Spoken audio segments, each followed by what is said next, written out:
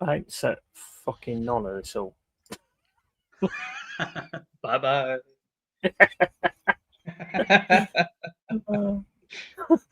Oh, my days. We'll play a little bit of this one. Probably get Let's done do it. for it, but whatever.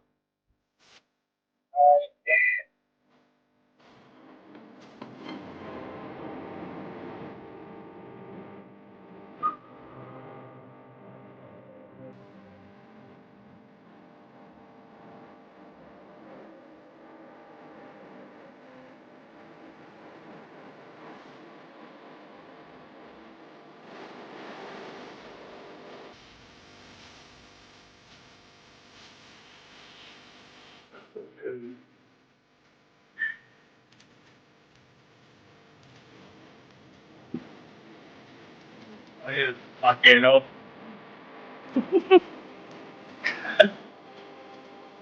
Bye-bye.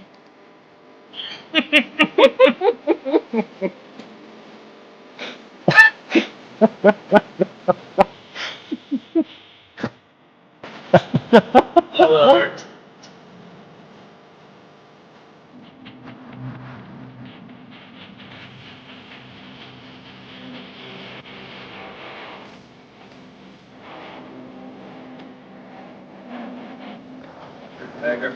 I'm here. Okay.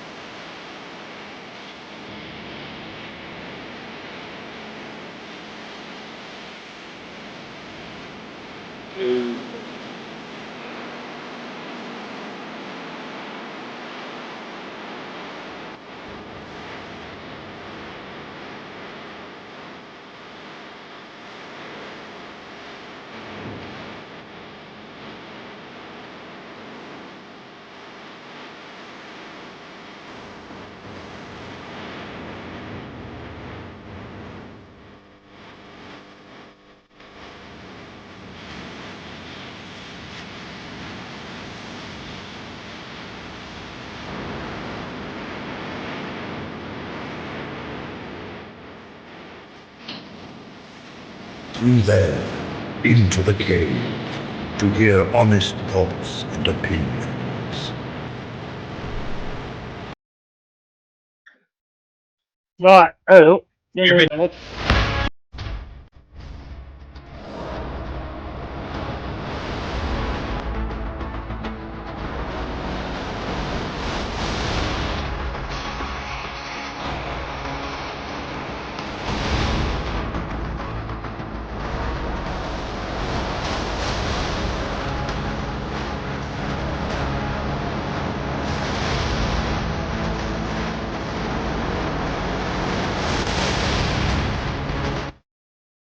Keeping it real. Hey, how we doing? How we doing? Let me just get that fucking thing off. Big up, Dal, mate. Big up, Carl. Big up, Dal, mate. It's You're a muscle welcome. shirt. Right, guys, LongHairedYet here, and yeah, this is the final whistle leading up to the Real Madrid Borussia Dortmund game, and got my guys Carl Rossi and Oregon Goon in the building. And big up, Carl, how you doing, bro? All good, mate. What a fucking intro to that fucking stream, by the way. Friggin' in the rigging. Nobody knows that track anymore. What an opening. Makes me want to go raid some ships, man. It's awesome. The Pats on, mate. The Arg. Aye. Quality, No, but you can't beat it, can you? I mean, I don't think that one gets copyrighted, but if it does, then I'll just have to join Michael Chelsea in the realms of nothingness. But I've invited him on anyway, so he can come on and have his say or whatever. But yeah, I mean, final whistle, guys. I mean, what do you kind of make of like that game against PSG v Bayern Munich? Was it 2-1? Did they score that penalty? I turned it off right before. I don't even know why they was contemplating a penalty. There was 9 minutes gone on 6 minutes extra time. Yeah, you know. Yeah. So I saw the high kick from Nuno Mendes, and then Byron got the penalty right and scored that. Okay, that's where I turned it off at. I had something going on, so I had to get some breakfast. But no, from what the few minutes I saw of the game, you've got no commitment. You've got no commitment, bro. Got no commitment to this. Forget breakfast. Forget breakfast. Watching football. Yeah. I know. I just don't care because it's the Club World Cup that nobody gives a piss about.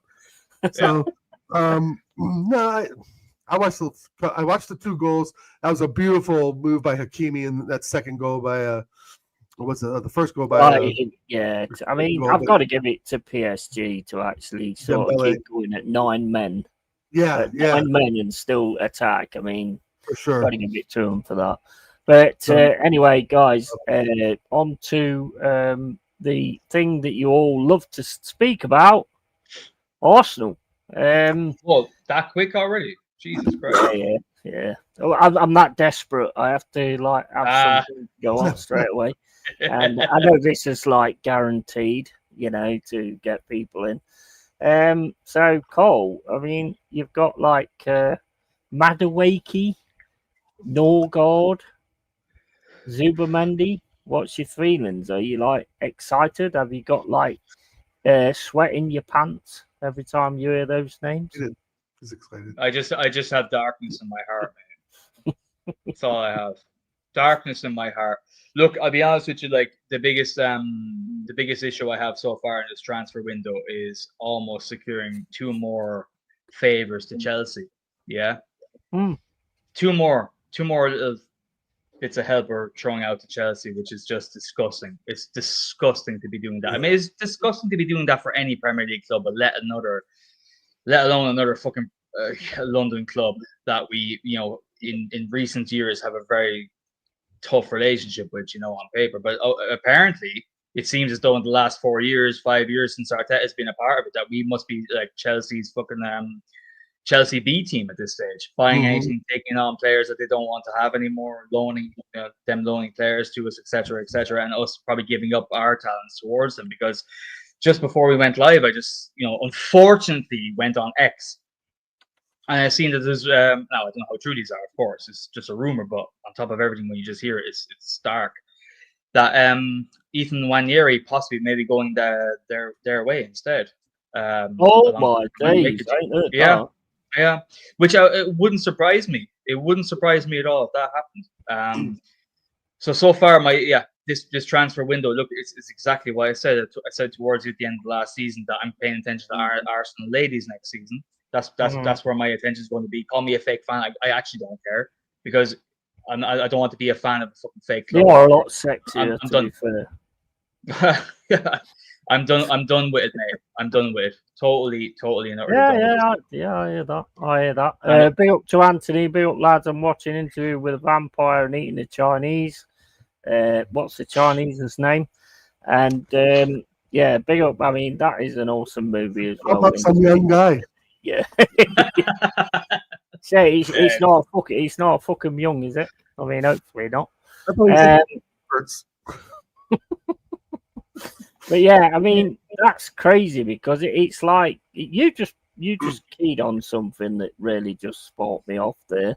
I wonder if there's something in plan that Arteta takes over Chelsea at some point. That's why he keeps fucking drafting these players over and helping them out. What do you think, Dale? What do you think about these names? Does it excite you? No, because the only names I want in is Gyökeres and Rodrigo. If we get those 2 in, fine. Bring in Madueke. Again, and I've talked about this with Gunnar, actually, when I had a chat with Lee. The urgency to get the top players in just doesn't seem to fall on this manager or even Berta that's the important part of this, right? Urgency to get Gyökeres in, urgency to get Rodrigo in, right? I just read today that Gyökeres' team has turned down, two approaches from Saudi, two different clubs from Saudi they've turned down. So if he only wants Arsenal, what's the delay? City's not waiting on anything. Liverpool's not waiting on anything. Forest isn't waiting on anything. What are we waiting for? That's the thing. There's no fucking urgency to get these deals done. Liverpool showed urgency. They went and got Florian Wirtz, a week after they won the fucking title. City had 3 players lined up: Nori, Rylanders, and fucking what's his name? The third one. You guys know who I'm talking about. Oh God, what was the third one they bought? They bought Nori, Rylanders, and who else? Mate, I can't remember his fucking name now. Can't fucking remember off the top of my head. But anyway, they've already had their preseason pretty much. We have, and they've already got these guys bled in, essentially. Big up Danny. Big up Danny, by the way. Big up, mate, R.I.P. Diogo Jota, man. Absolutely. Fucking heartbreaking, that's mate. Horrific, heartbreaking. So shout out to Diego Jota and all the fans and families surrounding that situation. Overall, for the city of Liverpool and the country of Portugal, my heart goes out to you. Pepsi says they don't give a fuck about the fans. I think where you guys are concerned is like this is how I see it. This is how I see an Arsenal negotiation. And Edu's gone now, so it's not his fault. And he's pulling through players for us that he had on your books ages ago. But obviously Arteta didn't want. But it's like, I imagine you guys a bit like fucking Del Boy when you do negotiations. It's like, will you accept 100 million? Will you accept $1 million? No. Okay, let's have a think about this. What about 100 million plus 25p? No. Okay, 100 million plus 50p? That's how I imagine you're like. Right. I can see, and there's good evidence for that, right?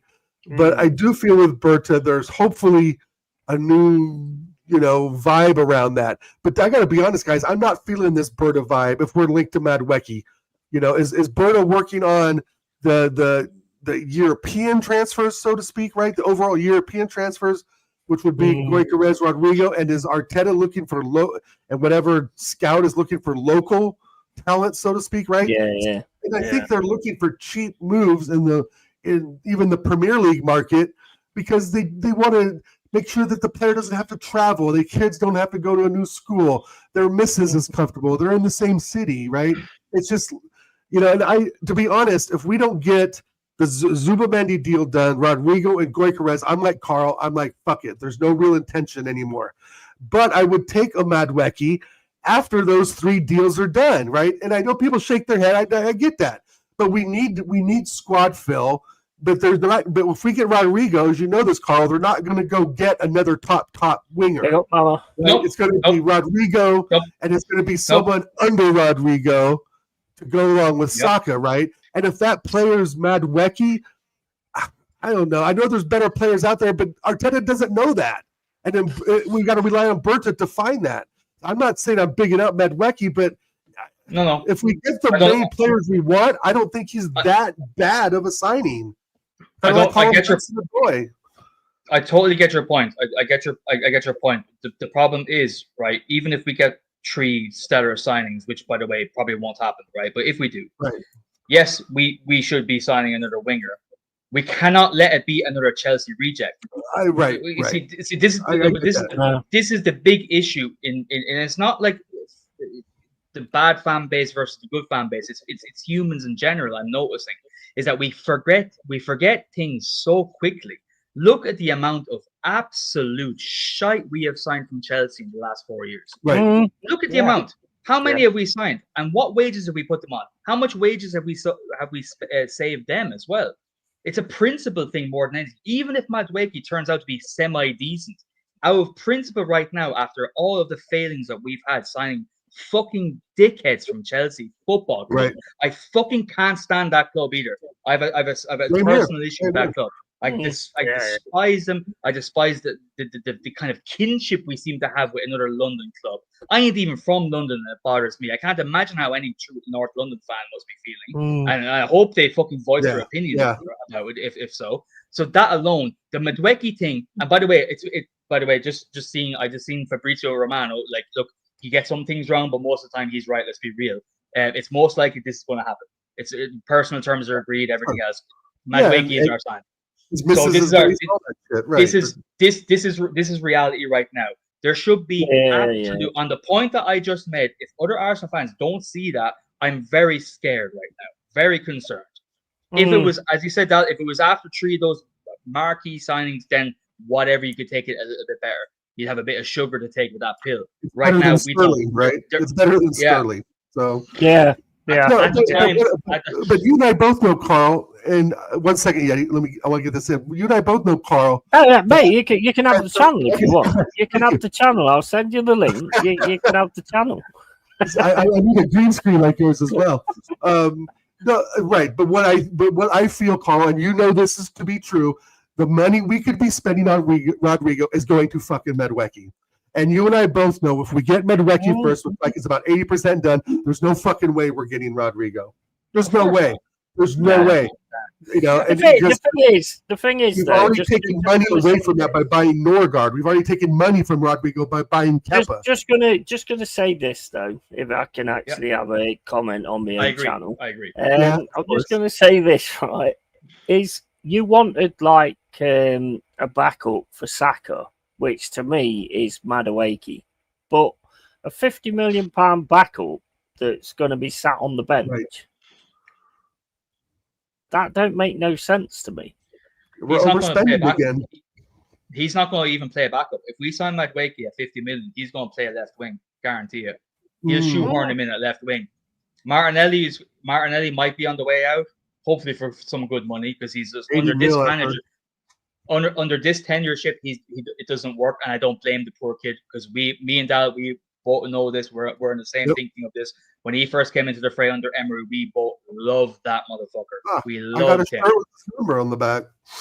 Yeah, and I wouldn't blame you for doing so at the time either, mate. But under this tenureship, look, it's not working. So therefore, in this climate, if if this prick with the puby wig is going to stay, then you may as well just leave. I have a feeling, by the way, you're not going to make a £50 million fucking bench player. No way.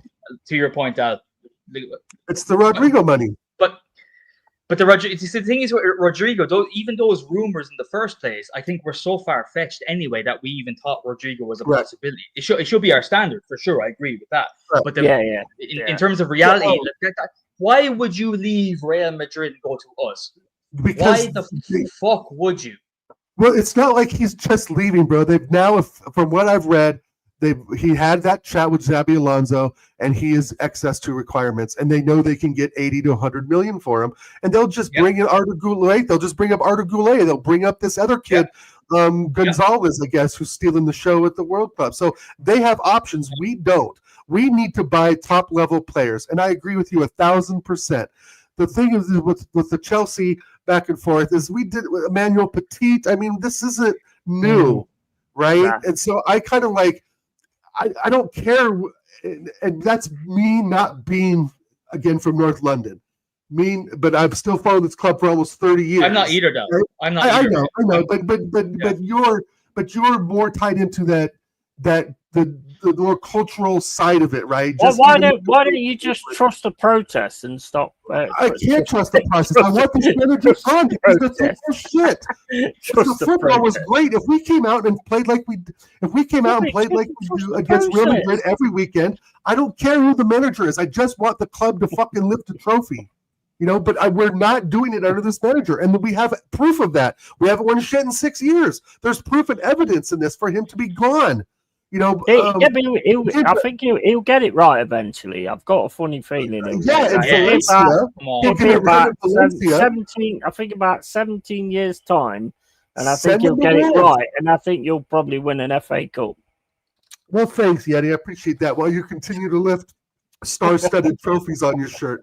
No, the thing is that here it's and this is where the frustration comes, Carl. And I know you'll feel this too. When you talk Rodrigo, and then the 3-4 days of windows open, boom, Madwecky. You know that's the Rodrigo money. You know that you and I both know, Carl, that's the Rodrigo money. And we're looking for the cheap, easy fucking way out. And it doesn't matter, and again, to the Chelsea thing, it doesn't matter to me if he's Chelsea, Forest, or whatever. We're going the cheap way out. We know this guy is average. We know he's mid.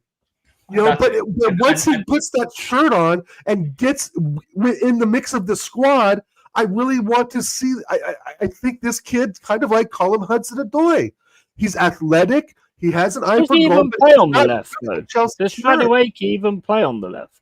Because every time I've seen him, he's on the right. It makes it more stupid to buy him anyway. Don't get me wrong. I'm not trying this guy until we get the top players we need in, you guys.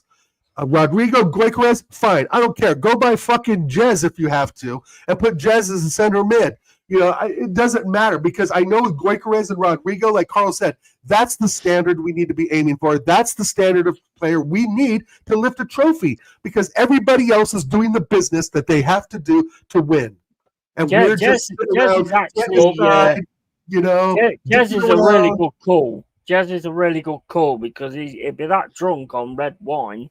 Fair enough. In the midfield, whenever they try and pass it through, it'll just hit. Than Mustafi. Jez is actually a good call. We have signed. Danny says, "Big up, Carl. Got to get drunk some whatever that says." Oat Medoc. It's a board. It's a board. I wanted to make sure I covered that. Pepsi says, "Is that the Eze? Eze? Yeah, that's the Eze money too." That's died off. That's not going to happen. That's not going to happen. That'd be a massive signing. I think massive signing. Massive. That's the kind of shit that you guys should. And now it's Madwecky taking the headlines. You see, the problem is with the thing is what this club do every time. Sorry, mate. The thing is what this club do every time is that they test the waters with the rumors. All these fucking journalists that are putting transfer links into the fucking Twitter, YouTube, wherever else, and everyone bites it like a fucking fish in heat. Yeah. This is them testing the waters, seeing what they can get away with the fan base, seeing what they can get away with, seeing the reaction for, Eze would be great, Madwecky, 60% of people aren't too upset about it, and 40% of people are livid with it. Fuck it, it's good enough for me. Let's go for it, and that's what happens. That's why. Hold on, just let me land. I just finished. Sorry, mate. I don't be rude, but I just want to land this point. The main default for any Arsenal fan should be enraged, standard emotion, enraged, no matter what happens.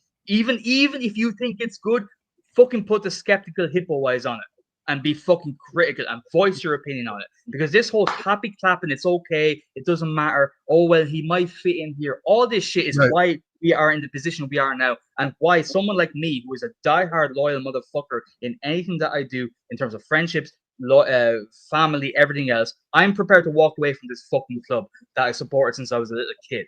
Yeah, I'm this club. I'm literally on the way out. Because of this, the fan base have ruined this club. So anything that comes into this club should be met with absolute scrutiny at the highest degree, no matter what it is. We are at that stage. We have one last chance to save this club. Is anybody saying that Madueke is like a good one? Like your top gooners, are they actually getting behind the Madueke thing?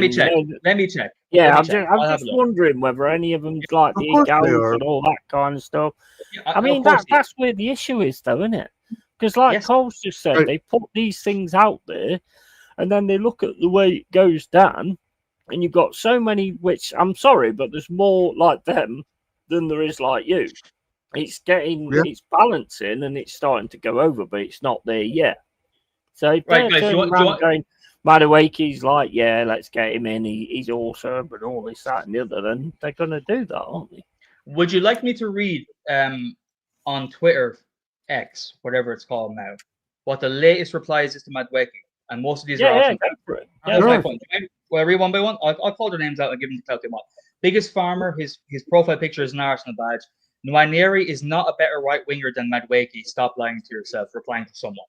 Next tweet is Noni Madueke, forgive my pronunciation, is a very good winger.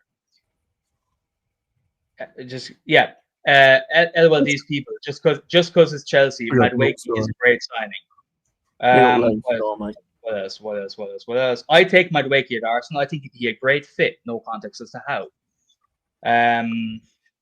Let's have a look. That's the first four that come up in my latest, not top latest. Yeah.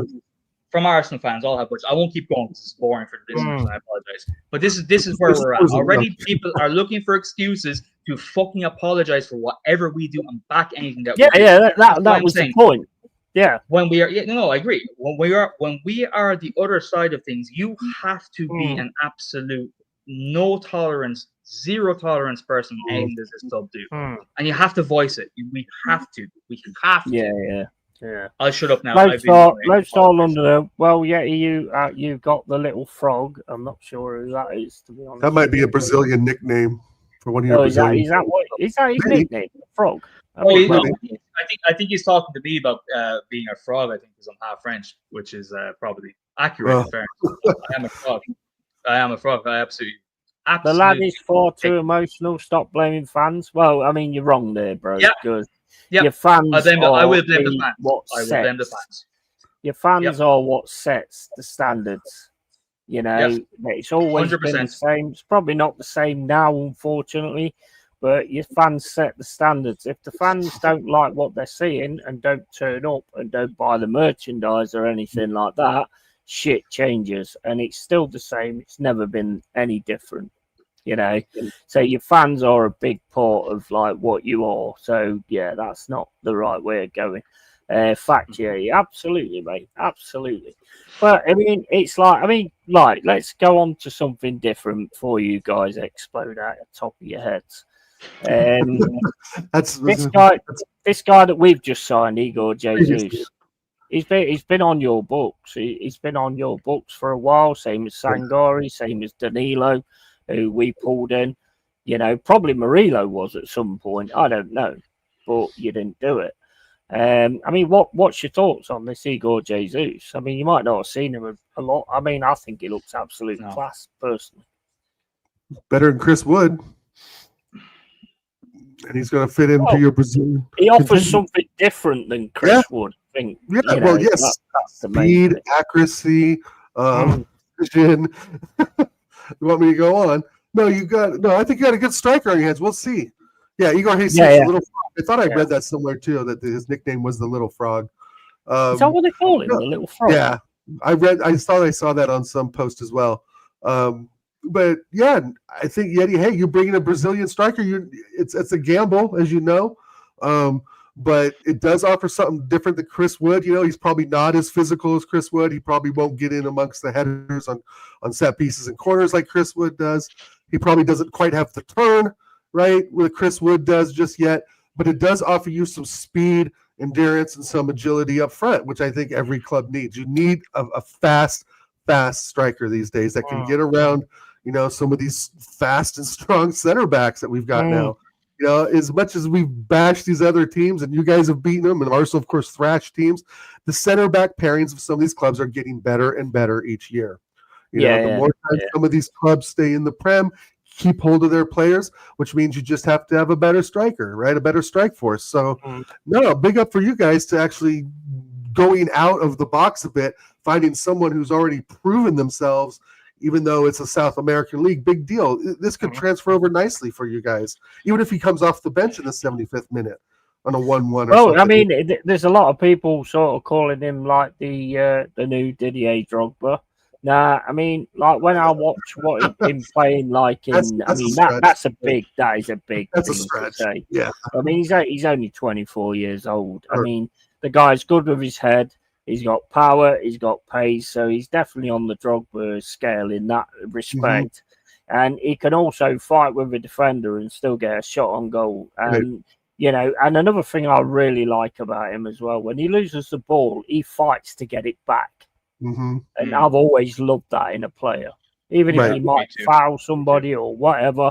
It's just I've always been one of those kind of people that's like, if you lose the ball, you fucking get it back. You fucked it up, you go get it back. Exactly. And I just love that style in a player. The guy can finish. There's no doubt about that, and he can finish under pressure. I'll be honest. and people might think I'm mad, although people probably thought I was mad anyway. But he's got things of Stan Collymore for me as well. Good. The power, the pace, the amazing ability to get around a fair few players and all that kind of stuff. I see that purely, and I think the only thing that it's going to come down to is how he gets on with the Premier League and the defenders. But I think this is what I want Forest to be doing. I want to keep Elanga. I don't want to lose Elanga. I think that would be a stupid thing to do He's now. just going to get better and better, right? Yeah, we need to build what we got last season and have people in place to deal with it. And like back on the Madueke thing, if you get Madueke for 50 million, he's back up, isn't he? He's not. I mean, that to me, Eze is the man that you want to be getting. Oh, yeah.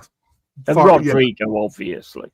Yeah, but Eze's I don't think you've got as much money as you guys think you have. I think we've got more. We don't know what to do with it.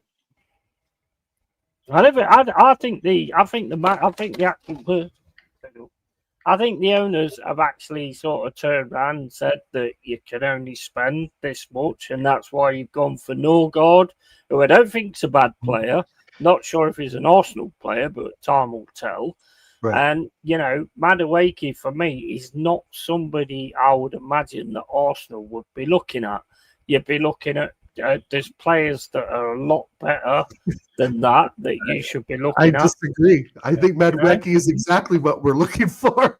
And I don't mean that as like, he's going to fit in the squad. I mean it in my man Carl's way that we don't know find fuck what we're doing, and we're finding the most. Why not get him on loan? Why not get him on loan with you can buy? Whose family is already settled in London, so it makes it an easy move. We go the easy, cheap route. 50 million is a 35, 40 million dollar player at most.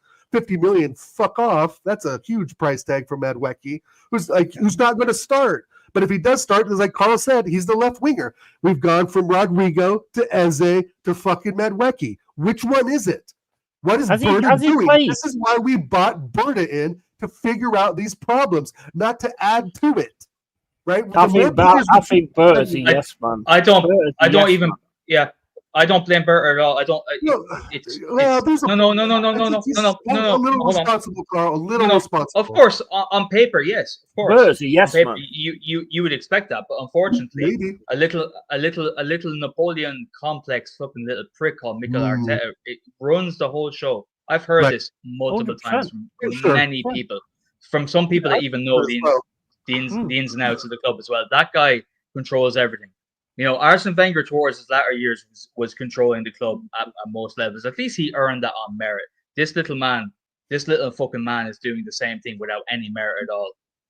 From an FA Cup that was half won by a Unai Emery fucking squad. But I don't know, mate. Ultimately, whoever it is, the club is the ones who are not doing the right thing, and it's the same pattern going on since this tenureship.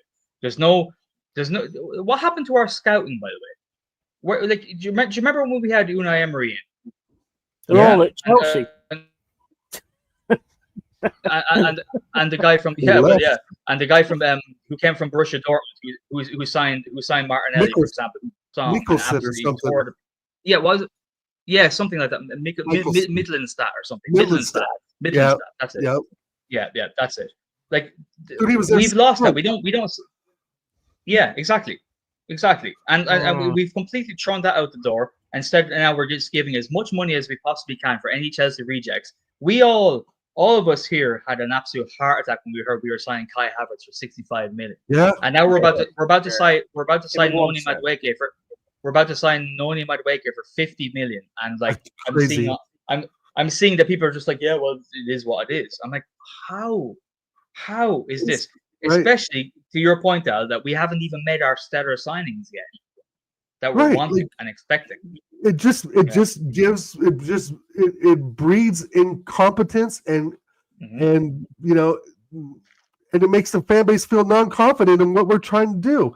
When you go from Rodrigo to Madueke, what you're giving the signal is that we have money, but we just don't know where to spend it. Because if you have 80 million for Rodrigo, obviously you have the 50 million for Madueke. But what value is Madueke going to provide that Rodrigo can't? Are we winning 14 trophies at Madrid? Just because he'd had the bad season again, playing on the wrong side. Ancelotti probably just wanted him out because he wanted to refresh the squad. And Xabi Alonso's on that same page. He wants to refresh the squad. And Rodrigo, unfortunately, is the odd man out. But that's the way it goes at Madrid, right? If you're not the latest fashion, not the latest football icon, you're not really wanted there anymore. And you're kind of discarded. Look at what they did to Iker Casillas, right? Look at how they treated their keeper in the end. So, if when you go in for a big name like Rodrigo, you got to go for it, right? You don't just say and let these leaks come out if you're not somewhat serious about it, And I know, like you, I know we're not serious when you go from, like I said, from Rodrigo to Eze to Madueke. Well, fucking buy all three if we've got the money. I don't think we have the money for all three, but I know we have the money for Rodrigo and Eze.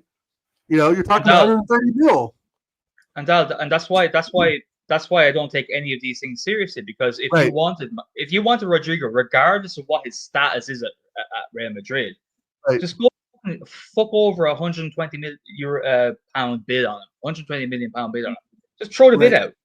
If you're serious, put the money there, and then it becomes a real transfer news. Then it's real transfer news. Real Madrid accept or reject a massive bid from Arsenal, and that's it. Shut the fuck up.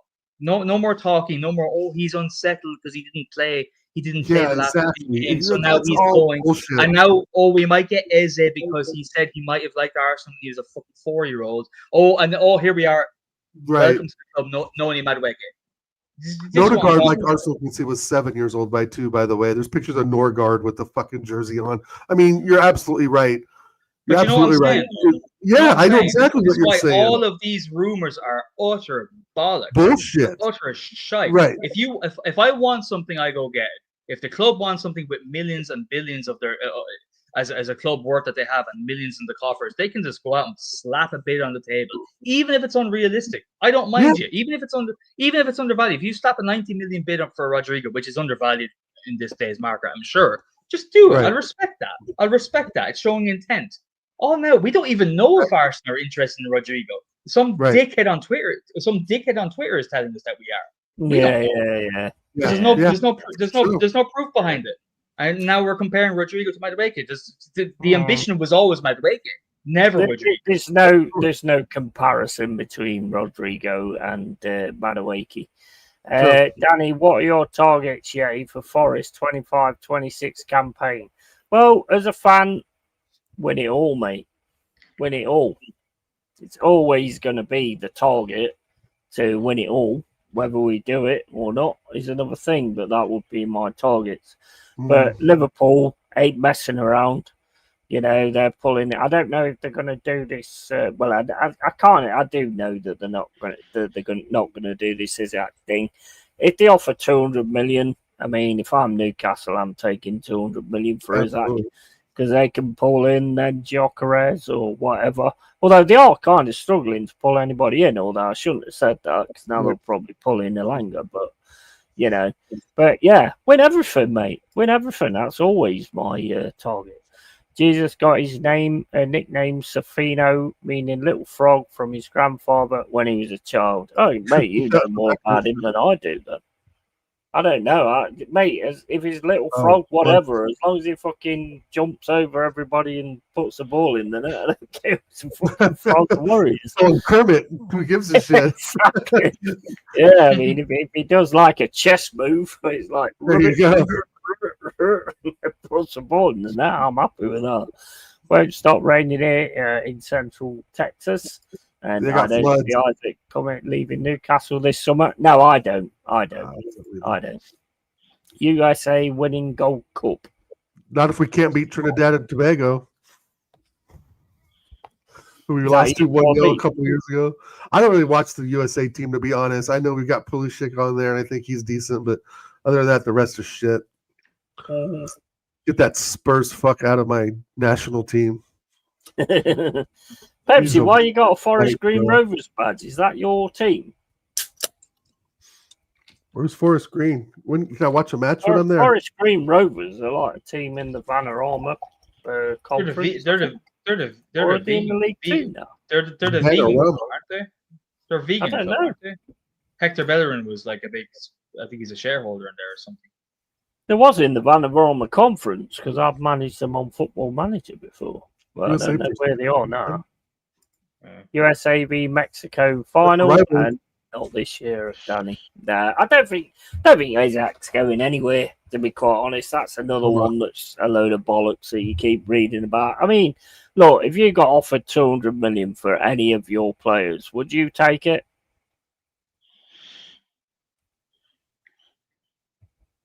Oh, sorry, you're asking us. Well, no, I was just asking myself. Yeah. My bad.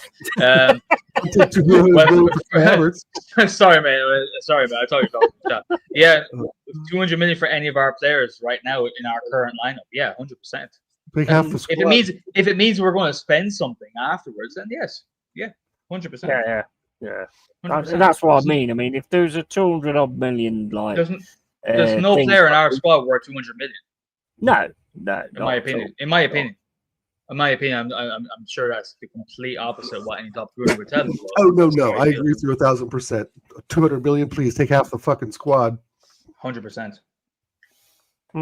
Pepsi says that's my local team. Robbie Savage, the new manager. I'm going to support them. That's fucking awesome. Robbie Savage was he was a Derby player at one point, so he's a piece of shit.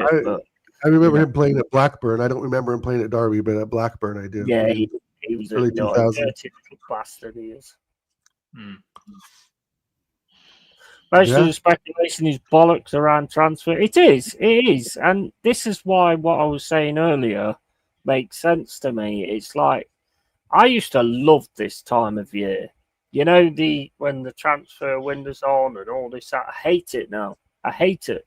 Because before you'd read something and it'd be like, oh, this is interesting, let's look into this. But there's that many fucking people out there that's just putting out shit for likes. You know, it's just killed it. It's killed it altogether. It's become an industry of its own, the transfer window. Oh, yeah. It's just become its own, it's like its own separate league now. You know, it takes the fun out of it. I was saying that in your chat there earlier. It's just the whole fun of it. The whole fun of it is gone. Yeah. Because any sort of thought process, rumor, potential thought process is put into a tweet by some guy who apparently knows what he's talking about, and then everyone laps it up, and it's just yeah. And it's a great tool. And it's a great. Yeah, go ahead. Do you know what needs to happen, right? Is what I mean, and I've never turned around ever and said that the BBC are right, but on this one there was. Somebody did a tweet saying that BBC have posted that they've spoken to Elanga, and Elanga said, "I'm happy at Forest. I want to sign a new contract and all this, that, and the other." BBC then did a reply and said, "We haven't spoke to Elanga since the end of last season." And that, in my opinion, is what needs to happen. They need to keep doing that, or just have a generic macro that just says absolute bollocks. Right. Just people typing BBC with the little alert icon, right? Yeah. It looks like it's all new. Yeah, when I look at transfers, I just go to the BBC Sport app, the gossip section, and they have all just from the different newspapers from across Europe, right? The Italia dello Sport. You know, the Sun, the Mirror, all those other crap ones as well. But that, at least I get a full list of at least what's being talked about. I try not to follow what any of like now.arsenal on Instagram says or Arsenal News on Instagram. You know, so I usually just look at the BBC Sport app just to see what's going on. Because I figured that's probably, that shows links to all the different publications, like I said, across Europe you can find. And I think there's a little more in that. Of course, I think Fabrizio Romano's right about, I'd say 80% of the time. I think he gets about 20% wrong, which really is still pretty good, right? 80% still pretty damn good, right? It's 8 out of 10, correct. So, other than that, I'm with you guys. I don't try and listen to what they say on Facebook, Instagram. If I look at something on Instagram, I'll go to the BBC Sport app just to see what the real source was, and if it's some bullshit like Mirror or something, I was like, I don't know.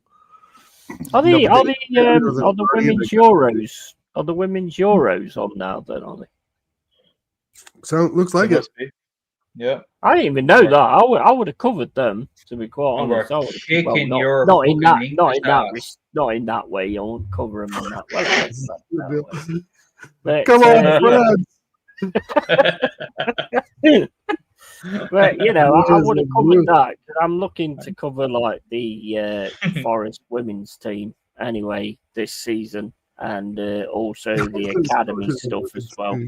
You know, Oh, so God. I'm looking to sort of do that. Yeah, that weren't the best choice of words, but you know what I mean.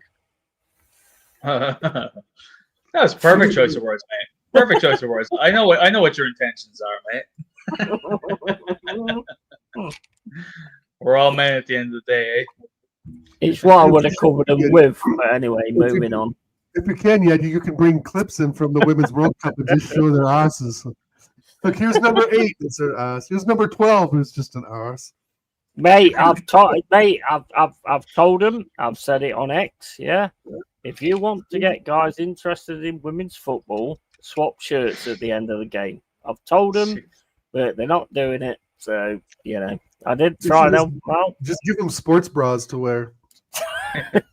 What do they need a shirt for? Just a big bra thing that lets the juggies bounce around. Just play naked. Just play naked.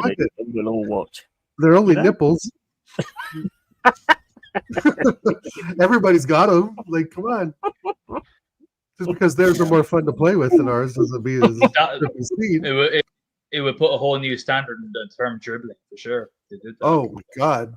Don't you think they might injure themselves though when they're running down the wing and things are flying up into their face? And shit. Imagine the Polish and Russian teams and their jugs are down to their knees.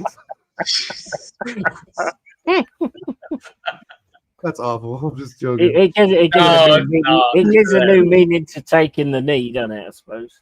Oh, the Schlopstoff with the header. Oh wait! I used to watch the girls in high school. Would watch the girls practice. So there was 2 or 3 girls that were pretty well. What should I say? Not enhanced, but blessed. I should say. And what's her name? Stephanie goes with the Chester. Oh, smack! Oh shit! It's like right up here. Like, oh shit! Like, okay, we're just joking. Dad, your door is open behind you. Make sure it's closed.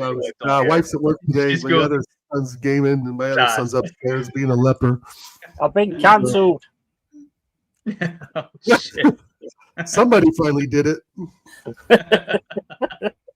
No, but I would love to see lingerie football like they have in America when the Super Bowl plays. They have the lingerie Super Bowl. Yeah, with football, right? They have have women in lingerie and shoulder pads playing football. Yeah, with the helmet. Yeah, they're all in fun. It's so sexist, dude. It's so America. It's so America. It is. It really is. It really is. Jesus Christ. There's people shooting guns in the audience. Yeah. Hat up backwards. Headlight one hand, shooting a fucking pistol the other. You know. Hell yeah. Hell yeah. Score, touchdown. And nobody cares. Nobody cares. Nobody cares. Nobody gives a shit. Nobody's watching. It's like the lowest rated thing. I've lost the fucking sound. So we hear you, Yeti. We hear you, Yeti, mate. Can you hear us? That's all we want. We just want your voice. I think I kind of like that green icon. It is cool. It's like the Razer. I don't know if you use Razer mice for your PC. Oh, that might be it. It's not. Fuck, Mike. It's not sure. Is that not Razer? Is that the Razer brand? Yeah, shout out Razer. Sponsor me, even though I don't have a YouTube channel. Carl, what games are we going to play, bro, on the PS5? Yeah, man, we got to do something. We got to do some FIFA or something, mate. We got to do some FIFA. You're gonna kill me. Could we play on the same squad?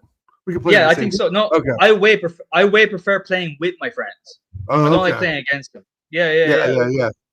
I don't get the connection. You know, it feels like I'm taking long distance shots. The ball stops and then it goes, and it's really clunky. Yeah, it is. Oh, this FIFA is not great either, by the way. like this Oh, SC25. I'll have to re-download that. I took that off. I couldn't stand playing it because I'm so old school. I like to use the D-pad for the guys to run.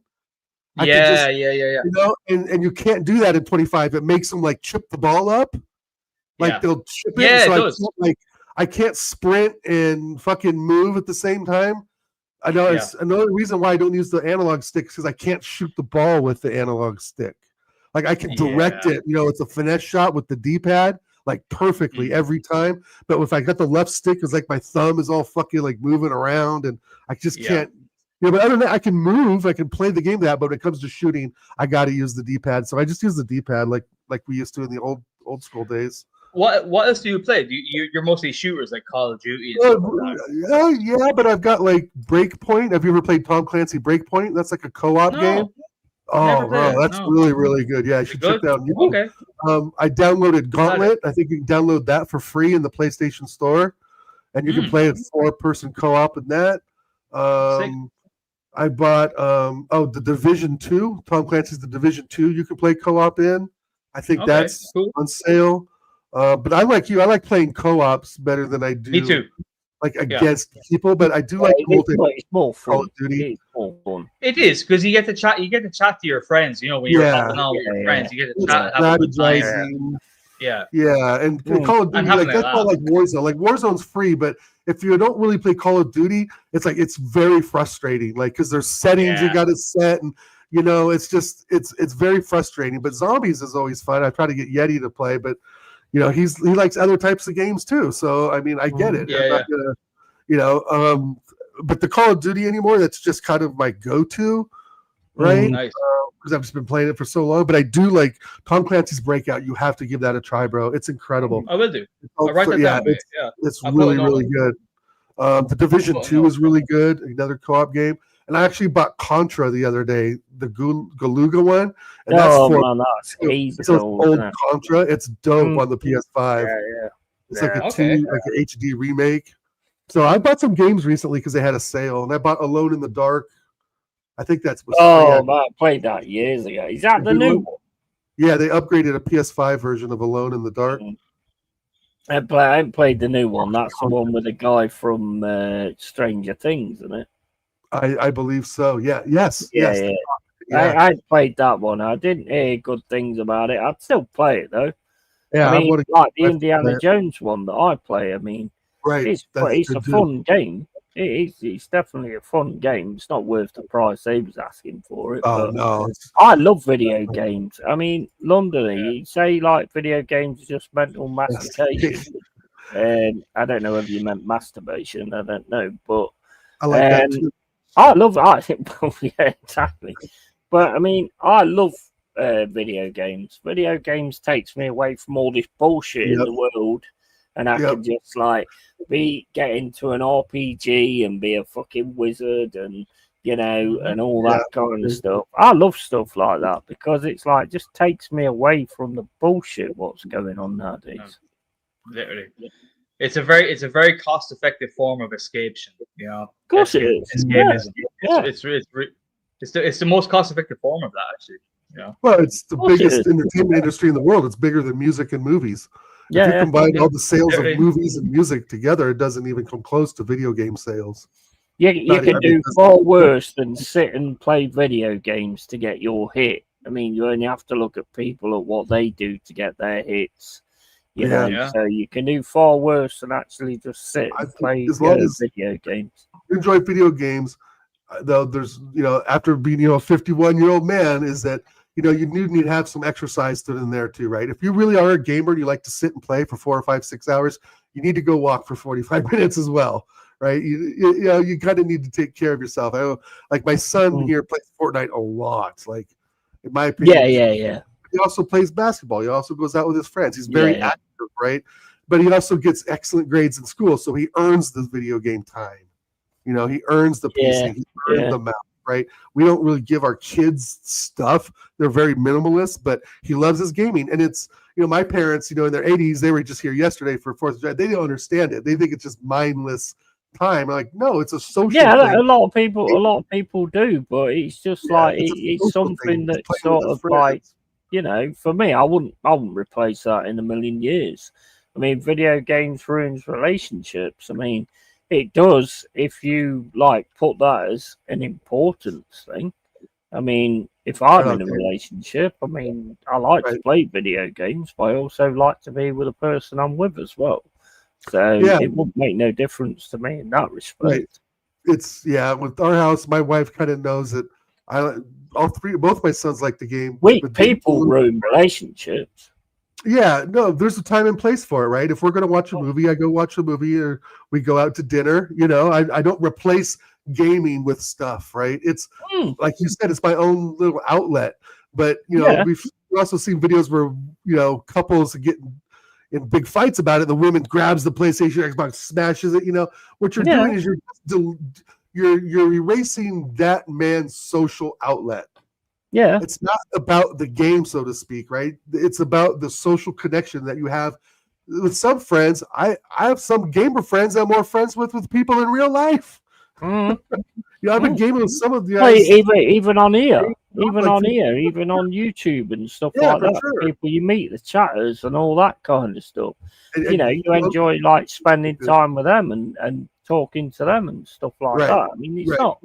It's what keeps you fucking going. It's what keeps you, I mean, me, as everybody knows, I live on my own. So, I mean, it's like, well, just sitting here having a chat with you guys is fucking gold to me. And that's why this channel was created, not just for that, but also to sort of like have a voice and all that lot. But video games for me is an amazing thing.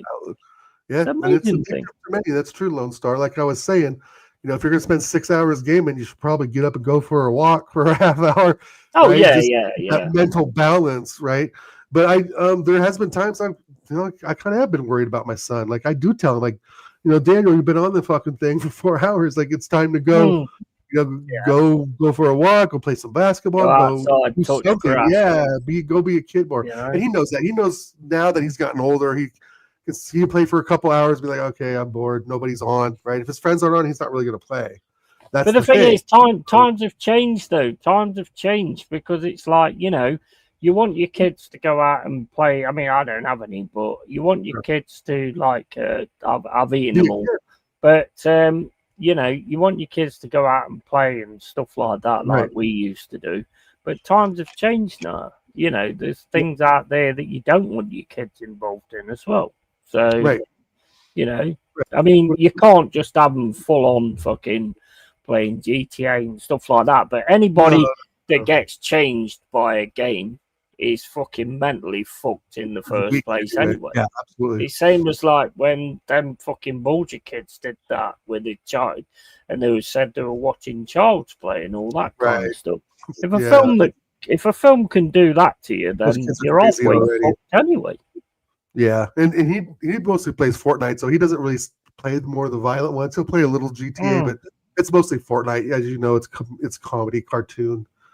I think the thing is, what you got to understand is it's a fucking game, same as it's a fucking film. If you're at a point where if you can't separate a game from a film to real life, then there's something not right up there anyway. Yeah.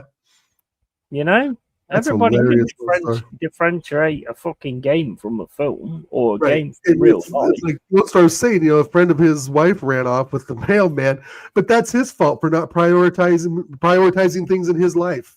Yeah, exactly. 100%. That's his fault. That's if I was a spouse of, let's say my wife gamed 24/7 all the time, that's all she did, I would be upset too. I'd be upset too and want to leave. I get it. And that's why you got to have a balance of things. Oh yeah, and that you've just keyed it right there. So it's about a balance. It's about a balance. Yeah. If you're going to go into one thing and you stay into one thing, then you're going to come unstuck. Yeah. If you're in a relationship, then you've got to obviously put time into the relationship as much as you put time into everything else. If you don't do that, then you'll get fucked up. Play stupid games, you get stupid prizes. True. Yeah, just go be single. Just be single. It's very easy. Yeah, exactly. Yeah, 100%. Totally. Hard. No, not hard at all. For a while. Everybody looks for other things to blame all the time. Oh, Right. it's not my fault. It's because this happened. It's the, we all fucking have a path in life. It's your fault what path you take. It's got nothing to do with what happened. It's got to do with which path you chose. Right. And And it's we need to accept accountability for that. and choosing the wrong path and looking back and having regrets is fine. That's what makes us human. That's part of the human condition. Yeah. Right. We all have something we regret. I regret things I wish I should have done but who knows which path that would have taken you, right? Or have taken, and that's the thing. We'll never know. And having regrets about that's okay. That's what makes us human. But if you're prioritizing video games over, let's say, a spouse or something, you've really got to have a conversation, right? Because that's just a prioritization of time. The problem is when you have no regrets, that's where the issue comes in. True. If you have no regrets, that's where the problem comes in, because then you become a person that's just fucking made of stone who doesn't give a fuck about what you've done or anything like that. You've got to have those regrets. That's what makes us progress forward. I regret trusting. Oh shit! Look at you guys. You trusted Arteta, and that's got to be a regret. So who did? We didn't. I didn't. I never did, mate. I knew he was gonna pipe up when I said that. Of course, I had to. Jesus Christ! It's all fucked. It's all fucked, mate. Bro, the thing is, like, with life right now, we're all being led down a conveyor belt, yeah? Right. And it's down to you which one you get off at and where you go. And that's the way that life works, And it's the thing is nowadays, for me, what pisses me off is nobody accepts accountability. Nobody. We've got to a point in life now where it's, oh, well, it weren't my fault. It's because this person did this or this person did that. But you've still got your own brain. You chose to do what you did. So, and that to me is the problem nowadays. Nobody accepts accountability. And as soon as you get like that, then you just become a fucking blank husk of a fucking body with nothing. Yeah. And we've got brains. We've got brains for a reason. Yeah. And we make decisions out of what we've got, and we make bad ones, but then we look at the bad ones and we sort them out and change it, or you carry on with it and then you're onto a downside. But that's how life works. Yeah, or you seek therapy for it. Yeah, I've been through a few like therapy things like back in the past. I was right in the dumps, mate. I can't even believe I'm on camera now. I've been through some serious shit, but you either pull through it or you don't. You make the choice to do things to pull through it, or you just sit there and go, "This is me. I'll accept it." Right. I didn't do that, and I won't do that. Man, this is getting deep. Yeah, it's what the show is, mate. Yeah. When does this show never go deep, bro? It always goes deep. True. That's why we're here. That's what we're here for, bro. That's what we're here. That's what I like about it. That's what I like about chatting to you guys, because I don't really know you. I never met you. Same as you guys in the chat and all that kind of stuff. Never really met you guys. Love to hear your opinions and all that kind of thing. I love it. I wouldn't never go against somebody's opinion or anything like that, because it's your opinion. Everybody deserves to have that. So it's like, then clear off to FGO. 5 things matter in every person: honesty, trust, integrity, responsibility, and accountability. Mate, couldn't say Tell any better. That. Couldn't say any better myself. Yeah, it's very true. The way you turn out is on you, basically. That's true. It's true. I gotta agree to that. At 50 years old, it's just kind of like, you look back and it's like, I could have done things differently. You have those regrets. I could have taken accountability more and responsibility at certain things. There has been times I've, kind of let my own integrity down, and there's times that I've felt mistrusted, and I've, had mistrust from other people for reasons, right? Yeah. Honesty and trust are hand in hand, as far as I'm concerned. Yep. Yeah. But responsibility and accountability, everyone, I think most humans drop the ball on that sometimes. And that is, again, another part of the human condition is that the responsible, even though we may think of what we did in the past was wrong and we feel responsible for it now, that's a sense of responsibility, even though you didn't think about it at the time. Yeah, the thing is, if we don't make mistakes, we don't learn, do we? If we don't make mistakes, we don't learn. We learn by mistakes. Oh, wait a minute. Let me run in front of this road. Bang, get hit by a car. Oh, shit. I won't be doing that again. Yeah. I mean, that's a little bit over the top, but no, but it's true. We learn by mistakes. We trust people, and then all of a sudden find out they're a piece of shit. So then, unfortunately, these walls start to build. Where you're like, I'm gonna proper. I mean, I'm terrible with it. Whenever I meet somebody new, I'm just like, oh, you come from such and such a town, right? And I'll go on Google. And I'll be looking up the town and I'll go, right, that's the main thing in this town. Okay, if you come from that town, what is like the main thing in your town? Right. I don't know. Well, how would you not know? Because it's the library. And I'm like, nah, you're a fake. Fuck off. You know what I mean? And you do. And it does get into your head and it just fuck you up big time. But it is what it is. I've made a lot of mistakes in my life, 100%. Oh, yeah.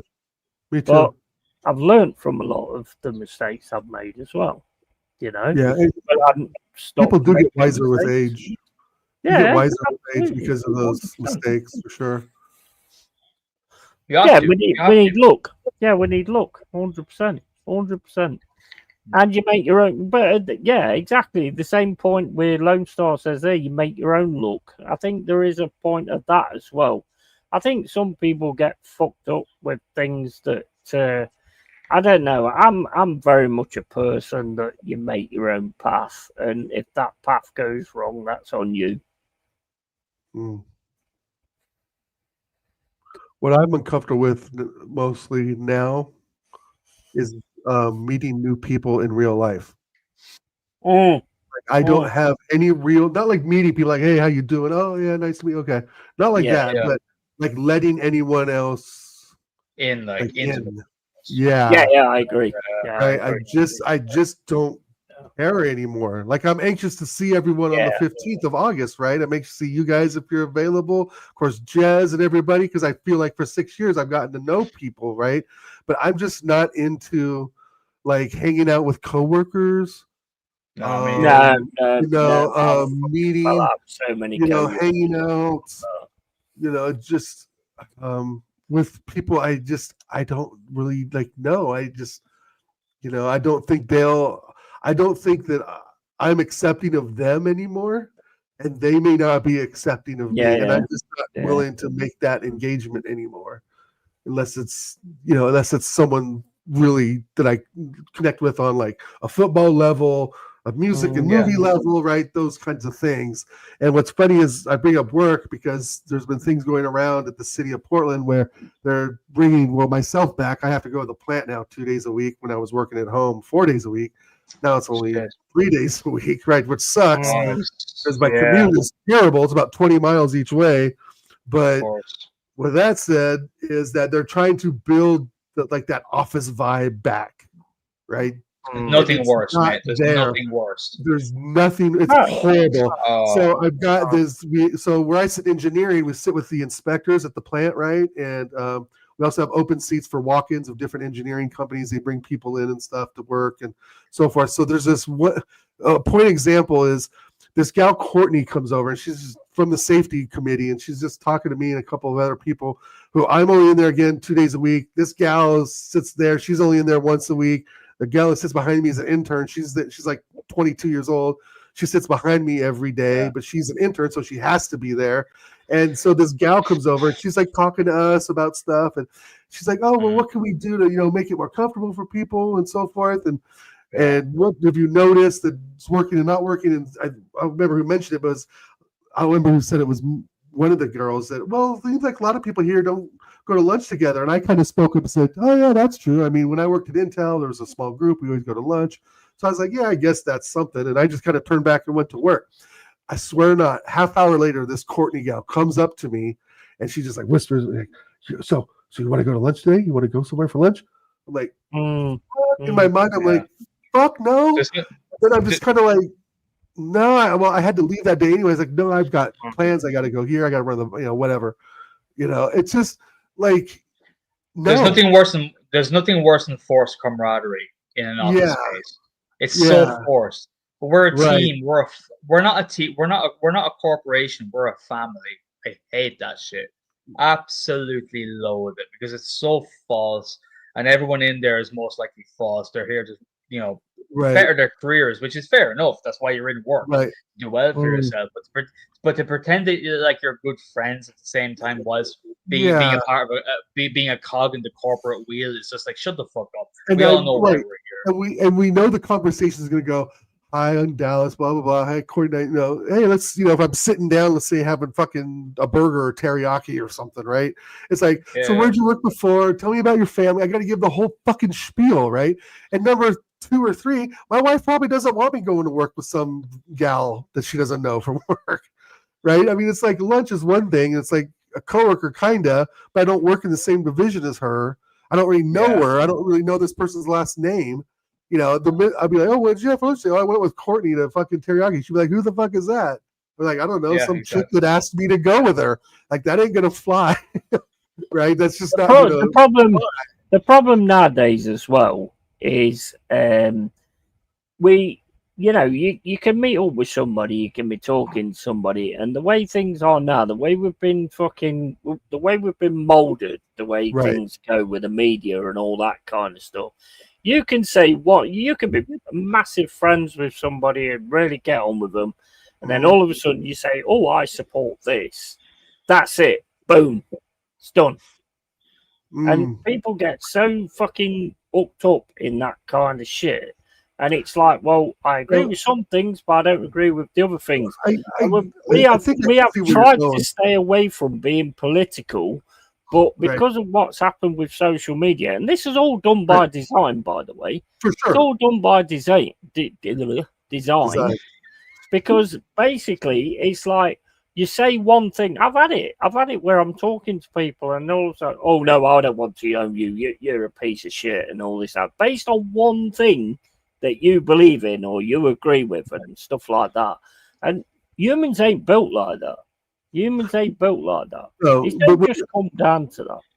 My other thing is that when you put the political side into it, in reference to what's going on with Americans, right, which does have a global effect, which we all know, is that I think part of it is when you're friends with someone, you think you have the same values and morals and ideals as them. And then when something new, let's say, pops up, something somewhat new politically pops up, and you find that friend of yours on that side, it's disarming. It's alerting. And I'm guilty of that, Yeti. I'll put my hands up. There's 4 people I was friends with through school who I thought were one way, and then all of a sudden somebody comes to power in America. Now all of a sudden they're this way. And it's like, I ain't changed. You're the one that's changed, right? I'm still me. But then their argument to me was that I'm the one that changed and I'm the one that's now the sheep, so to speak. That's been all been done by design. It's all been done by design. Why is it these 3 or 4 friends, though, bro, out of the, let's say, 400 I have on Facebook? Why is it these 4 or 5 who 2 or 3, let's say I was really close with, are now fucking like it's not politics, it's morals and values. Politics is a way to don't ever think a party ever upholds you as a human being, your morals, right? Because they don't. Because they don't left or right. Right. They don't give the parties line. are what they don't give a design about you or anybody else. Same thing. The UK, Ireland, America is the same thing. It's fucking puppets on strings. We all clap for the left or we clap for the right, and we're here in the middle. Don't ever fall out with people because of that. If they fall out with you, fair enough. Yeah, that's what I'm saying. Fall out with that's what they want. That's where they all playing us. They all playing us, and that's why this shit is happening. They are playing us. They're playing you to not like somebody else, or somebody else not to like you because of one thing you say and all that kind of stuff. You know, instead of actually like turning around to that person and saying, well, this is why I feel like I feel, and then them saying this is how I feel like I'm not saying you haven't. I'm not saying it's not against that. It's not against that at all. It's just, I'm not taking against that. I'm not taking against that. I'm taking against it's the people that's fucking in power, the people that's fucking controlling all this situation. The people that created social media and all that kind of stuff and gave different people's different ideals. That's where the fucking problem is, because it's like, you know, we can't be friends with somebody because, hey, maybe we might fucking, they might take 99% of our boxes, but then as soon as they don't, and then that 1% of something that they say, and we're like, all right, I don't want to know you anymore. That is just pure. I'm seeing family members not talk to each other anymore, even in Ireland, because of that. Because if they have a different political opinion, if they have a different stance on whatever main agenda it may be nowadays, because there's so many nowadays, it's saturated into our being, and you have to pick a side on almost everything, you know, which is fair, but at the same time, it's like fucking hell, you really want to not talk to your daughter for the rest of your life because she doesn't agree with you over whatever, no matter how righteous you feel. Ultimately, the main thing is that's disgusting. If everybody on this planet Earth looked after their family, their wife, their husband, respectively, their kids, and then their neighbors, we'd all be happy. We'd all be fucking happy if everyone had that mantra. No, I mean, we're all dissolved. We're all dissolved into this big fucking almost like an engine. We're a cog in an engine nowadays. We don't have any compassion for each other at a close level value anymore. But yet we're supposed to care what happens at the far side of the world. And if you don't care about that, you're a piece of shit. Yeah. But meanwhile, you wouldn't give a fuck if your neighbor was out of gas or out of petrol, you know, the next day. We don't actually care. It's all for fucking show. It's all bullshit. And it's a way to divide us all the fucking time. And it's embarrassing. And the amount of people that I see falling for this trick, and they don't see it. And they're cutting people off. They're cutting people out of their life because of that. Right. Mate, it honestly, it's so scary. Well, it's really scary. And I want to defend, but the defense of the people that are cutting people out of their life, it's again because their view of that friendship has now been destroyed because this person has now showed what their true values and beliefs be, right? Or what their worldview is. And when you think you know someone and you think that they're on the same page as you, you know, regardless of politically, football, music, movies, whatever, entertainment, but then something happens, right? Which I don't need to explain here in America. And that person is now someone who you didn't expect them to be. They've never shown that they were, I'm sorry, fascists, to put it in a lighter American type term that gets thrown around. I know I don't want to get slaughtered for saying the word, right? But I mean, that's what America's facing. We now have internment camps, right? And so forth. We now have people that are trying to stop the Supreme Court and habeas corpus. I mean, if you're on that side, you are on the wrong side. I just don't know how else to put it.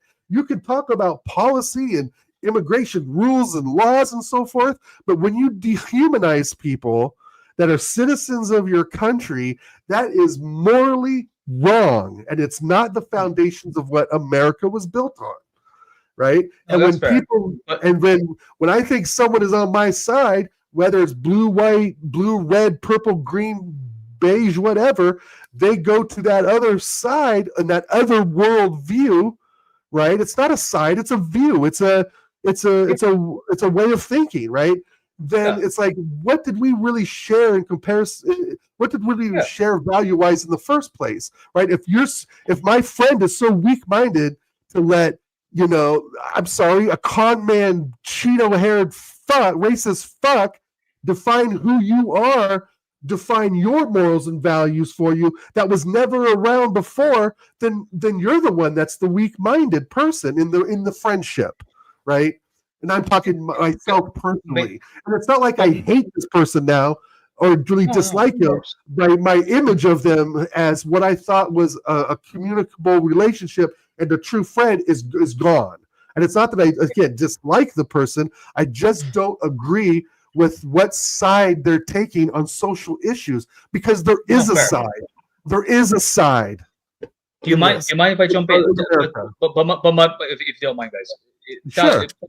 But just in terms of you finding out about your friends, when you initially met your friends, right? Whatever amount of years ago, I don't know what it was. Years. So a long time, right?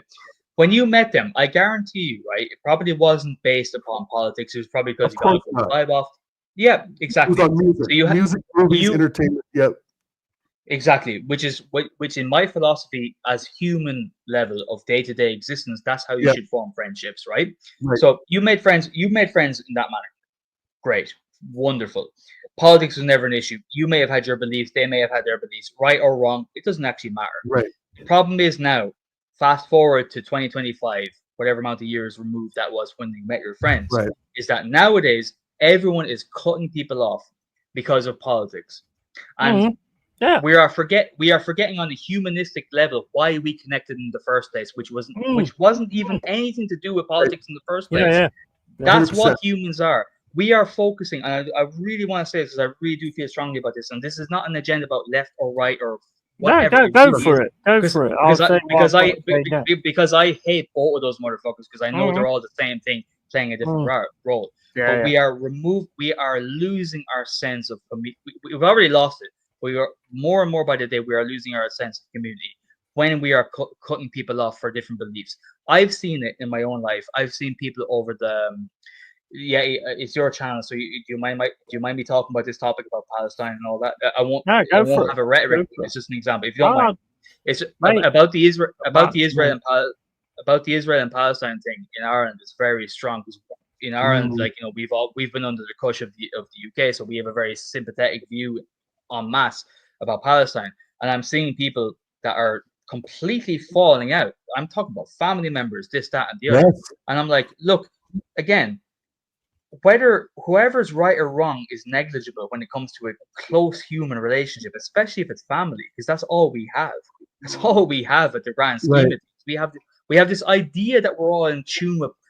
We can all make a difference. In reality, we can't. We can only do it when we look after each other, right? And I'm seeing people fall out with each other over issues that are far beyond our borders. Not to say that they're not important, but in our own space, they're not.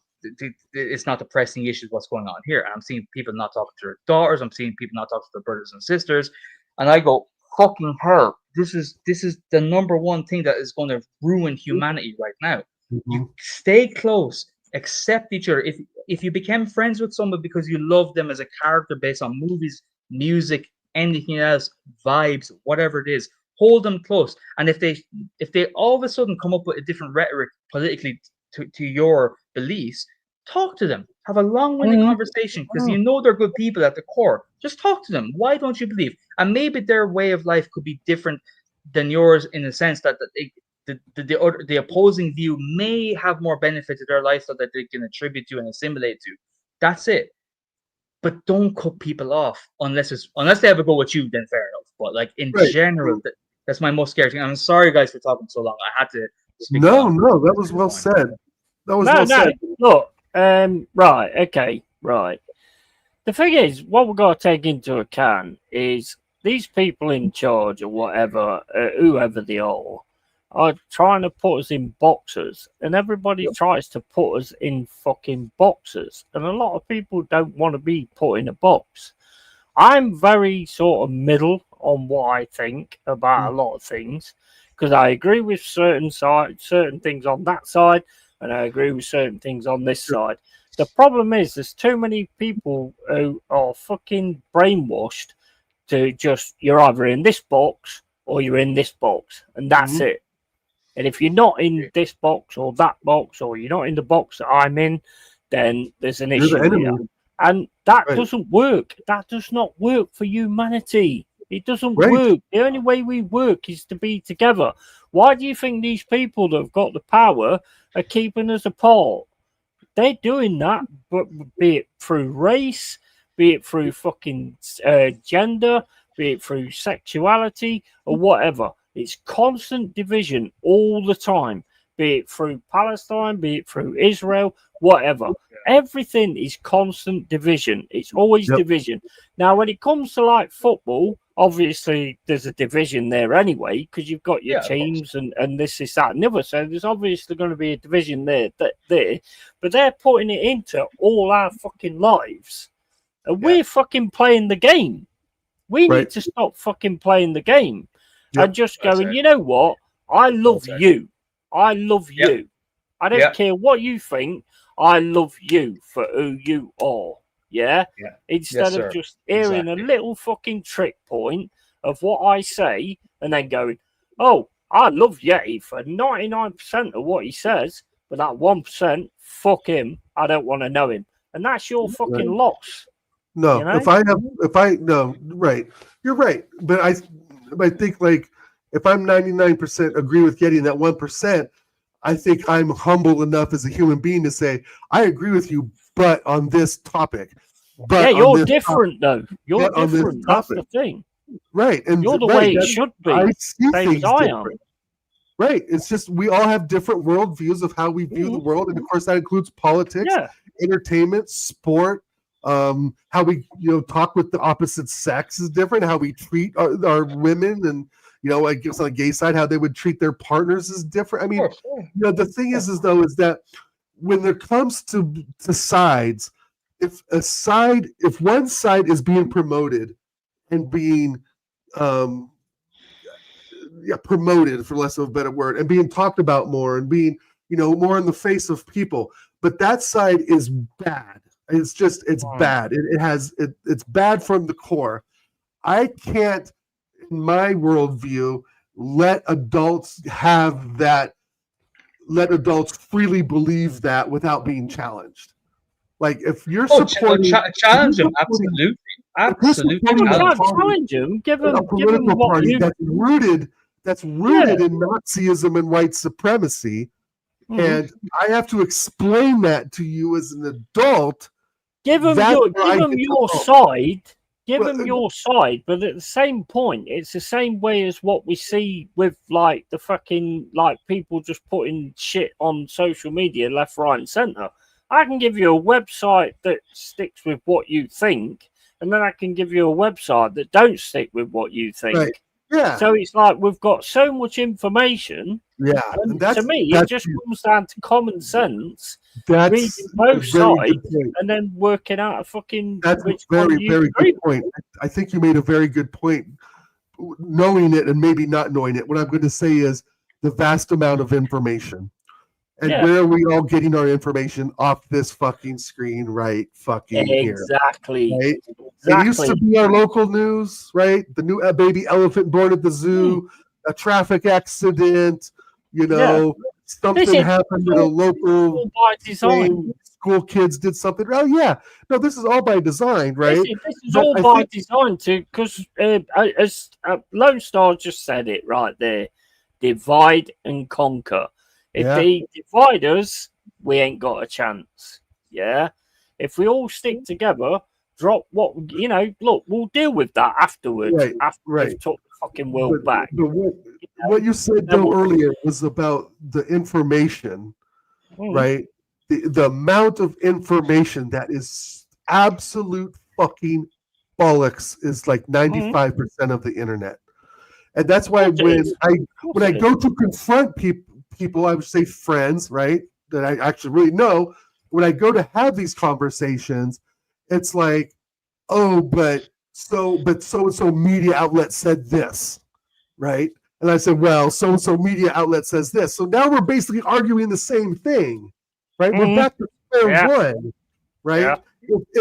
If you have such disdain for a president, maybe you should get a life because you're spending your time, your free time, not gaming, right? Like we talked about earlier, not watching sport. You're more worried about what's going to affect you than what's going to affect the greater good, right? And that's where the sides disagree. Yeah. One side is for the greater good while the other side is for the me. Do right? you And do you there's genuinely clear evidence of what's do you going genuinely on. think though, Dal? Do you genuinely think that there is people on left or right that truly think of the greater good and not their own immediate thing? None of them. None of I them give a think- fuck. Because I don't. I just say I I just think premise on my the- answer. I don't think they do. I really don't. I think on the left, No. I think on the left, meaning the blue side, that there's more cohesiveness and wanting more of a normal acting government and a more peaceful world. And there's What's a data. normal acting? What's a normal acting government? It's just a A question. normal, just by your standards. a normal Yeah. acting government to me is when you have decent employment, you have free education, you have free health care, and Yeah. and that corporations are taxed at 55%. And Okay. whatever profits they make, they're required to put a percentage of that into social services. Why is there no Mhm. Elon Musk hospital? Why is there no Elon Musk library? Why is there no I agree. Elon Musk Center for Disease? Why is there no Donald Trump library? Well, we know why, because he can't fucking read. But why is there no Donald Trump, Veteran Improvement Center? Why is there no Donald Trump Technology Yeah. College? That's my Okay. point. It's not only we're Now- getting separated, we're getting robbed by fucking tech Now- billionaires. But that, Mhm. I love you, and I agree. I agree with everything that you just said. I completely agree with you. I really do. Everything that you just said, and all the examples that you mentioned, I agree with you as well. But my issue is that the left and side who claim that they would do these things don't do these things. They were in power for the Right. longest time beforehand. Right. What And they did major some stupid shit. what sorry, so 1 second. What major billionaire who was lobbying the left-hand side parties has opened these hospitals, has given you the free healthcare, Mm. has given you all these things? They haven't done it when Right, they were no, in power. But no, but that, and this They're is where it's power. very stark. I will say, and this is, by the way, I am not left or right. I'm a centrist. I'm a pure Mm. centrist. Right. I criticize everything equally. 'Cause I'm centrist left. I don't follow left. I don't follow left or right. They are not my football teams. I do not give a fuck, right? but no, truthfully, but I No, don't. I get it. I don't see the examples that I hear from, because I would love to hear. I'd love to hear an example from someone to say how it could work, and a good example. I have never heard it because, as I said the points before, the left have never done those things that everyone's complaining about. What Trump, the right, are in power right now for not Right. doing. Elon Musk, this, that, and the other. But by the way, Elon Musk is very public. Sure. The reason we know Elon Musk is at the fray of this is because he's on podcasts every day because he has a massive Oh, ego. By the way, Twitter the streams, yeah. guy is an absolute dickhead. He's a fucking freak, whatever. For sure. But It's a fraud. but the whole time the left were in power, there was equal billionaires there as well, Right. doing so, yet being less at the forefront.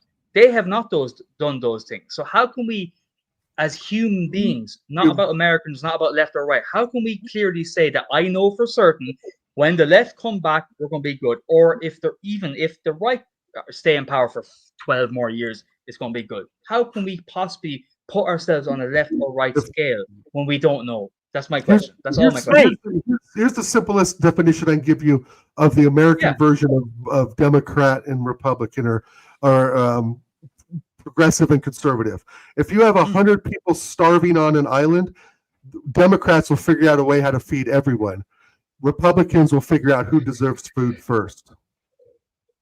That's not my question, though, Dal. No, but that's the broader answer. And what I'm saying is on the left side, right? Is on the left side. What I mean by a normal America is, again, where you have the employment numbers are normal, you're gaining Yeah. employment, education numbers are up. There's visual data and charts that shows when Republicans are in office that all that shit drops. All of it drops, right? Our national debt, right? It usually drops under Democratic rule for 4 years, right? If we have a Democratic president and Democratic Congress, right? So Yeah. when the right usually takes over, we had a financial crisis. We ended up in an Iraq war. We're having people now, U.S. citizens, dragged off the street by ICE individuals who are masked. I mean, that never happens under left control. And that's the thing. It's either the shit is so bad, in my opinion, on the right that I just can't fathom anyone being like, oh yeah, I'll take that. right? Yeah, And no, not to say that the okay. blue is so much better, because the world is Yeah. fucked up in general, right? Yeah, So yeah. I guess more to your point, and that's a very good question. That's a very hard question to answer. Is that I know, yeah. with a democratic control, the country at least is moving forward, right? And it's moving forward in GDP. It's moving forward in employment. It's moving forward in technology. It's meeting the standards that you guys as young children would probably think of America as the gold standard. Like, oh fuck, man, I want to go to New York. Fuck, I want to go see LA. That's where all the movies are made. That's where some of my favorite music is from, right? And we want to keep that. But bro, I don't want you to get deported the moment you come into America now. That's the extremes. That's what I mean by the extremes. Is there's no middle ground anymore. There's no room for you, Yeti, in America. There's no room for you, Carl, America. There's no room for me. I can now get in trouble for even saying this shit. And this is only 6 months of this guy's presidency. We got 3.5 years to deal with this craziness. I want to say one thing. I want to thank you very crazy. much. I want to thank you. I have to thank you massively for giving me a brilliant answer without any judgment. I want to thank you personally. Yeah. That's why we've been bros for years. Is because of that. Thank you very much. Because I have not had a rational explanation. Whether I agree or not, it doesn't matter. You give me a good explanation and a good feeling on why you believe what you believe, and you know what, mate, I respect that, and thank you very much. And thank you, no, but thank you very much, because I don't get that. Sure. Thank you very much. I mean, I'm my father was a professor in college for history and government. I remember as a 6-7-year-old kid, Ronald Reagan on the TV in 1980, and he's giving the finger at the TV. Fuck you, because he was you know what? He was ripping money away from poor people programs, like we're doing now.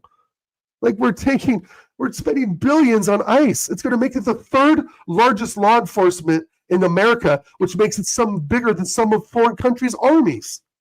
We're spending $100 billion on immigration and customs, you guys. $100 billion for what? I'm going to have armed men in my airport now. I'm going to have armed men in Seattle airport. I'm going to have armed people in fucking schools probably, looking for Hispanic people to deport them. Look, they've deported 50,000 Americans. Yeah. This is 1933 Germany. The thing is with the States, though. I mean, I'm sorry. The thing is with the States. I'm sorry, but you guys have so much ties with the most very strangest things in terms of world affairs. I don't want to do this. I don't want to do this on this channel because I think some of the words I might use could be flagged, and I don't want to do that for Yeti's channel because it's my favorite. No, go for it. Go for it. Say whatever you got to say. But like all the for example, all this rhetoric, and by the way, before I say this, I do not align with an opinion on either way, left or right. I really am. I'm the most neutral motherfucker there is, right? But saying all those about the figures about allocating 100 billion towards this and towards that, right or wrong, since America's inception, since my lifetime, it's always been engrossed in war. Yes. Absolute and backing a state that is committing atrocities, which is also a sentinel for our Western, not just the US, but also UK, absolutely. Not just US, but Europe as well. So it's like our sentinel breeding grounds for control in a certain very oil-rich area, and like, unfortunately, though, this is where the left or right leaning thing I get lost, because that has been the case since 1948. No matter who is in charge of the US. Well, yeah, well, but it's very true though. Right. Well, when you say 1948, I mean, I think it was 1946 that Jerusalem, that America gave Israel that home, right? Because of World War II atrocities, right? America is always the world police, right? And it's always been that way since I was a kid, because it was the Carter years we were fighting with Iran, right? I remember, my dad telling me about the hostages being freed in 1979 or 1980 from Iran. We were going to bomb Iran then. I mean, no, but Dad, my point is not about always been some sort of conflict. My point isn't about the inception of that state. It's about the backing of it, despite whatever. Right. You know what I mean? Right. Despite no matter who is in party, left or right, they have been backed. They have been funded. And I know this is very controversial. But yeah. At any point, please tell me to stop talking. Please do. If it's Oh, touching on yeah, something I shouldn't. Because I do Hang know on, mate, I'm watching the game. I do know because I no. It's not about that. It's because I know this is on YouTube. I'm listening. I'm watching the game, and it's like my point of view is this, right? The only people that's winning through any of this is the billionaires that's controlling. 100%. No, 100%. That's the only people that's fucking winning through any of this. So we can argue it. But I like talking about this. Me and you can argue it. Good outlet. It's a good outlet for anybody. You know, it's never going to be any cutthroat thing. There's never going to be anything that's going to change. I was only saying that as I just don't want to get your channel flagged. Is my point. Like that's fuck this channel. Do whatever you want. Yeah, no, this channel means a lot to us. We need this channel. Dal will agree. Yeah, well, mate, I'll go on Rumble if it goes down there. Whatever. Yeah, true. No. So with that, right? So what I agree with what you're saying is it was wrong for Israel to settle into Palestine then on the force of American military power. I think I get what you're saying, but there's also the point where now there are obviously our allies, and they are our military presence in the Middle East, and because America is so afraid of the Middle East, right, that we empower Israel with money, guns, bombs, missiles, right? Yeah. They have one of the largest militaries in the world funded through us. And trust me, as an American taxpayer, I hate every second of that. I'm paying taxes funding this as a fucking citizen. But that's my choice, bro. It's almost slavery. It's almost slavery. My point is why is that animosity not there? Because I know look, this is what my issue is. No, I just finished so you know what I'm saying. Sorry. No, I'll be quiet. But like what I'm saying is, if the left were in power, you probably wouldn't have this angst about that right now. Do you know what I'm saying? If your team was in power, it wouldn't be the issue, because I didn't hear a lick of it during the Biden administration or Obama's administration. I didn't hear a lick of that. Just let it happen. Yeah, it just happens, and it's part and parcel. We need control in the Middle East, and it's really annoying. And now that's the most perfect thing to attack the right-hand side, which, by the way, I'm not right-hand side. I have to keep saying that because I know people will assume I am, and I'm not. You don't have to say that. You don't have to. No, it's my own complex. I get it. Because people will put you into a box. Unfortunately, I know you won't, and I'm very much enjoying this conversation because of that. And thank you kindly for that. But that's where my issue comes into. How could you possibly pick a team, no matter what the team is, left or right? The atrocities that they are capable of is exactly the same. It's exactly the same. Yep. They don't give a fuck, and they don't, and they don't care about you. They don't care about you. They don't care about me. They don't care. If Ireland had oil, if somehow Guinness turned into oil and all those taps were fucking profitable, they would happily look for a way to take over us, left or right, is my opinion. Right. That's all I'm saying. Yeah, the only people, whether you've got left or right or not, the only people that win are the billionaires that's controlling all this shit. Yeah, 100%. All they are doing is fucking pulling us against each other. Right. You know, and this is why I'm not kind of really getting involved in this, because it's like I have my thoughts and feelings on it and stuff like that. And I don't want to fucking fall out with people on it. And if you're the kind of person that we can fall out on things like that, then you're not the kind of person that, you know, because to me, opinions are opinions. Yeah, if you don't mind me saying, this is why I am massively enjoying this conversation, because you know what, Dal, I've known him for 6 years.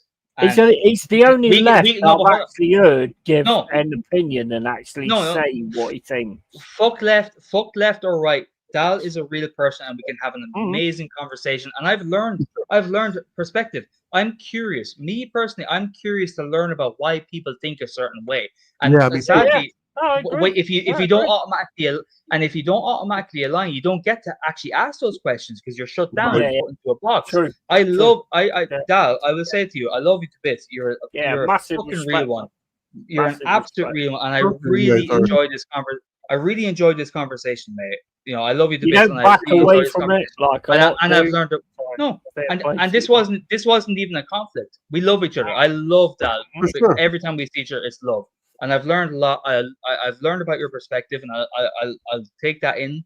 I'll take that in, and I appreciate the conversation. I really I think you guys really hit the nail on the head earlier when you didn't hear it about the Biden administration. You didn't hear about this with the Obama administration, but there was still shit going on the sidelines, right?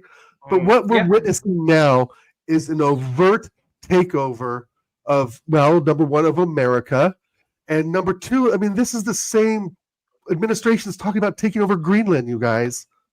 Like, the thing is, though, you lived there. You lived there, so obviously you have a better perspective of it. Of course, than what we have. Of course. The only perspective that we have is on social media and all that kind of stuff. Right. So I'm one of those people. I don't just read something and go, "Oh yeah, that's fact." Right. I read something, use my common sense, and go, "Yeah, I'm not quite sure on that." But the thing is, in this country, and I'm going to go into this country, whenever somebody who gets challenged on the way they think, they start being violent. Yeah, and that's in this country, and you don't do that. I mean, you might do if you was here. You might start around the room. I wouldn't even put that into that discussion because I'm pointing into perspective in my country because I can only see it from my country. At the end of the day, I don't live in America. I don't live in Ireland, so I can understand where you're coming from. But I've got to see it from my perspective in my country. Sure. And in my country, whenever somebody from the left gets challenged, they start being violent and shit like that. So, and that's why, and that never work. It will never work. You won't be violent because that won't work. I'll just bring in Jezza. Jezza, bro. Before we move on, Dal, thank you very much, mate. Great conversation. Thank you very much. No, honestly, salute to you. Salute for to sure. You. Well, thank you. I've learned a lot. Thank you. I would never strike out at someone for having a different political opinion. Maybe if they're a Tottenham fan, I'll smack them around a bit. But but thank you, man. Thank you. Again, it comes from America is a big fucking country, as you guys know, and it's culturally different in different areas. Well, just like Ireland and England, obviously the Midlands, the North, the South. I get it, right? But I got to tell you guys, the southern states are still mad about the Civil War. There's a deep hatred in this country for unionization, right? For jobs and for things to be kind of government run, right?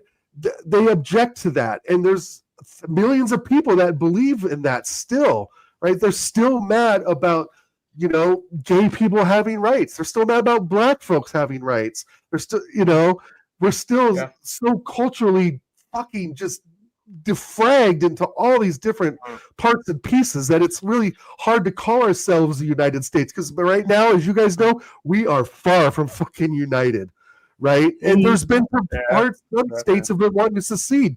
Texas has been wanting to secede from the country. Alaska's been one, but it's different with Washington, Oregon, California. California is the fourth largest economy in the world. The fucking world, you guys. Okay, just put that in perspective, right? One state in America is the fourth largest fucking economy in the world. Okay? So right there, Washington, Oregon, California, the Pacific Coast, we're all pretty much the same. We all are out west. All of our ancestors came out west for freedom and ideals and having land, right? That's the birth of America and the movement out west, because everything was in the East Coast, right? You guys know this. Plymouth Rock, Massachusetts, right? So as we moved out west, it was more of a sense of freedom. And then you had the Civil War. And then you had the cowboy days, right? After that, a lot of cowboys were ex-Civil War soldiers. that now had some money in their pocket to buy some land. So the West Coast migration of people, it was more than just a populist move. It was an ideal move. It was a move away from the controlling side of the East Coast, of Washington, D.C., of bureaucrats, right? And now what we have here is a culture. We have cultural differences in the West of America, the Midwest of America, and the East Coast. And then we have the South, which is a complete different culture than what you have up north with New York, Connecticut, and so forth. And right now, with the leadership we have, it's not uniting anything. It's dividing things. They're literally taking kids with cancer, guys, and sending them to fucking El Salvador. That's the point we're at now. And I know England has had many, many immigration issues over the years. You guys get influx of immigrants from all over Africa, Asia, Eastern Europe. I mean, I understand that. And the Americans... If they're illegals, though, then I understand it. If they're illegals, then I understand it. Illegal means crime, bro. So I understand that. But illegal in America it's a civil offense, Yeti. It's not a criminal offense. It's a civil illegal offense. Is illegal, Mo. No. In America, there's different classifications of crime. You have misdemeanor and felony. You're illegal 0.1 or illegal 0.2. If you're illegal, the very name of illegal is fucking crime. Right. But it's defined differently in America. If you are on an American ground illegally, you can categorize it illegal, but the punishment through the law system it's just a civil offense. They're illegal. They're illegal. Fine, but it's not a deportable offense. It's not a criminal offense. You should be deported. You don't belong in that fucking country if you're illegal. But that's the way America works.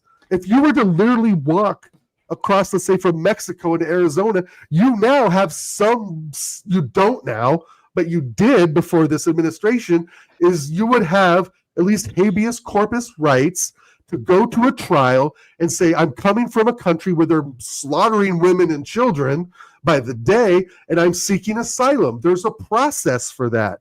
For the ones that don't do that, right, that don't come in the legal way, there's a process for that as well. But it's not a criminal offense, my friend. It's a civil offense. And they can jail you for only a certain amount of time. A criminal offense if you're illegal. Well, that's what Trump is trying to. I shouldn't say Trump. That's what his administration is trying to redefine, right? And that's why they're doing. The very name of illegal to me, it just says that you don't belong there. Sorry. Well, yeah, but what you're speaking of is a very gray area politically. I don't think it is. Illegal is illegal. It is. Illegal has got a meaning. Not in the court of law. Illegal has got a meaning. Illegal. Illegal because they're not yet documented. There's a process, though. They're illegal until they're documented, but they still so they can just come in there, do whatever they like, and then they get made legal from that point. No, there's actual process. That's not a good idea, bro. That's not a good idea. It's called immigration and asylum. Yeah, right? And do it the right way and get yourself sorted out. It's not that immigration's broken. It's the system. You can't just come in.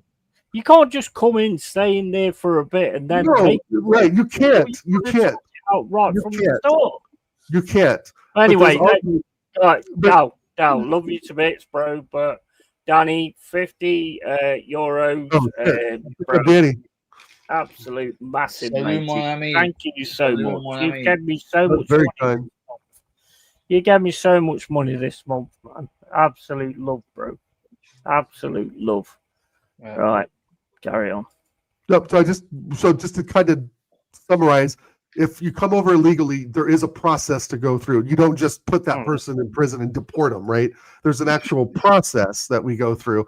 But the thing is that a lot of the time there's so many that process gets held up. So a lot of these people, like you're saying, they're like, oh, fuck waiting. I'm just going to go, and that is illegal, right?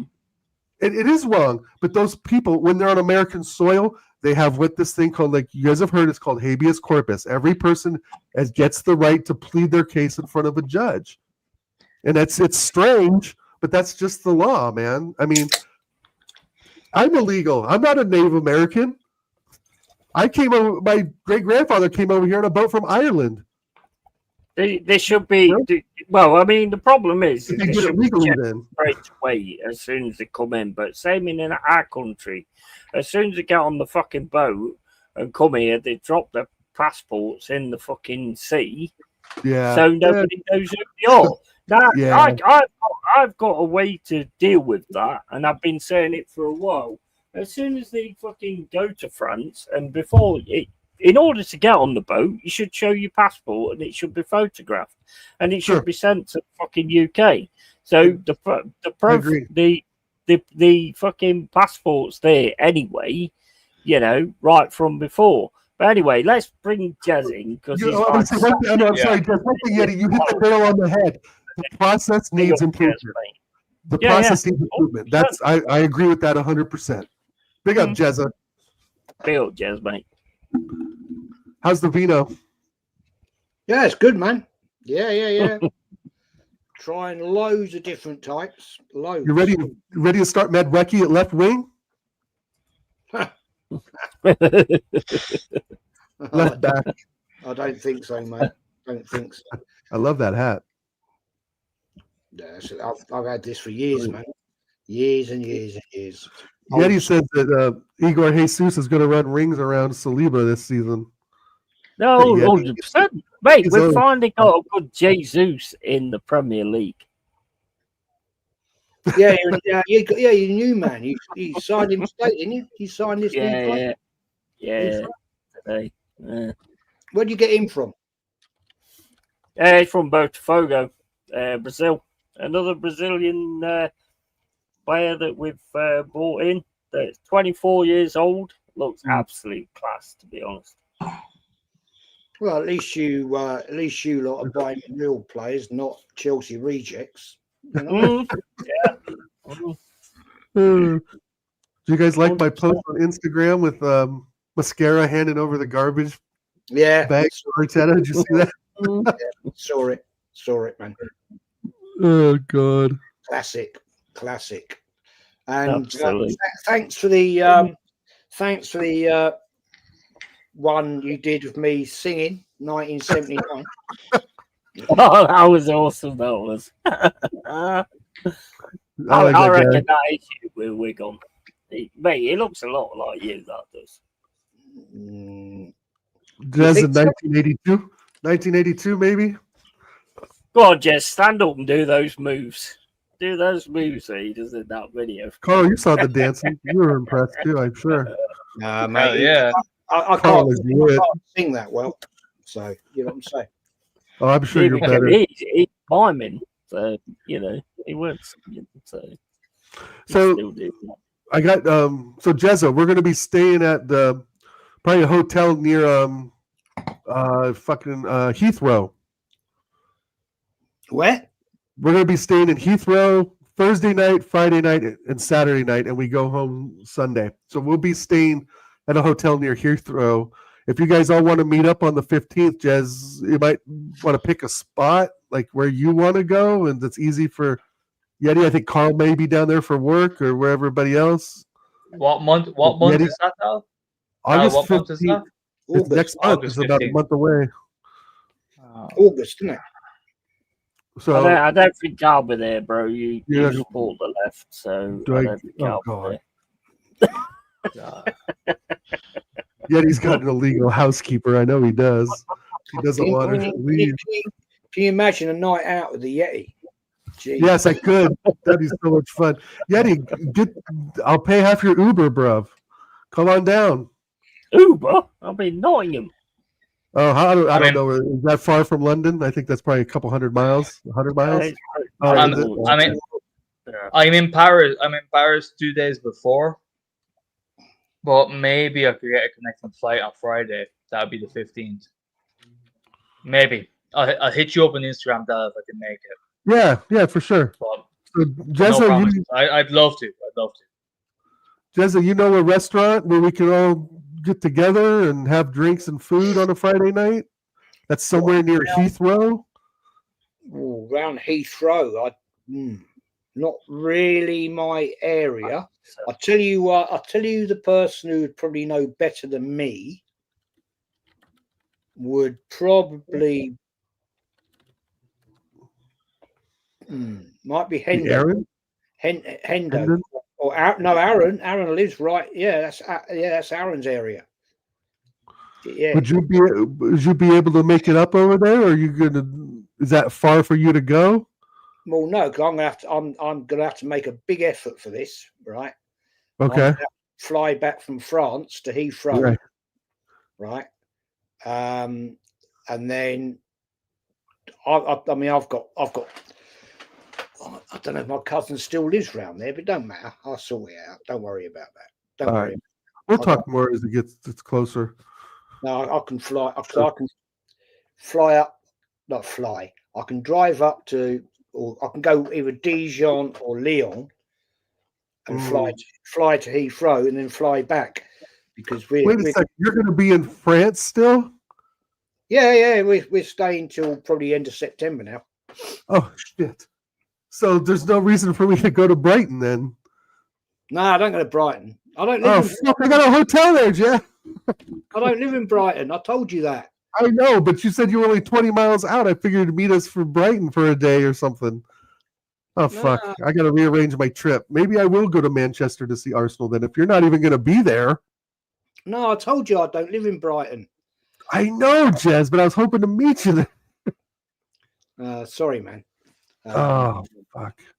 Brighton. No, fair enough though. Brighton is actually a nice place. Yeah, I know, but if you're not there, I'm not going to take a 4-hour train trip from Newcastle. It was more than that to Brighton, mate. It told us 4.5 hours on the train. Well, Newcastle to London is about 5.5 hours. Oh, is it? Okay. We're getting get through London. Maybe it's 8 hours. I think it's 8 hours. It's an 8-hour trip. You're right. Long trip, man. It's a long trip. Oh shit, we may need to change everything. If you're not even going to be in town, Jez, well shit. There goes that. God dang it. But hey, France is nice. I get it. But I don't expect you to fly back and forth. Please don't do that. No, I can do it. Don't you worry about that. Don't worry about it, because apparently what's his name? Gooner, and Gooner. He's invited everybody. So if you go to the Emirates, the old Emirates will be full of like Dow fans. I hope not. The old crowd. Well, I'm glad I'm talking this now, Jeff. Shit. I haven't seen all this being put out there myself. I've been told that he's like inviting everybody. I don't know because I haven't seen him in my chat for a while now. But... So, I mean, mate, it'll be the fullest you've ever seen the Emirates. So, I got to tell the and they'll all stay till the end. That's for the fat yank that's coming, fill the Emirates. I got to tell the wife we got travel plans now, Jez. We got to change. God damn, you're killing me, bro. I'm gonna go to Nottingham if that's only a 4-hour trip and go see Yeti. Maybe I'll go to Dublin and see Carl. Mate. Yes, come. You need to get your fucking ass to Dublin, mate. You have to come. You'd love it. To go. I've only been to Dublin once.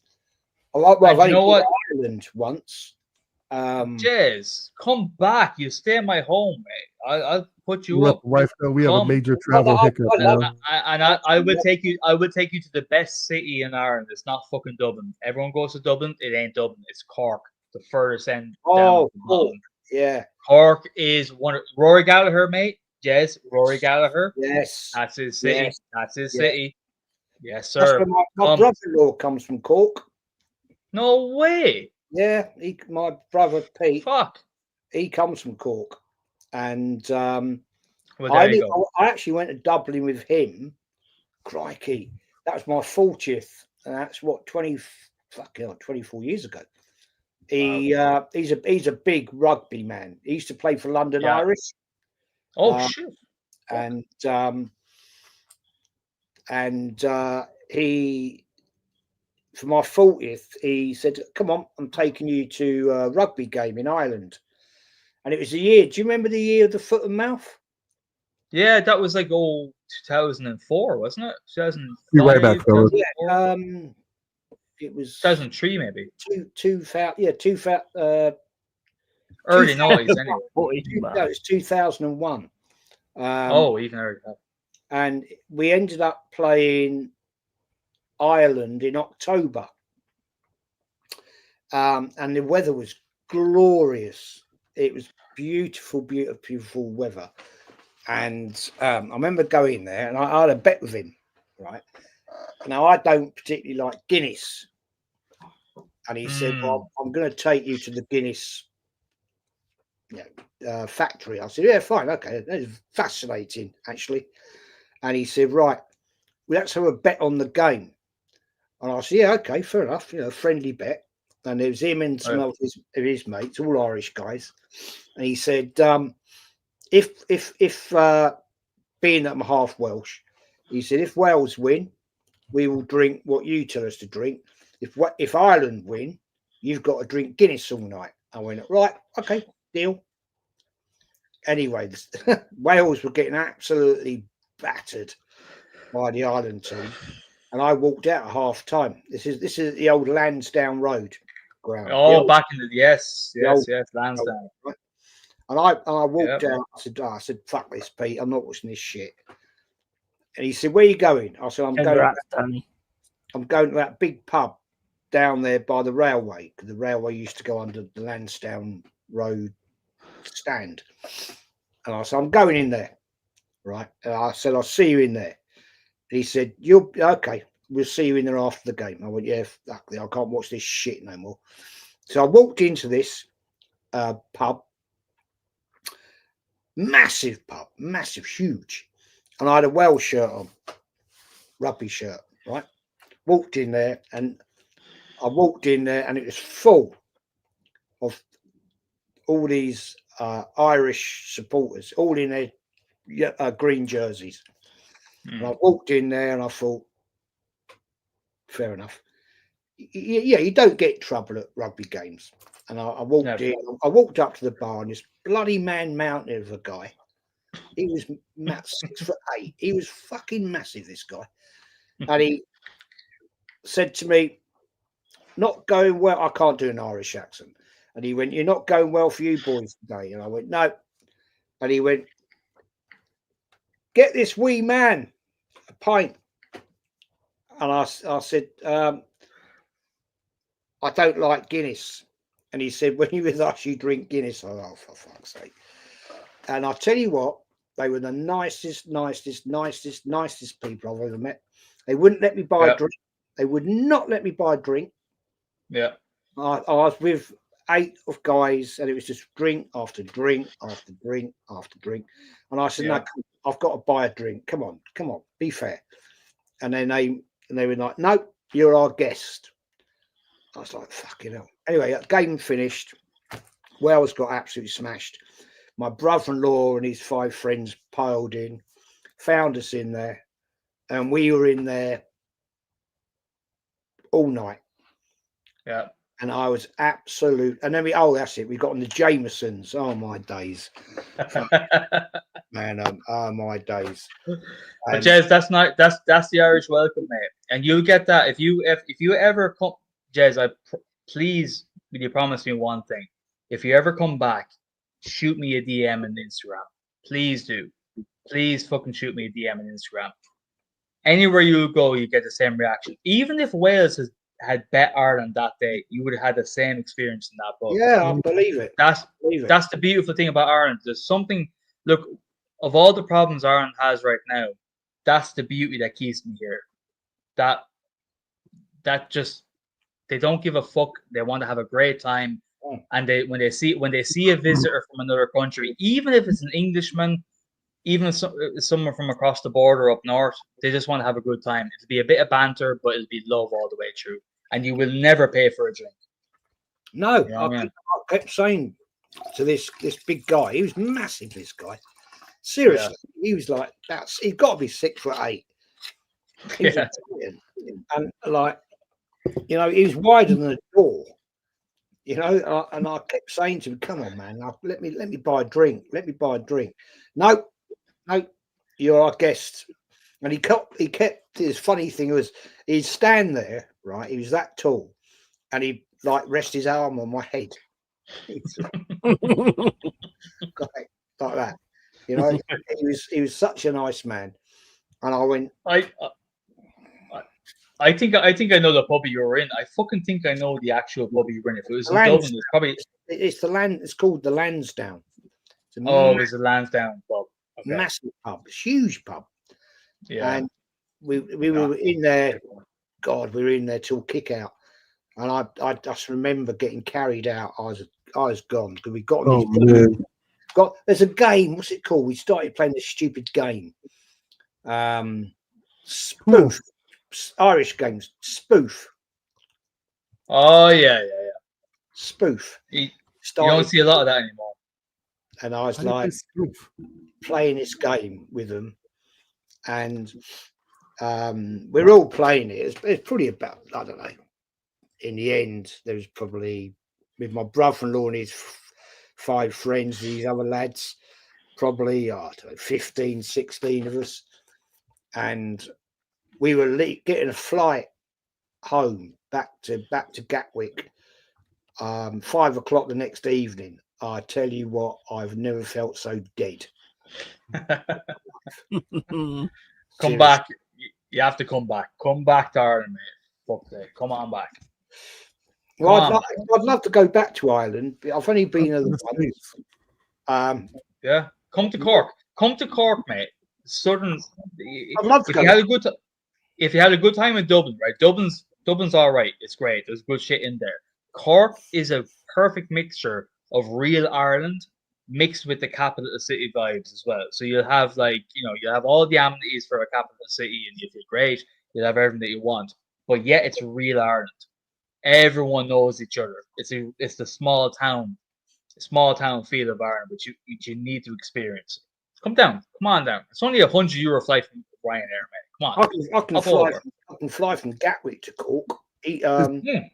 €80, I'd say. €80, I'd say. €80, I'd say, Jez. It is. 70, what about €80. Newcastle to Cork? Oh, that's cheap. That is fucking cheap. Newcastle from Cork, Newcastle, UK, Newcastle. It's about, if you catch it on a good time, it's about €65. €65 to 80. What about Cork? What if I was to go, since Jez decided he's going to stay in France? Jez just changed my travel plans on a whim. Thanks, Jez. Now I got to cancel and a train trip to Brighton. It's not like that. We've got a lot of things we've got to do here.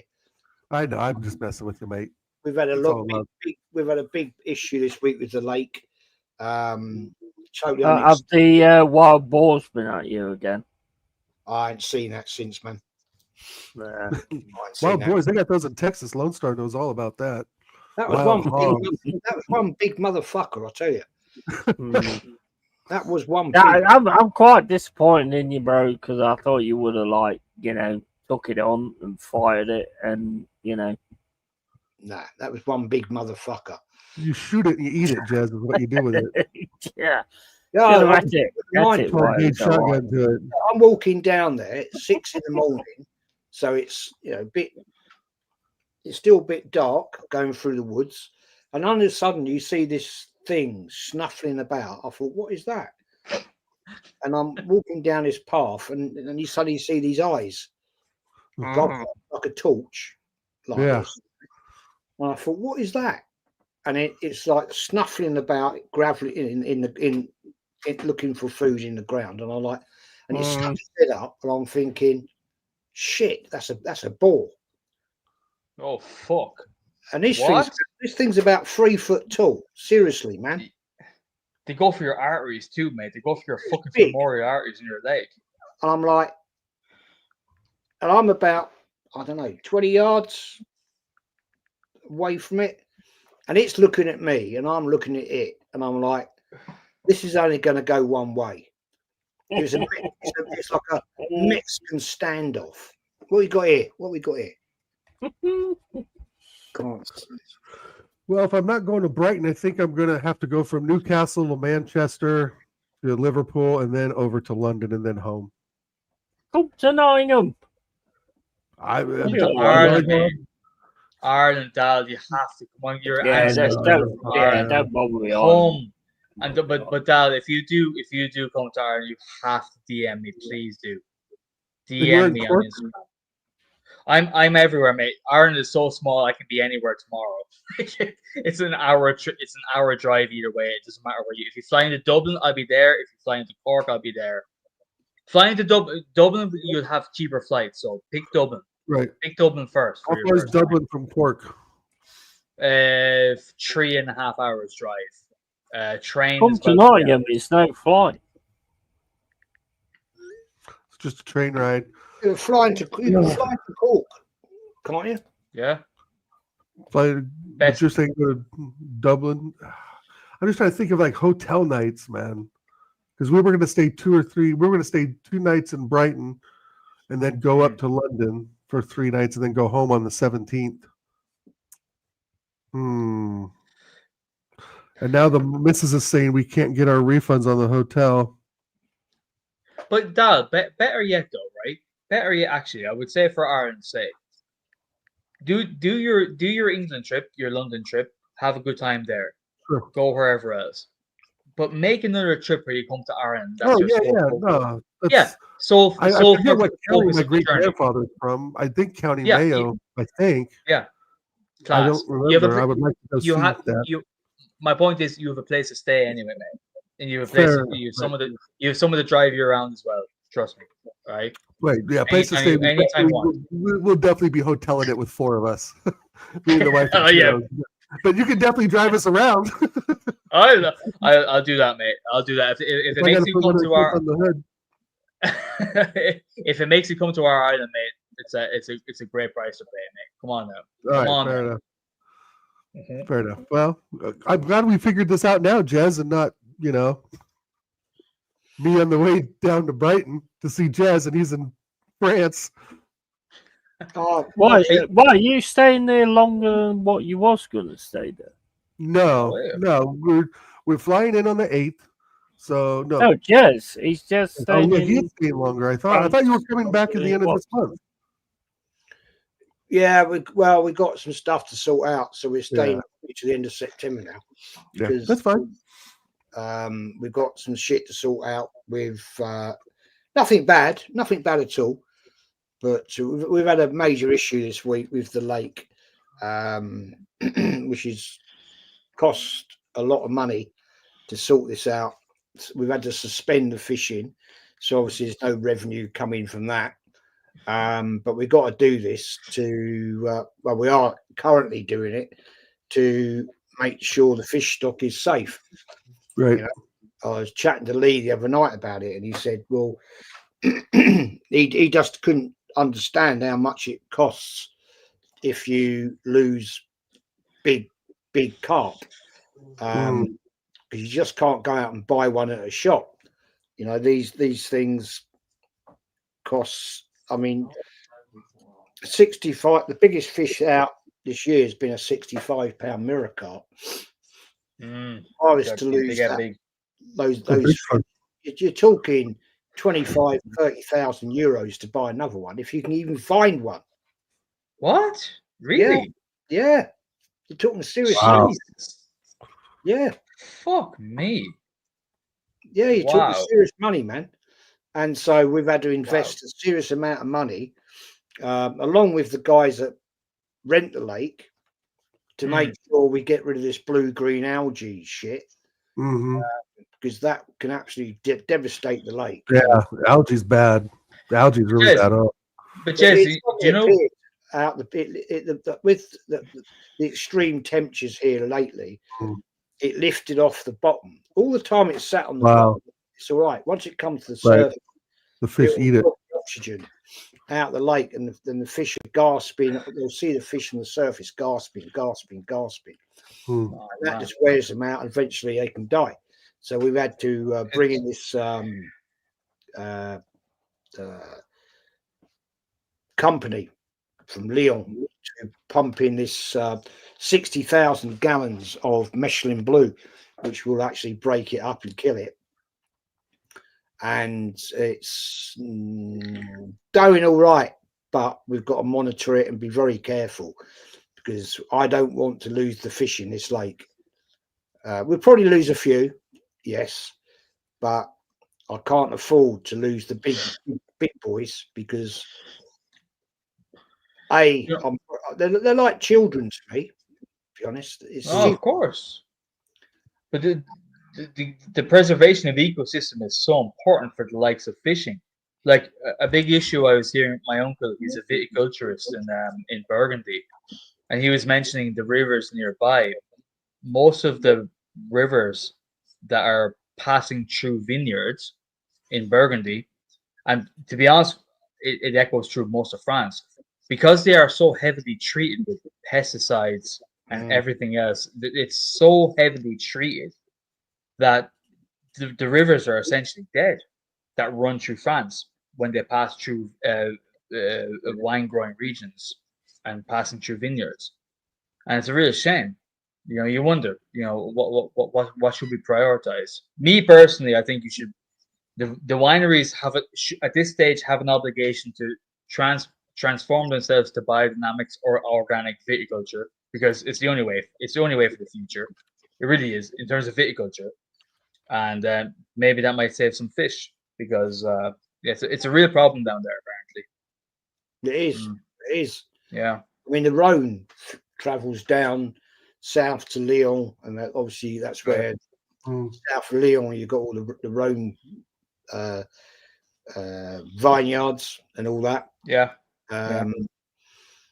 But yeah, it is difficult because over there, just over there, I've got Pralini Montrachet, Chassagne Montrachet. Up there, you've got a Loxy Canton and all that. And further up, you go towards Dijon. You've got Echeveau and all Chevrolet Chambertin and all the big boys. But all these places, bro. What is that is literally that's my ancestors. Literally everywhere. My granny comes from Chevrolet Chambertin. My father lived in very close to Echeveau. My uncle is a viticulturist in Santenay, which is just down the road. Oh, it's down there. Yeah, literally behind you. Yeah, 10 kilometers, maybe, Jez, is it? Wow. 10 kilometers. No, that's Santenay is probably 6 kilometers from here. There you go. That's where my French side comes from. It's literally where Jez is right now, in the heart of it. Yeah. Wow. I'm jealous, Jez. Jez, invite me over so I can stay with you, brother. Yeah, come over. Come over. Yeah. I know. It sounds like I wanted. So, what are you really doing there, Jez? You have property there. You own a house there, a property on water or something, and you're fixing the fish. What it was all about. We came here 6 years ago. We were driving through. We were driving down. We were going actually to northern Italy, and we stopped in at this place, Bone, up the road. And we were just driving around, and we pulled up near this little village up the road called Tierley, and got chatting to these people that they're still there now to this day, lovely people, and just looking around, we're driving about, and we came across this broken down relic of a house. No roof, nothing. It'd been abandoned for 30 odd years. It was once a pig farm, and had a tree grown through it. And what I saw was the lake. And I thought, I said to Barbs, look at this fucking lake. Look at this. So he made some inquiries, and we got the opportunity to meet up with the local mayor. And I said, is this, luckily my wife is fluent French, because she's half, her mother was French, so she's so she was talking to the mayor, and she said, is it possible to buy the lake? And it was no money. You can buy lakes in France for fuck all. So mate, you seen that? Sorry, Jez, but you seen that from fucking Luciano? Yeah. Oh my! Season over. Fuck, man. Fucking. hell. Oh, Crazy. Jesus. How do I get that fucker off now? That's that's him done for the season. Yeah. So you That talked to the is local crazy. mayor about buying the land and the Yes, lake. we basically said how much was it to buy this lake, and we had to then leave, and he contacted us, and we did a deal with the landowner. Mm, But the deal was that we had to buy the house. So mm. over a period of 4 years, we've rebuilt it Oh, with local, and I've brought people over from the UK that I used to work with, and we've rebuilt it to a state now. It's still not 100%, but it's livable. mm, And basically, there was a local angling society that rented the lake. I've honoured that agreement. They maintain the lake on my behalf, and I work with them, and it's all very amenable. cool. Mhm. So Wow. it's a beautiful house. Dream life. Dream life. Dream. Let me just cover this. Big up Mob Boost. Big up Yeti and Company. What do you make of 1 Yuri from Madawaki? No thanks. Weird one. But I think, Rewind back. Rewind back. I think 1 Yuri has said something out of turn. And obviously, we all know how that goes with Arteta, Mm, you know, and that's probably why he's looking at that, you know. Shame for me. I mean, I don't know what you think, Jez. I don't know what you guys think. You're the Arsenal fans, but 1 Yuri to me looks like a future quality Star. player, you know. Star. He said something, Annie. He said something that's pissed off Arteta. So I didn't hear about him saying something to piss off Arteta. I don't know if he has. I don't know if he Right, has. no, I would imagine that's what I've heard is his agents are talking up a big game. Apparently, from what I've heard, again, if I was Ethan, if I was Mr. Nwaneri, I would leave the club because 100%. after his good, I say what 7 or 8 games he played for us, he played very well. He burst onto the scene. Everyone was very happy with him. The minute it was Odegaard came back. Who came back to replace him back again? I can't remember. My brain is gone. Someone came back. I think it was Odegaard. Let's just say it was Odegaard. He was ushered out, not even given 4 minutes at the end of every game. So do you know what? There was definitely something that happened, weren't there? There was 100% something that happened in between that. Manjeri is way better than Madueke. Yeah, I would 100% agree with that. I would take 1 year in a second. 100%. 100%. But he's another one that I think has spoke out of turn or said that I deserve to be on it because everybody's talking about me. And Arteta's looked at it and gone, it's not about you. Jez, can I ask you, right? Because my feelings, I have massive anger about how much money and favors we are doing to Chelsea Football Club. I despise Chelsea Football Club, yeah? How are you feeling about us continuing to potentially do the dealings with them? We signed Kepa, and we're literally about to sign Madueke. It's very true. It's going to happen. Not to mention doing a favor for them for Kai Havertz, David Luiz, Raheem Sterling, whoever the fuck else it was.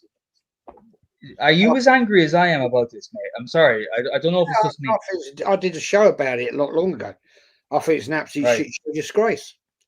We're an embarrassment, absolute embarrassment. Yeah. The standards of the club have gone.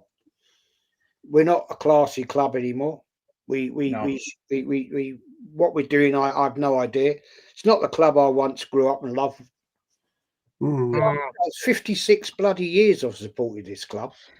Yeah. Right? And it's an absolute fucking shit show. And it's an embarrassment. And I'm fed up with it. But anyway, guys, I've got to bounce because oh shit. All right. I'm in trouble with the boss. Oh shit. Okay, fair. Right. Yeti, Carl, Dow. Yep. Yeah, 100%, man. Boys. Catch up with you 100%. soon. All right. We'll chat soon, mate. Enjoy Burgundy, mate. Enjoy my homeland. I'm jealous. Lovely, mate. Very I'm lovely. jealous. I'm absolutely. Yeah. It's a bit too hot for me, to be honest. I won't lie, but Yeah. it's a beautiful, beautiful part of the world. That's all I'm going to say about it. It's gorgeous. Oh, maybe I'll head down there. Dude. Take care, people. Take care, man. We'll chat soon, mate. We'll chat soon. Yeah. Chat. Take care, bro. Catch you later. Facts, yeah, I would love 1 year at LFC growing under Salah.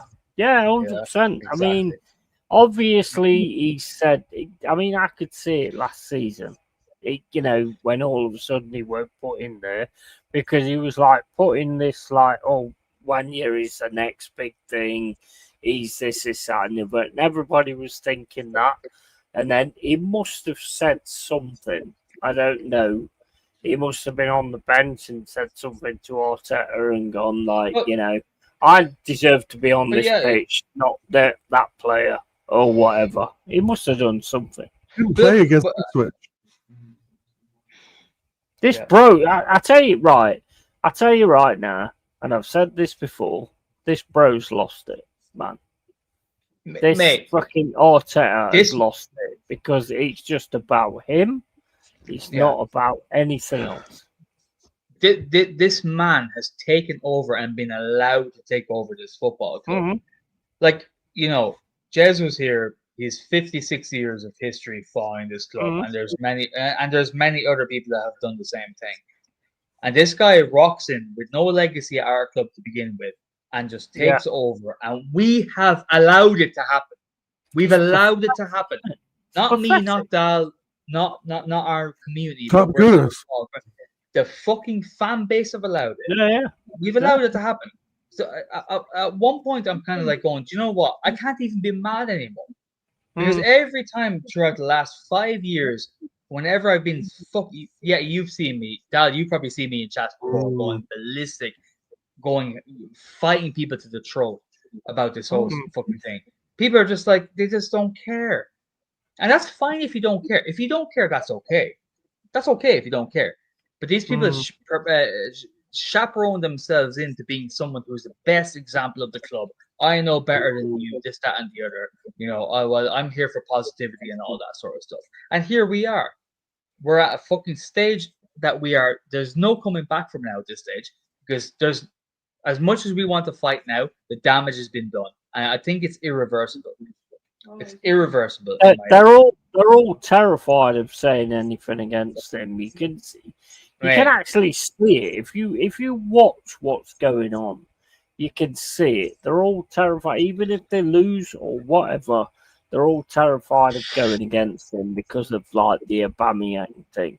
And those Star Wonders have said now. Arteta told me Nineri, I think it's 1 year. He's going up late, got to go big for his boots. Now that lad, his contract's stalling. Right. Yeah, but you don't know that 100% though, do you? Lone Star, are you just someone who like are you a fan of Arteta, for example? Do you with his tenure? He's a massive. I'm asking him. I'm not being insulting at all. I just want to know, similar to my last conversation with Dal, which I really appreciate. He's always been. Are you a fan? You're a fan of Arteta. He's always been massive Arteta. Oh, fair enough. No, fair enough. Yeah.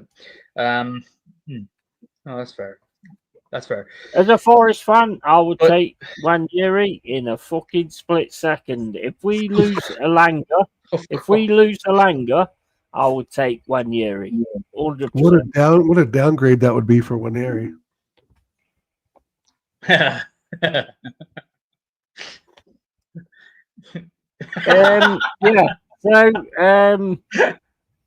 So, bring it back in. Come on. Fuck you. I am getting ready to go, guys. It's 2:30 here. I gotta get a couple of tacos in my stomach. Thanks for having me on. What a great show today. Great discussion. And Carl, you want to talk anything, bro? Political? We can always chat on Instagram, whatever you want to do. Any Yeah, questions? absolutely, you got? mate.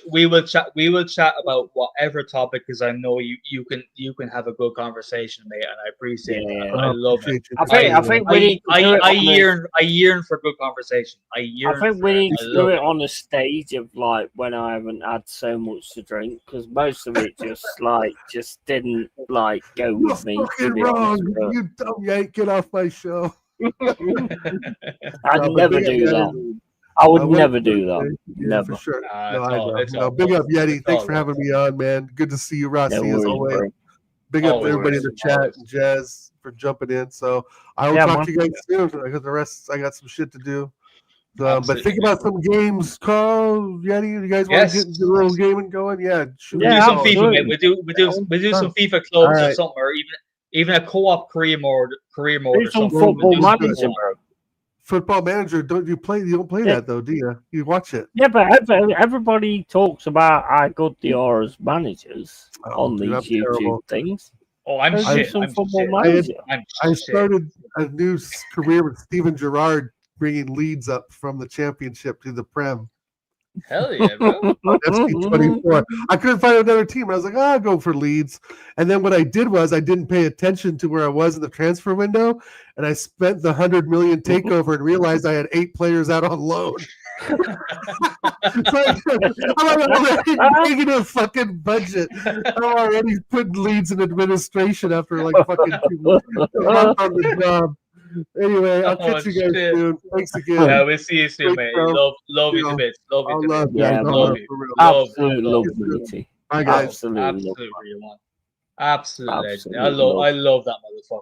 He is a fucking He real. is so awesome. I mean, it's even Oh, if you like got I love one him. side or feel Yeah. one side or the other. It doesn't it's matter. like he just like says it in his way, and it And just calmly, makes complete and calmly. sense. You know, Calmly. And to and a he point answers where the questions. He answers the exactly. questions, which not a lot of Yeah. people do. mate, And yeah, bro, big up Danny again, man. Big up Danny's Danny again. 50 euros, bro. John. You are an absolute fucking legend, or a silly Yes. sausage, But or he a doesn't plum have to. at Lone Star doesn't London, it likes to call you. But Danny no, doesn't have you to are an do that. absolute legend, mate. You're an absolute legend, matey. And big up Little to big- Diogo Jota and his family. Him and his brother. You know, massive loss, bro. Massive loss. But you know, the thing is about Danny, he doesn't like fuck the super chats. He's a legend anyway. He's sound. He is. Yeah, I He's a- said he's that a the other lovely day. guy. He is He's a lovely great. guy. He's a just lovely whenever guy. you see him, you have a great conversation with him. I love Danny. If you're listening, I love having I try to type in French to you as well. I love that because I'm not fluent, so I lose a bit of it. So I get to exercise it with you. It's really fun. You're an Always awesome been guy. an absolute quality individual in the chats, and Yeah. even before like I got monetized and all that kind of stuff. Always been an absolute quality person. Yeah. Always Yeah. love him to bits. I love Danny, man. But I love them all. I love them all to bits. Anybody that comes into this channel and watches what we're doing, love them all. You know, you don't have to be here. There's loads of places to go, but you choose to be here, and that makes a massive difference to me. So big up to every single one of you. Big up to every single one of you. But you know the thing is, like, I'm sorry, but like just tonight, like conversations like tonight, you won't see that anywhere else. You will not see that. You will not see that conversation anywhere else. Where I'll just let it go. Yeah, I'll just let it go. Not many streamers will do that either. No, yes, of course, testament to you for that as well. But even just the discourse of it, you know, he said his piece. I listened. I spoke. He listened. It was beautiful. That is how humans should be. And exactly. Dal, mate, Dal, like I know you're gone fucking looking after your family, which is what a good man should do, and I know you're great for that. Tonight was a great conversation, mate. Honestly, if you're watching this back, fair play to you. That was a great conversation. And I listened. I took points on board, and I look into it on my own. It's always nice when you can talk to somebody, and this is what's missing nowadays, where you can't actually have that conversation with that. I mean, there came a point where I turned around and started going about the illegals and all this that and the other. Yeah, but that's fine. But that doesn't make us any No, less of friends. no, of And that's course the not. way No. people always used to do it. And that's Yeah. the way it should be. And it's I'm not beautiful. going to look at Gal any other way because of what his No. stance is. And he won't Make at him you fuck. either. And he No. won't at you either. And I think in this day and age, a moment like that is so fucking wonderful. It's it really is. precious. I'm not trying to be. precious. I'm not trying to be extra zesty because I am zesty by Mm. nature, right? But it really is beautiful It's to see that. precious. 'Cause It's fucking precious. It really It's is. precious. It is. Indeed. It's like Yeah. a weight lifted. It's like a weight Exactly. lifted when you Yeah. meet somebody that's got their own sort of point of view, but Mhm. they can still sort of like go, see your point of view. And so to me, And that's and like a explain weight it. lifted. It always has to Oh, be.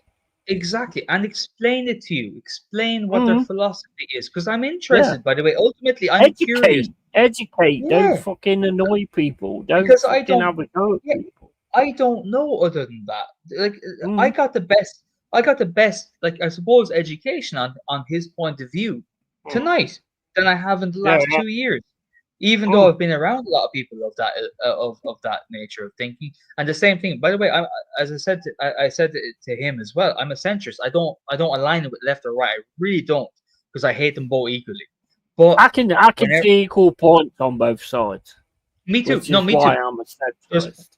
Yeah, there's You know? points I take to the left. I Mhm. agree with that. I agree with that. I agree with that. And that's the Yeah, way we all should be. yeah, Hold everything yeah. accountable. Never look at Yeah. it like never view politics as if it's your favorite football team. Never do No, that because it's too easy for that. don't do that. But No. you know what? Big up to that, mate. It's one of the best conversations I've had in a long time. I appreciate He's it. an Fair absolute play. quality individual. Oh, he's an ace. Lodestall Underler says, I'm an Arsenal fan first and foremost. I have no control who the manager is, but I do back the manager.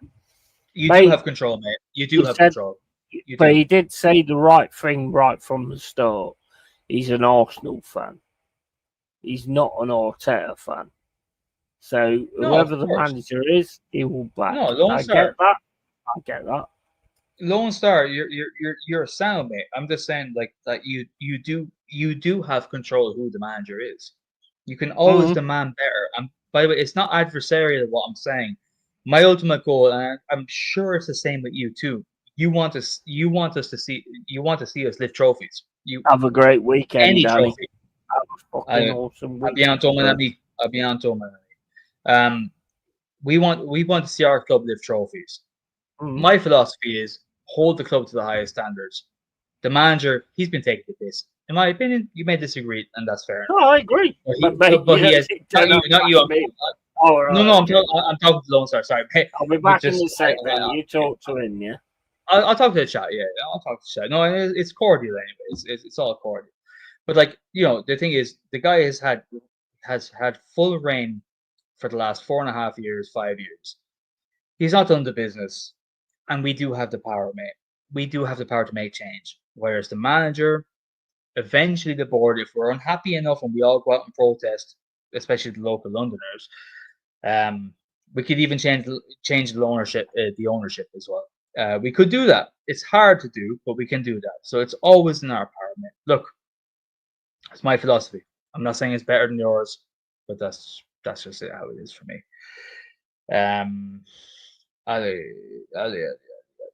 Danny. Big up to you lads. Can't wait for the Prem to start. Yeah, I wish I could say the same. If I was a Liverpool fan, I'd be very excited for the season ahead. No, sorry, just opinions. I accept Arteta isn't everyone's cup of tea. Of course. Yeah, absolutely. And I respect your opinions too, mate. Well done, Oregon Gunner. Yep, absolutely. Props to Oregon. Dal, even. Danny says, see you, have a good weekend. Mama says, take care of Danny. Absolutely. I love Danny Minogue. Yeah, don't we all? Bisou Mama Flossie. And then Lone Star says, Danny 2A and Bell Prune. Come on, bro. Yeah. No, come on. You're both sound. Like, come on, lads. No need for that shit at all. You're both sound. There's no need for that at all. Come on. Oh, what's going on? No. It's not deep. It's not deep. I'm just trying to say it's all good. We're having a good conversation. Last tumbling mug. Yeah, exactly.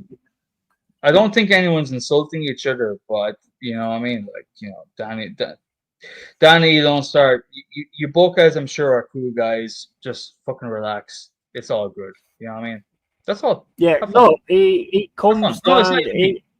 in this channel, right? It comes down to being respectful and being all right with everybody. So that's the way we need to keep it going. You know? Yeah, we're friends here, mate. We're friends here. Yeah, there's no need for any of the rest.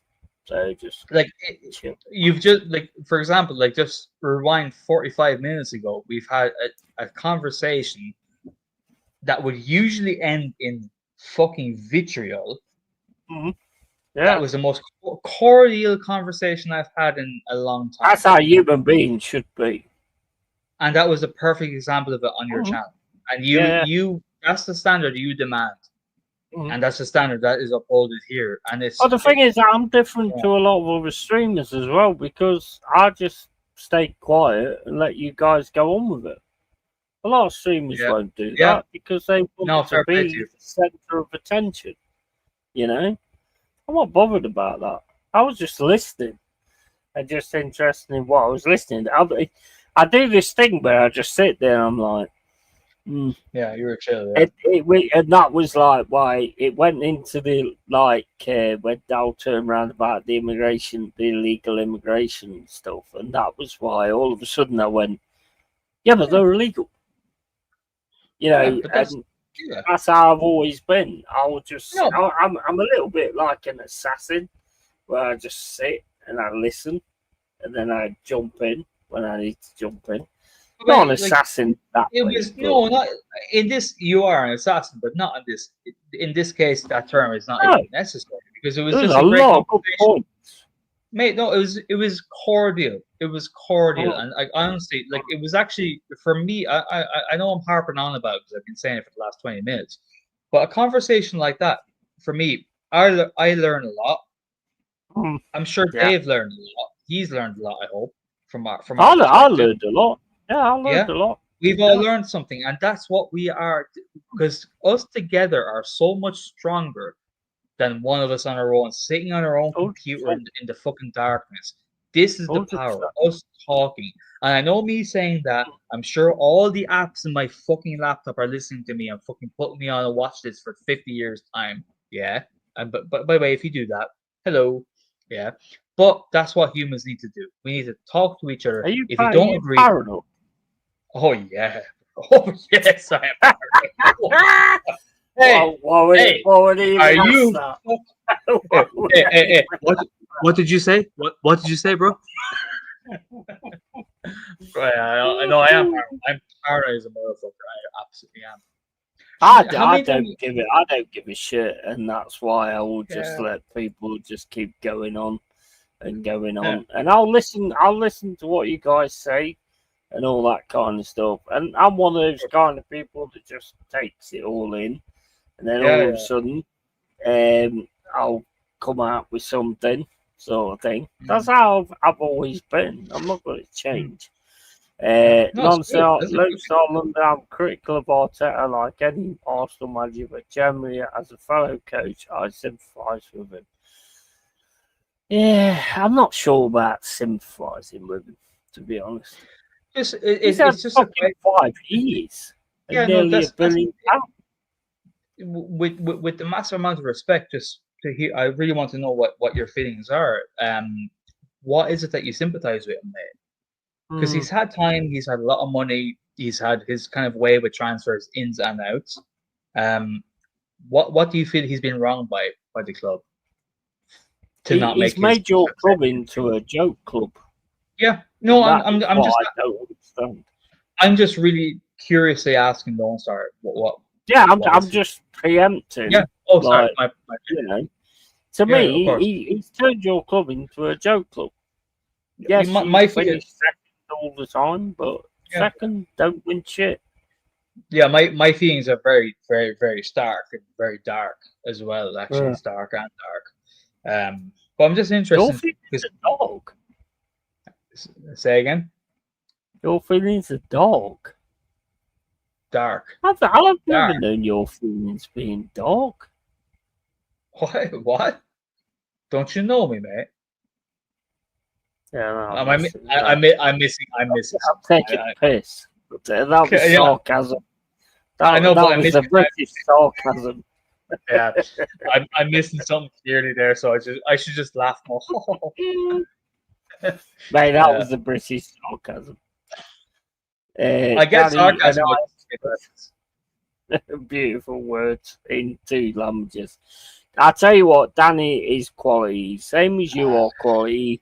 Same as everybody else that comes into this chat and joins this channel is absolute quality. Regardless of this YouTube thing where it puts you number one or number two and all that kind of shit, you're all number one. You're all number one. Does anyone else want to hop on? Have you put the link out in the chat? Maybe someone else wants to hop on. I don't know. Maybe. Mate. Why you getting bored of me? You sound like my jealous ex, bro. Relax. I'm just saying. Does anyone else want to say? You motherfucker. No, just it's a great. This is the platform for people to have their say, and being comfortable Who doing the so. fuck is Central, man?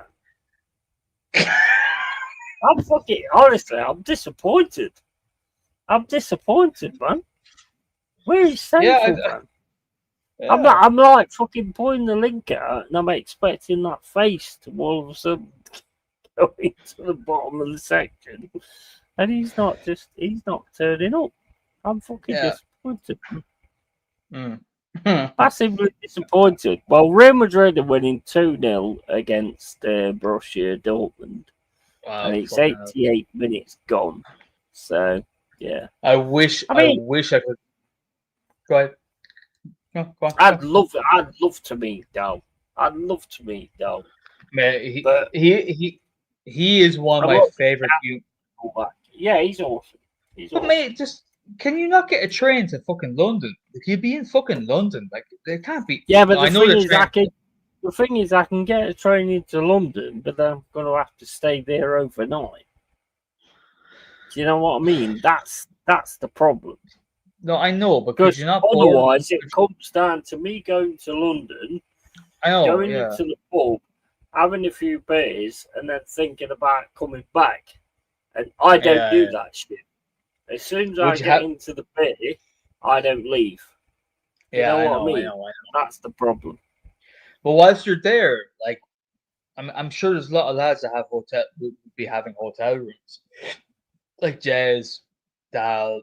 I'm sure, like, I'm probably gonna be like book up with Jez. Sleep on the floor. Sleep on the floor, mate. I've done that. Sleep on the floor, and then get a train back home next day. Freddie'd be fine. Just leave out some food for him. Cats are fucking surviving. Yeah, I think. Mate, I think it would be great crack. It's expensive. It's expensive for me to go to London. No, mate, it would be for me too, and I'm even thinking about doing it by a flight. But I know it is. But like, it'd be a great night if it happens to be one of the greatest nights in your last 10 years. Then fuck it, it's worth it. Like, that's what. What's life worth? Like that's what life is worth living for, mate. Yeah, I mean, it'd be awesome. Absolutely awesome. Hey, I'll push the super chat narrative for the next few streams. Make it go ahead. You know what I mean? It would be absolutely awesome. I'd love to do it. And you'd have a great time too, mate. You'd have a great time. If you can make it happen, do it. But if not, fuck it. You know what I'm saying? Well, when he's in London. I think he said what, the 15th or something? Shit. Oh, I wrote it down. Hold on. Did I write it down? Fuck, I don't think he even saved. No, I didn't. It didn't save. It was in my notes. I think I remember him saying August the 15th or something. Late August, anyway. We can ask him on Instagram after, anyway. I'd love to. I would absolutely love to meet Dal. No doubt Yeah. about that. You know, any Nice. of you, really. I love to Yeah. meet any of you. But it's just Yeah. whether I can actually do it at that time. I mean, I might Just even think not, about it. I might even not be here by then, because What do you obviously mean? my landlord's looking to sell the place, so I might even not be here. Are you serious? Mhm. Really? Oh, fuck's sake. Have You I really, not told you that? You've told me about things with them before, but you never told me about them wanting to sell the place. Well, No, you haven't told since me that. the rat situation and all this, That's that, the last and I've the other, heard. That's what I heard. me having an issue with it, you know, he's looking to sell. So, you know, I don't even know where I'm going to be living at that point. So, Fuck. as much as I'd like to make it a point of like doing something like that, I don't know. Dow's in Yeah. Newcastle, August 12th. Not sure how many nights he's staying. Then he's going Manchester, then London. See, you know, by August, I don't know where I'm going to be. So No, I might even not didn't know that, stream mate. it. Might even not be streaming again because it just depends what happens. Yeah. So I can't sort of plan any of those kind of things, you know, No, fair. before I know Fair kind enough. of what's going on. But I'd love to meet No, all fair. those guys. Yeah, I'd love Yeah. to meet everybody in the chat if I could, but don't work like No, fair. Fair enough. Didn't realize that was your situation. that. But, I don't know. I don't know what's going to happen. I don't know what's going on. So I'm going to have to make my way. If it comes down to it, you got a spare room. I do actually, yeah. Hop over. Do you really have a spare room? Change citizenship to Ireland, mate. Mm-hmm. You have to identify as Fenian though first. You know what I mean? I have to identify as what? Fenian. Fenian. Fenian. You know that term, no? What does Fenian mean? Fucking Irish patriot. That's what that means. Anti-English. No. Anyone who's a Rangers fan might know that term. Anyone who's a Rangers fan or a Celtic fan might know that term. Yeah, that's what Well, if we it are. means a roof over my head, I identify as whatever. You gotta do, innit? Yeah. Fuck me, bro.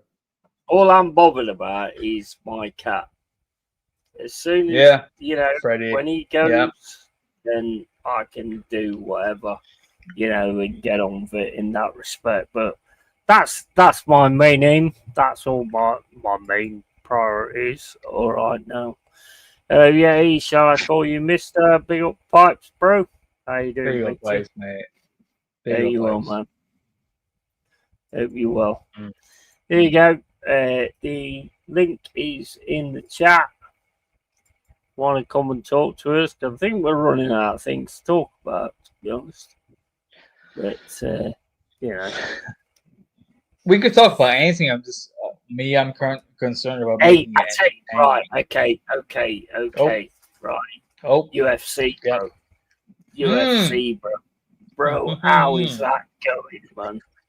Bro, there is such fucking amazing shit coming in the UFC. And apparently, according to MMA Twitter and MMA fan base who know more than we do, apparently the UFC has gone stale. It's gone stale, apparently. No. Yeah. Yep. Nope. Not in a million years has it gone stale. Nope. Mate, exactly. There is such fucking good fights coming up. It's unreal. Bro, I can't wait. DDP versus Hamza Shimaev. I cannot wait for that fight. I cannot wait for that fight. I cannot. Who's that? Diamond Dallas Page. Maybe 20 years ago, maybe. Dricus Duplessis. Dricus Duplessis. What about Forrest Whitaker? Who's he gonna fight? Farsi. Yeah, He's fighting high stability. Have lovely chemistry. We do get on really well. Yeah, we do. Fair. Yeah, we do. He's a brother I've never had, mate. He's a brother Absolutely. I've never had. So Paddy Pimblett against fucking Ilya Taporia. Is that mad though? Because I'm hearing rumors. You see, the thing is though, right? I'd love that to happen, but I'm hearing rumors about Paddy versus Justin Gaethje, which equally is a fucking fast fight. Yeah, he's equally good. Yeah. But if UFC want to make the right fight happen for blockbuster settings and all that, maybe it goes against the integrity an element, I guess. But Paddy versus Ilya would be fucking lit. Imagine the press conference. That's mental. That to me is the fight. That's the fight, bro. That's the fight. Yeah, it is the fight. It 100% is the fight. 100% that is the fight because they've had fallouts before. Yeah, they did. Mate, that is the fight. Oh, bro, I'm balls deep into that fucking beef that they have.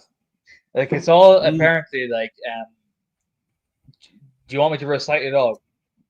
Cut me off if I'm being boring. But basically, how it started was on Twitter. A Georgian fighter called Guram, I think it was Guram Kutaladze, had to go at Paddy Pimblett when he just first joined the UFC. He won his first fight, and he was saying, "Oh, you're a dickhead," or whatever. And he goes, "Yeah, whatever, mate." Like, and he said, "Like, oh, no wonder the Russians terrorized you."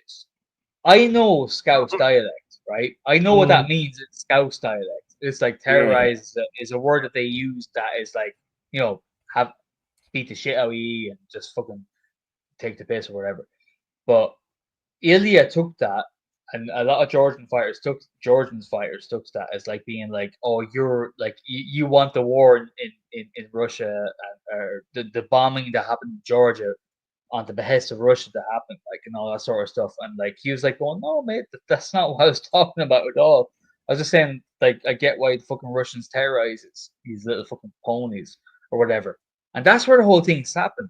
And then Ilya walked into Paddy before one of his fights. I think it was against Jared Gordon. And remember, he was making food for himself, Paddy, behind the counter. And Ilya went up and attacked him with his team. I can remember the story. Yeah, there was like it's so funny, and that's on video, by the way. It's so funny. It's so fucking funny. Yeah. So that's where the whole thing is. Do you want to catch if you want my honest opinion, I mean, look, Paddy surprises me all the time. Yeah, me too. But me too. Ilya Taporia. He's a killer. Just a different fucking animal. Killer. As much as I want Paddy, I mean, look, everybody's going to underestimate Paddy. I don't think you can underestimate Paddy because he's been underestimated so many times. And he just pulls something. Mate, that guy's got something. There's no doubt about it. That guy's got something. Oh, and if anybody can beat Ilya Taporia, then I fucking forgot his name halfway through. But you sound like you sound like Conor McGregor.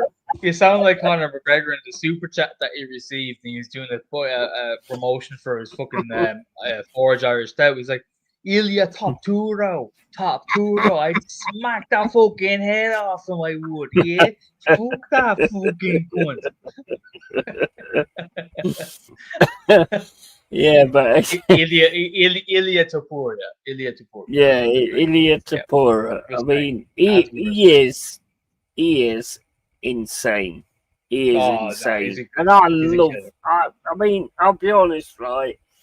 Whether you like football or not, get into the fucking UFC because it is fucking quality. The class, the talent that they've got in that is just insane. It's insane because you look at it and like you look at most sports, like most players disappear from it and there's nobody to take the place. Fuck me. They ain't just taking place, they're taking over. Yeah, You know, literally. like got Literally. fucking that guy that I like, Bullet, Sheriff Bullet, and I was like, Oh, gutted yeah. he got taken out because obviously he's got the eye issue, stuff I think like he's that. coming back. Apparently, yeah, I think he's coming back. Apparently, he's Is he coming back. actually coming back? Apparently, Nice. I've heard a rumor. I will look it up to be sure, but I've heard a rumor he's coming back. I'm going to share Booten Magomedov. I think he's coming back. Sure. Honestly, I mean, this sport is just going from strength to strength. I've got to run. Been a real pleasure. I mean, pleasure. Big up to you. Big up to you, mate. Always take a care, good mate. chat. Yeah. Always give it the big one. Be nice. Don't, be nice. don't work, be nice. but, Be nice to Danny. Be nice to Danny, though. Yeah, Danny is a legend. Yeah, I think he picked somebody to like have a go at and stuff like that. And I think Danny holds his own anyway, which I knew. Oh, he does. Oh, he doesn't. Danny don't give a fuck, mate. Danny's a real French fucking fighter, mate. That's what we held against you. We fucking kept you at bay for years back in the day. You know, the French fighters. But you surrendered though, didn't you? No, we didn't surrender. We fought the whole hell of World War I at our doorstep. But you surrendered. You surrendered to the Germans, so don't even get that shit. When? In World War II. Yeah. In World War II. Yeah. When World War I. You surrendered World War and let them over the border. Okay, Monsieur Anglais, I will explain to you, right? I'll explain to you. The entirety of World War I was fought on French soil. Everyone else was having their fucking pop, and all that, right? Got all you really easy there, didn't I? Right? Hold on. And then got you easy though, didn't I? 20. Oh, I'm triggered. I am triggered. I'm so. You have rattled me, man. And then 20 years later, the war machine from the East comes over, and y'all have your time in your little islands, yeah. And we're sitting here. Big up Michael Chelsea, bro. Big up Michael, man. Big up Michael, man. What's happened to you is fucking disgrace. We want to come on, bro. Do you want to hop on? Yeah. Yeah, the links there, bro. Pop another link in because it goes away, mate. We'll just listen to this French person talk about how they didn't surrender. Mate. Oh, yeah. Oh, mate, you're right. Oh, I wish Danny was still here. Why isn't Danny still here? Danny should be here to back me up. Danny don't need to be here because then he'll retract that 50 fucking euros. yeah, he will. He would too, wouldn't he? He'd have to. I'd implore him to if he didn't. I guess you English are okay. You're okay. You're good people. Yeah, well, I mean, again, you're surrendering. So I mean, yeah, point is valid. Yeah, no. Nah. It's so much deeper than that. I cannot even explain. Fuck you, laughing. That's why you surrendered. Yeah, all right. Yeah, surrender. So easy for you guys. Your little island. And your little island. You know what? I tell you what. I say this right now, right? Over the last few years, the French have fought for things a lot more than what we have, and that's why we're in the situation that we are. Yeah, but unfortunately, yes, I agree with you. But nowadays, in terms of right now, France is gone. It's fini. C'est fini. France is gone. It's over. I think most countries have gone. Yeah, the West is gone, mate. It's gone. Mate, I need to go for a piss. So bad. I apologize for using that crude language. But piss. Bro, if you need to surrender to have a piss, shut the fuck, mate. Yeah. I will fucking come. Don't make us do this thing where we end up fighting each other on a fucking live stream. Oh, you fucking asshole. My granddad died in World War II, right? Fuck you. He didn't surrender. He got shot in the head, bro. Bro, you knew I was going to do that. Of course. I love it. I love it. It's brilliant. It's brilliant. I love it. I've seen a bit. Yeah, 100%. Yeah, so, hey, Michael, bro, if you want to jump on, links in the chat. Jump on, say what you got to say. You ain't banned from here. We'll ban you from YouTube, and I'm on YouTube, but we won't ban you from here. Ever, mate. So, if you've got something to say, go on here and say it. I'm not bothered, bro. Get yourself on Rumble. I'll join Rumble at some point. I'm sure I'll get fucking banned at some point. So, yeah, get yourself on here.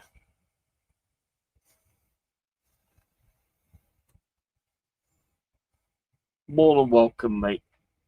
Any of you, anybody is more than welcome to jump on here. I don't call it like a call-in show or anything like that. It just is what it is. It's just a chat thing where we all come in and just say what we've got to say. You know, that's what it is. That's what it's always been. What it always will be.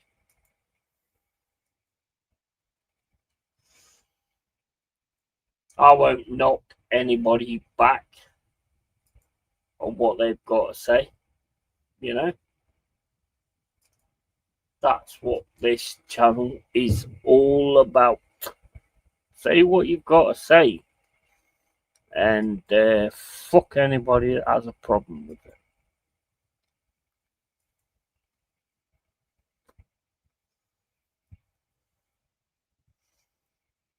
Oh wait a minute. What the fuck? Yeah, I think, yeah, they might. I don't know. They might do. I know, I just heard somebody say something in my head. 3-2 to Real Madrid, full time. So, Real Madrid and PSG final.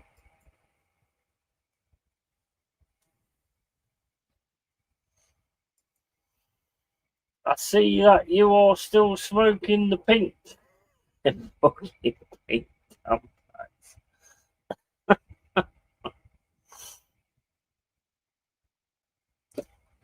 Bro, it is what it is. I'm embracing the pride, you know, and all that kind of shit. This is shy, to be honest. I mean, the strawberry ice one was alright. I like that one. And I looked at it. I looked on the website, and I saw that he had a blackcurrant one, and he had like 5 stars. So I was like, man, this has got to be fucking awesome. And now I've got the blackcurrant one. He's not fucking awesome at all. Not that good at all, to be honest. I can't even taste blackcurrant. I get like a little bit of blackcurrant, and then it just sort of like disappears because they're all called ice. Strawberry ice, blackcurrant ice. I don't want fucking ice. I just want blackcurrant. Am I wrong in wanting that? It's a fucking disgrace. Don't ever surrender to your wants, mate. Don't ever surrender to your wants. I'm not French. I will never surrender to anything. Okay,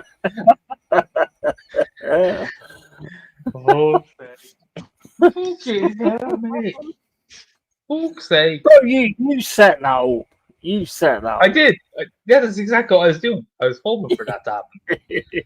Yeah. I take it on the chin. What do you think? I mean, look, I was watching that 317, was it?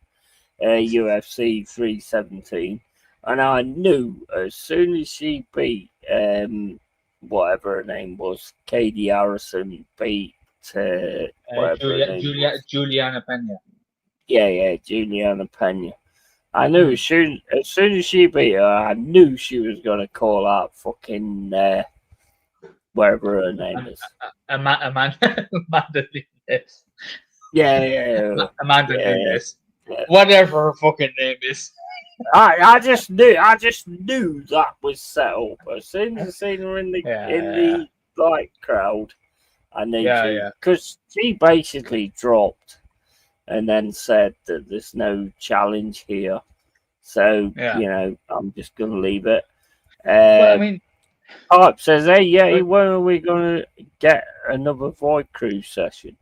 Probably tomorrow, bro. Probably do one tomorrow if we can." But yeah, I mean, bro, look, you've got to know that they set certain shit up. Of course, they do set certain shit up. You know, like Masvidal with Edwards and all that. There's certain things that proper get set up. But even with Ilya and Paddy, the way Paddy stormed the cage, Paddy is not next in line in terms of rankings to face Ilya. No, he's not. He's not. No, it's Armin for shooting his shot. Oh, for sure. No, I don't. Yeah, absolutely. Don't blame the hustler. Absolutely not. But Armin Sarukian should be fighting Ilya next. But because apparently Dana White was saying that Joe Rogan shouldn't have pushed Paddy to come in because that was all Joe Rogan. Joe was like, "Is Paddy here? Bring him in." And Dana said "Oh well, he shouldn't have been put into the cage." But I'm like, mate, if you want to make money, this works in your favor. Paddy he's another Conor McGregor. Totally. You know, in terms of it just makes sense. Yeah, totally, absolutely, totally. In terms of, I think Paddy will beat him. I don't. That's going to be a tough one, man. That's going to be a tough one because I tell you what, though, I don't like Ilya Topuria. He is a fucking amazing fighter. He's a killer. He's a fucking killer, man. In close quarters, his boxing is just ridiculous. He's insane. It's like Tyson. It's similar to Tyson. You get close to him, he just has these short. He even though he's short, he just has these short, windy punches that he just catches you on the chin. You're gone.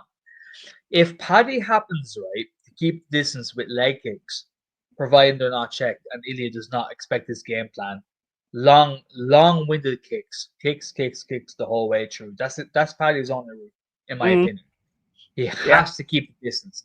If it gets close, it takes one shot. I know he says Scousers don't get knocked out, but that's bollocks because everyone can get knocked out by anybody. Anybody can get fucking fast. Everybody. Yeah.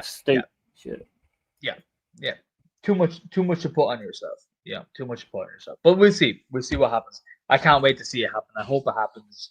It's a great fight. It's like McGregor versus Nurmagomedov in terms of the hatred and all that sort of stuff, which the UFC needs that.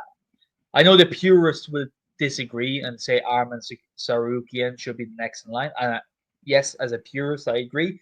But for the sake of the theatrics of the sport, it's what makes money. It's what makes money, and that will make money.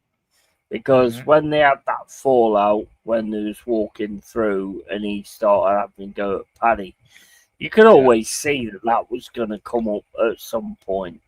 And I do think Paddy is special. I do think he's got something about himself, but I think he needs to work on it and keep going through a few fights before he kind of takes that one on. But then again, he might prove me wrong again. You know, who knows? As I don't like Scousers. I don't like the way they talk. They talk like fucking idiots. I like him personally. I like him. Me personally, I just like him. But regardless of the fact, it's a really interesting fight because it almost goes back to the very bare bones of the UFC. Ilya Topuria is a clinical fucking killer in close quarters. If you can keep the distance, though, who knows what can happen? If Paddy can keep chopping that leg and throwing up high kicks, because he's a big fucking. I would try and take him down. Yeah. Well, I would go for Paddy's jiu-jitsu is amazing. Paddy's wrestling jiu-jitsu is incredible. But every fight starts with a feet. So let's see what happens. Keep the distance. He has to throw leg kicks, high kicks. If he kicks takes him mass. on the feet, if he takes him on the feet, I don't think he's got that in him. To be honest, I think if he tries to take him down, I think that will make a big difference. Mobbo says people are saying Arsenal covered up the party situation. They just couldn't do anything legally. Greenwood was charged, but party just allegation. Yeah, but they're still part of it. They're still part of it. I mean, the party thing for me is like, I think that when Party came back after house arrest, was like, well, he's at Arsenal, so he's not going to skip the country. As soon as they got rid of him, that's when they've done what they've got to do. And they should have done that before. And Arsenal knew about that. There's a very daunting clip of Mikel Arteta being asked by a reporter on a European away game this season. You go, oh, like what was Partey's injuries?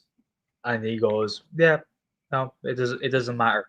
And he's like, oh, so it wasn't serious. He goes, no, it wasn't serious. He'll be okay next weekend. They knew. They all fucking knew. He was on the fucking house arrest. They knew. They fucking knew. Yeah. So why did they wait? Why did they wait? Because they could. Because they could. Yeah? Because they fucking could. And yet I swear to God, right? I'm so sorry for being passionate about this because this has been wrecking my head for the last few days since I heard that news. No worries. Everybody in this club, everybody from ownership, board, managerial position, fucking coaching staff, anybody. If you fucking knew about this, get the fuck out the club. Get the fuck out now. I do not care if Manchester United got away with it with Greenwood. I do not care if Benjamin Mendy from Man City got away with it, whatever. I'm told we're a classy club, yeah? We're a classy club, apparently. Classy club, Arsenal. Yeah? You're doing that with a smirky nature and smirky replies to journalists from our fucking cunt of a manager. And I apologize for using that word, but he absolutely is that. He is a arrogant piece of shit, is our manager. He looks down at all the fan base like they're a piece of shit because they suck his fucking bollocks, is what they do. So I don't blame him personally for that because we make it easy for him. He has said in a press conference when someone was asked about where is Partey today, what's his injury? Oh, doesn't matter. Don't worry about it. Oh, he'll be back for the weekend. Yeah, he'll be back. Look it up on Twitter, mate. You'll see it. You'll see it. You'll see him say that fucking clip. It's disgusting. I don't care. Listen, I'm not one of those people to hype into fucking accusations and all that sort of stuff. I'm sorry though. Five charges of rape. Fuck, I shouldn't have said that on YouTube because apparently you can't say that on YouTube for some reason. It's stupid. It's stupid. I apologize. Fucking sexual assault or whatever the appropriate term is. Jesus Christ, right? But he's been accounted for 5 charges of that shit. Yeah, 5 charges of it. Mate, I'm sickened. I'm embarrassed to be an Arsenal fan. Embarrassed. I'm embarrassed by it. Because that is the worst crime you can do. I don't care what anyone says. That coupling with, you know what else in a similar vein is the worst. I don't want to keep going because, like, I already said the wrong word. That YouTube it's fucking disgusting. It's fucking disgusting. Yeah, and it's like you guys, like your Arsenal, not you, but your Arsenal team knew exactly what that was all about. Yep. If you want my honest opinion, the police thought that, like, why he's there, he's not going to skip the country. And then as soon as you release him, they thought, he could skip the country, so let's do him. I'm like, that is disgusting. That is fucking disgusting. And all that fucking management knew exactly what went off. And that says exactly what they're all about. The players it won't go anywhere though. It won't go anywhere. No. It will not go anywhere. Again, it will be swept over the carpet. You know. Even if it meant even if it meant our club, my club was held accountable for that examples, that we just mentioned, I'd be happy to take that on the chin, even though it's swept under the rug. We've had countless cases like this. The examples I listed earlier. I would be happy if our club took a massive penalization for this, massive penalty for this sort of stuff, point deduction, whatever the fuck it may be, and a mandatory sacking of whoever the fuck knew about this sort of stuff, including the players too. Because the players even knew. It goes down to the fucking grassroots. Of course, the players knew. They're in their dressing room. They're in the dressing room with the guy. Of course, they fucking knew what was going on. They would have asked the question. Look, don't get me wrong here.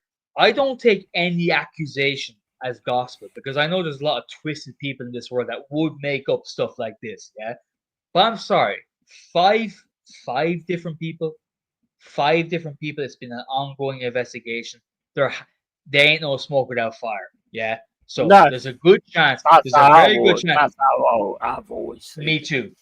There's a very good chance there's never no smoke without fire. I agree. There's a very good chance this motherfucker has done at least that once to one person, and that's fucking enough. That's already enough.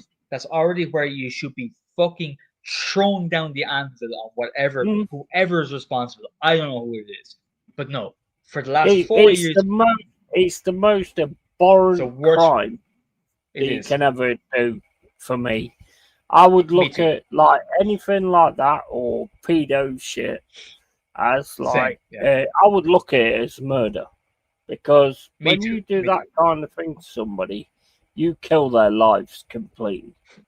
You and totally everyone around kill them. their lives. You know, Mob Boss, big up, bro, big up, Mob Boss. We need more grand specialists in UFC. The crazy thing is only 2 to 4% of cases get charged, but 50-60 get convicted, supposedly. We'll see the trial. To me, he has done it, I would say. I always go on my gut feeling and my common sense, and he's done that. The woman named everyone at Arsenal, she's told, we'll have to wait for the trial, though. The woman had some contradictions. Yeah, but there's 3 of them. One of the girls is supposedly his ex-wife he turned down in marriage. Yeah, but, I mean, when there's 3 people, I get when, like, it's a one-off. But it's like, you know, when there's 3 people saying the same thing, that kind of makes my spidey sense tingle. As a fan of, as an unfortunate, I would say, an unfortunate fan of Arsenal Football Club, my issue right now is the fact that this has been going on since 2021 or 2020, 2021, 2022. And it should have been dealt with at that point. Yeah, it should have been. Indeed, it should have been. This has been going on. These accusations, all this sort of stuff, whether he's guilty or not, we don't know that. We weren't there. Of course, we don't know that. But the thing is, those accusations were there. He was played in. We had our manager making excuses for him, not playing him in away games in Europe, and making excuses. Oh, he's injured. Yep, he's injured. He's injured. Oh, Mikel, what's the injury? Oh, well, yeah, that's for me to know. Oh, Mikel, you're so clever. He was under literally the whole season. Yeah, literally. Yeah. I'll be back in 1 sec. Okay. I'll rant away, mate. I can keep talking for days. But like, that's my big issue. You know, when you have this, the entire thing that's pushed on us as Arsenal fans is that we're a great club, we do everything great. Yeah, but other people are winning trophies, but you know, we're classy and all that sort of stuff. Well, we ain't classy now, are we? We ain't classy now. So that moniker is gone. It has to be gone. Regardless, because either way, during those accusations, our club knew about it. Our manager was making excuses for it. He didn't play Thomas Partey in away games in Europe. He made excuses about his injuries, made up injuries, fake injuries for him. Yeah. And it's disgusting. It's absolutely disgusting. So clearly he knew. He fucking knew about it. Whether he's guilty or not, it doesn't matter. He lied to us. They lied to us. So I don't know, guys. At this stage, despite the lack of ambition that we have as a club, everything else going around it's. I tell you one thing. It's you're either very deluded or commendable for being an Arsenal fan. If you're going to follow them next season and watch every game that they do, fair play to you, because you're either fucking crazy or you're very, very more loyal than I am, because I can't do it anymore. Lads, I'll be honest with you. And this is coming from someone. I'm not a blow-in fan. I've been a fan of the club since I was 5 years old, give or take. 5 or 6, maybe. Yeah, so there we have it. If anyone wants to put something in the chat, I'll chat to you. There's a link in the chat, so hop in if you want to talk. You know what I mean? Yeah, the link is still there. Hop in. Say hello. Be nice to talk to you one-on-one. Where are we at? Mob both sound systems are fucking brilliant, by the way. I don't know if it's any relation. People are saying that Arsenal covered up the party situation. They couldn't do anything legally. Greenwood was charged with party, just had allegations. Yeah, no, they couldn't do anything legally, but still, they covered it up, though, mate. We need more ground specialists in the UFC. Yeah, it'd be nice to see that again back in the old days, like a Hoist Gracie 2.0. We were hoping Cron Gracie would be that thing back about 5 years ago, but he just didn't perform well. The women named Arsenal. The women named everyone at Arsenal. She told. We would have to wait for the trial, though. Of course, the women had some contradictions. Yeah, I'm sure. One of the girls supposedly is his ex-wife. He turned down during marriage. Yeah, no, look, I'm sure. Look, deep down, it's all fucked up. My issue is that the club knew about this going back 4 years ago, and they were making excuses for him, blindly lying to the club, to the fan base. Excuse me, and that's where I draw the line. Whatever. These could all be false accusations. It's very well possible it could be happening, but the club went, no, he's injured. He's injured. He's a leg strain, I think. I don't know. That's why he's not playing in Spain. You know. Fuck you. Big up, guys. How's everyone going? You're out, Carl. Michael. Hey, Michael. What's the crack, you brilliant Chelsea fan? Introduce you, you fucking ignorant prick. The only Chelsea fan I like, Michael. You are. You know that. You know what I mean? Yeah, there's shame there's not many people out there, Carl, that agree with you, brother. But yeah, this fucking platform, man. I mean, I put up a video yesterday, a rant about YouTube, and then it got took down after 4 hours. 4 hours. And this is now the third account. So yeah, I mean, I'm not paying 14 quid to StreamYard at YouTube every bloody week if they're going to do that to me. You know, fuck them. Yeah. Well, what happened, Michael? If you don't mind me asking, like, what had you banned? Because every time I hopped into your stream, you seemed like you're just doing good content, sound content. What did they say that you got banned for? Oh yeah, they spin some jargon about it being a spam, deceptive practices and scams. Yeah. Right. But why do these people never speak English? Cal? It'd be too easy, wouldn't it, mate? Yeah. Just why can't they give you like a file of what exactly you did? I mean, to turn around and say it's a scam and all that kind of stuff, they've got to have some evidence for that, surely. It's ridiculous. Yeah. It's this bloody club. It's this bloody fan base. It's the ownership. I mean, so a fucking joke. I mean, we are going down the road that Arsenal have been down that road for what? Almost 20 years now, and we're going on that same path. And I saw your video earlier, Yeti. Igor Jesus, great player. That is a good move for you guys. It really is. 100%. God, I mean, you've got a signing what's actually better than ours. I mean, I can't remember the last great signing that we've had outside of what? Palmer or Caicedo, maybe. But 2 signings out of bloody 60 odd. It's fucking piss take. Bro, I mean, fucking hell. That's hilarious coming from a Chelsea fan. You're signing players left, right, and fucking centre. Yeah. And I thought, we're going to get to that point where we've got a massive amount of debt. We're going to sell players that are better than what the Palmers, the Caicedos. I mean, they're going to end up going for big money.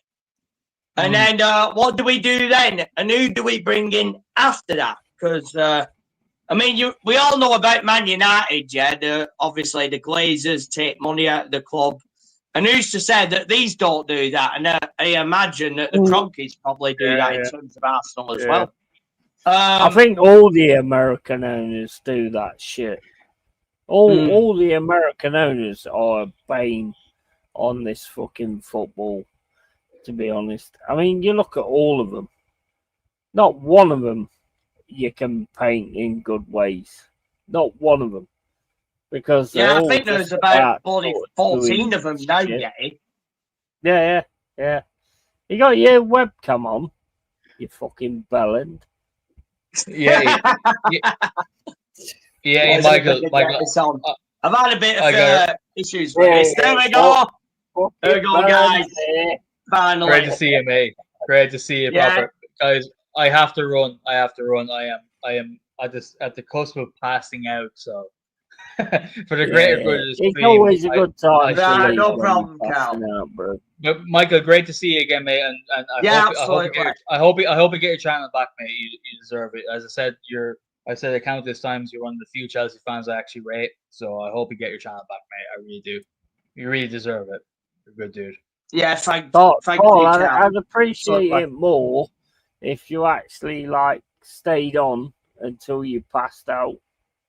Would you? Okay.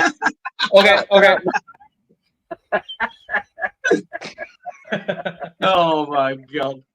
Do you imagine that if you had people staying on? Of course. The one Irish guy on stream passes out from alcohol. Yeah, of course that would be weird to think about. Don't make it about Irish. I'm saying everybody. Fuck you, mate. Fucking racist. Oh my god. Look, guys, have a great combo. I love you to bits. Catch up with you soon. Yeah, love. Always love, man. Always love. Love is. Yeah. Catch you later, man. Big old fella. Jesse Joy, if you want to come on, jump on, bro. I'll drop the stream in the chat. Yeah, man. I mean, have you sorted out the Rumble thing? You've got I'll be getting the premium this week. It's only $9.99 a month. So that's not too bad. Much better than paying 14 quid every week on StreamYard. I notice you're on StreamYard now because you've been on a few different ones, haven't you? I went on StreamYard. I think I'm going to be dropping it at some point because it's it doesn't offer me anything apart from sharing streams. Here's Mr. Joshy J. Oh, right, boy. Big up Yeti, big up Michael, and thanks for having me on Yeti. I'm looking forward to finally getting on your channel. You've been wanting to chat for a while, haven't you? Absolutely, bro. Absolutely. Love everybody in that respect. Everybody that's trying to fucking get on channels and stuff like that. Always love, always respect.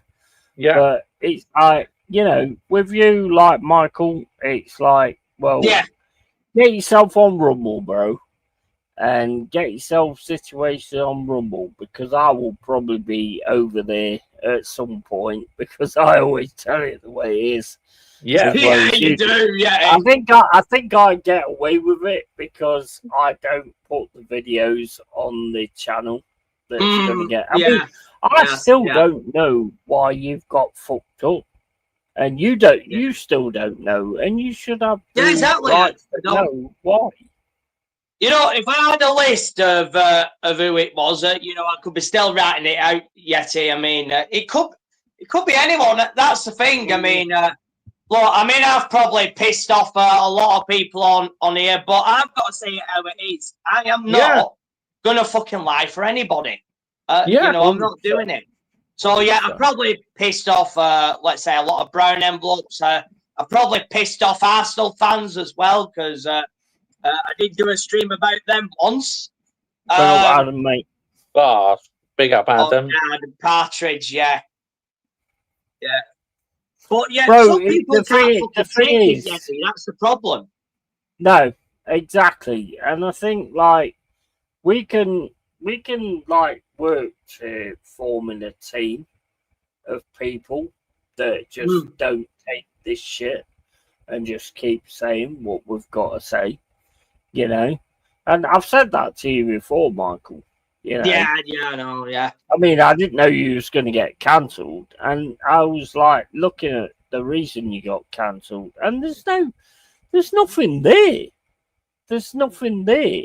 Prove why and what you did. Yeah, I mean, he says scams. He says you were doing scams. The fuck does that mean?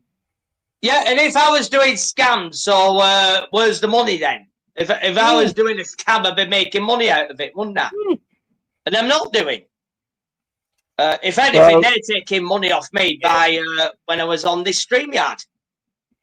I think basically what you've got is you've got done.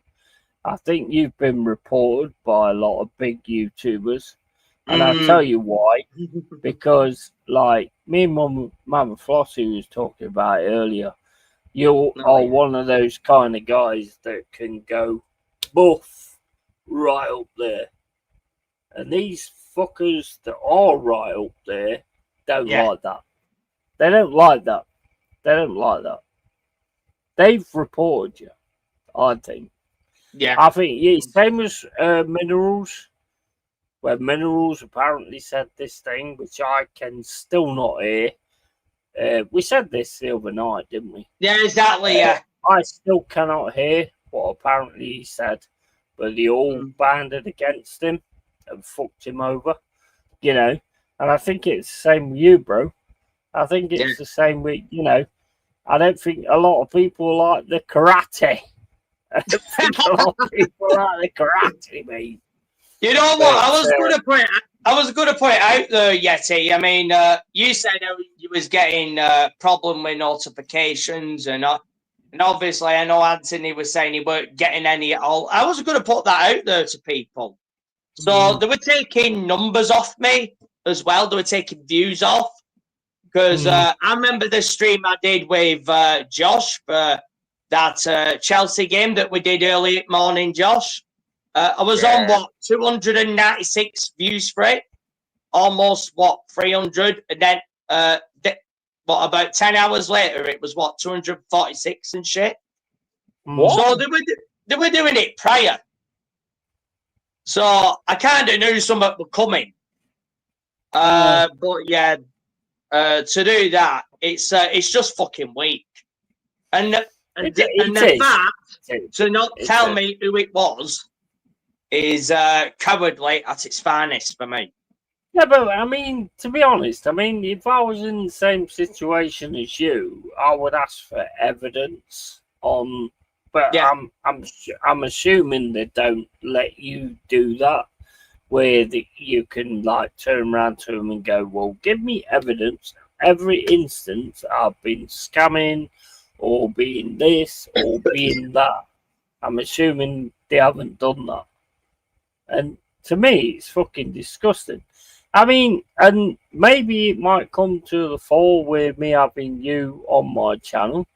Might be a thing. I don't give a flying fuck. Nah. You know? Yeah. Yeah, look, the fact that they could do it sneakily and they don't tell you who it is just weak.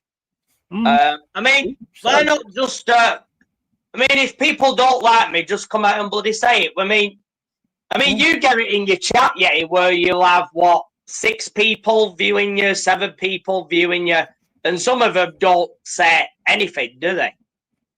You know, Six in the people. comments. 6 people. I never get 1 person in my chat. I'm not sure where you've seen the other 5. Yeah. Yeah, I mean, I remember one of your streams. I think it's where you said "fuck off," and then a number Wait, went I down, don't give. and then went I up. don't give 2 flying fucks. I'm exactly the Yeah, same I know. as you. Absolutely. Yeah, it's a fucking joke that you can't say what you want to say about your football club. Yeah. I mean, I'm not. I mean, what do people want me to do? Lie about it and say, "Oh, this player's amazing," that I've never fucking watched. I mean, what are we doing? No, I'm not doing that shit. Never. It's bollocks, bro. It's fucking bollocks. And as soon as you speak out, you get shut down. But anyway, Joshy J, how you doing, bro? Yeah. It's good to have you on my channel. So how are you, thank mate? you, Yeti. Much appreciated. Yeah, of course I've joined your WhatsApp group now, Josh, as well, haven't I? Yeah, Michael. Yeah. It's, I think this thing is the same way as life. It's like certain people will make it because they're little fucking pansies and they'll just go with anything.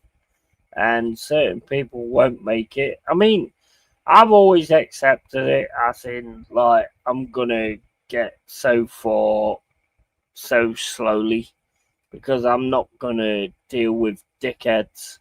So as soon as the dickheads come in and start giving it, I'll give them back.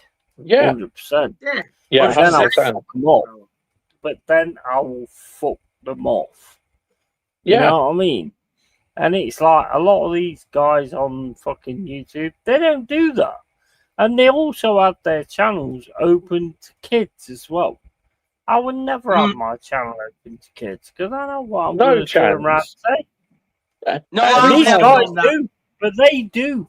They have their channels open to kids. And Madness. Absolutely madness. But it's like, I never have my channel for kids either. Like, every time I upload a video, I have to select no, it's not made for kids because my content's not made for kids. It's for adults. And I'm speaking the truth about Manchester United, the situation, and I think, and that. You know why they do that for kids, Yeti? It's because children are the most vulnerable. That's what Absolutely. Absolutely.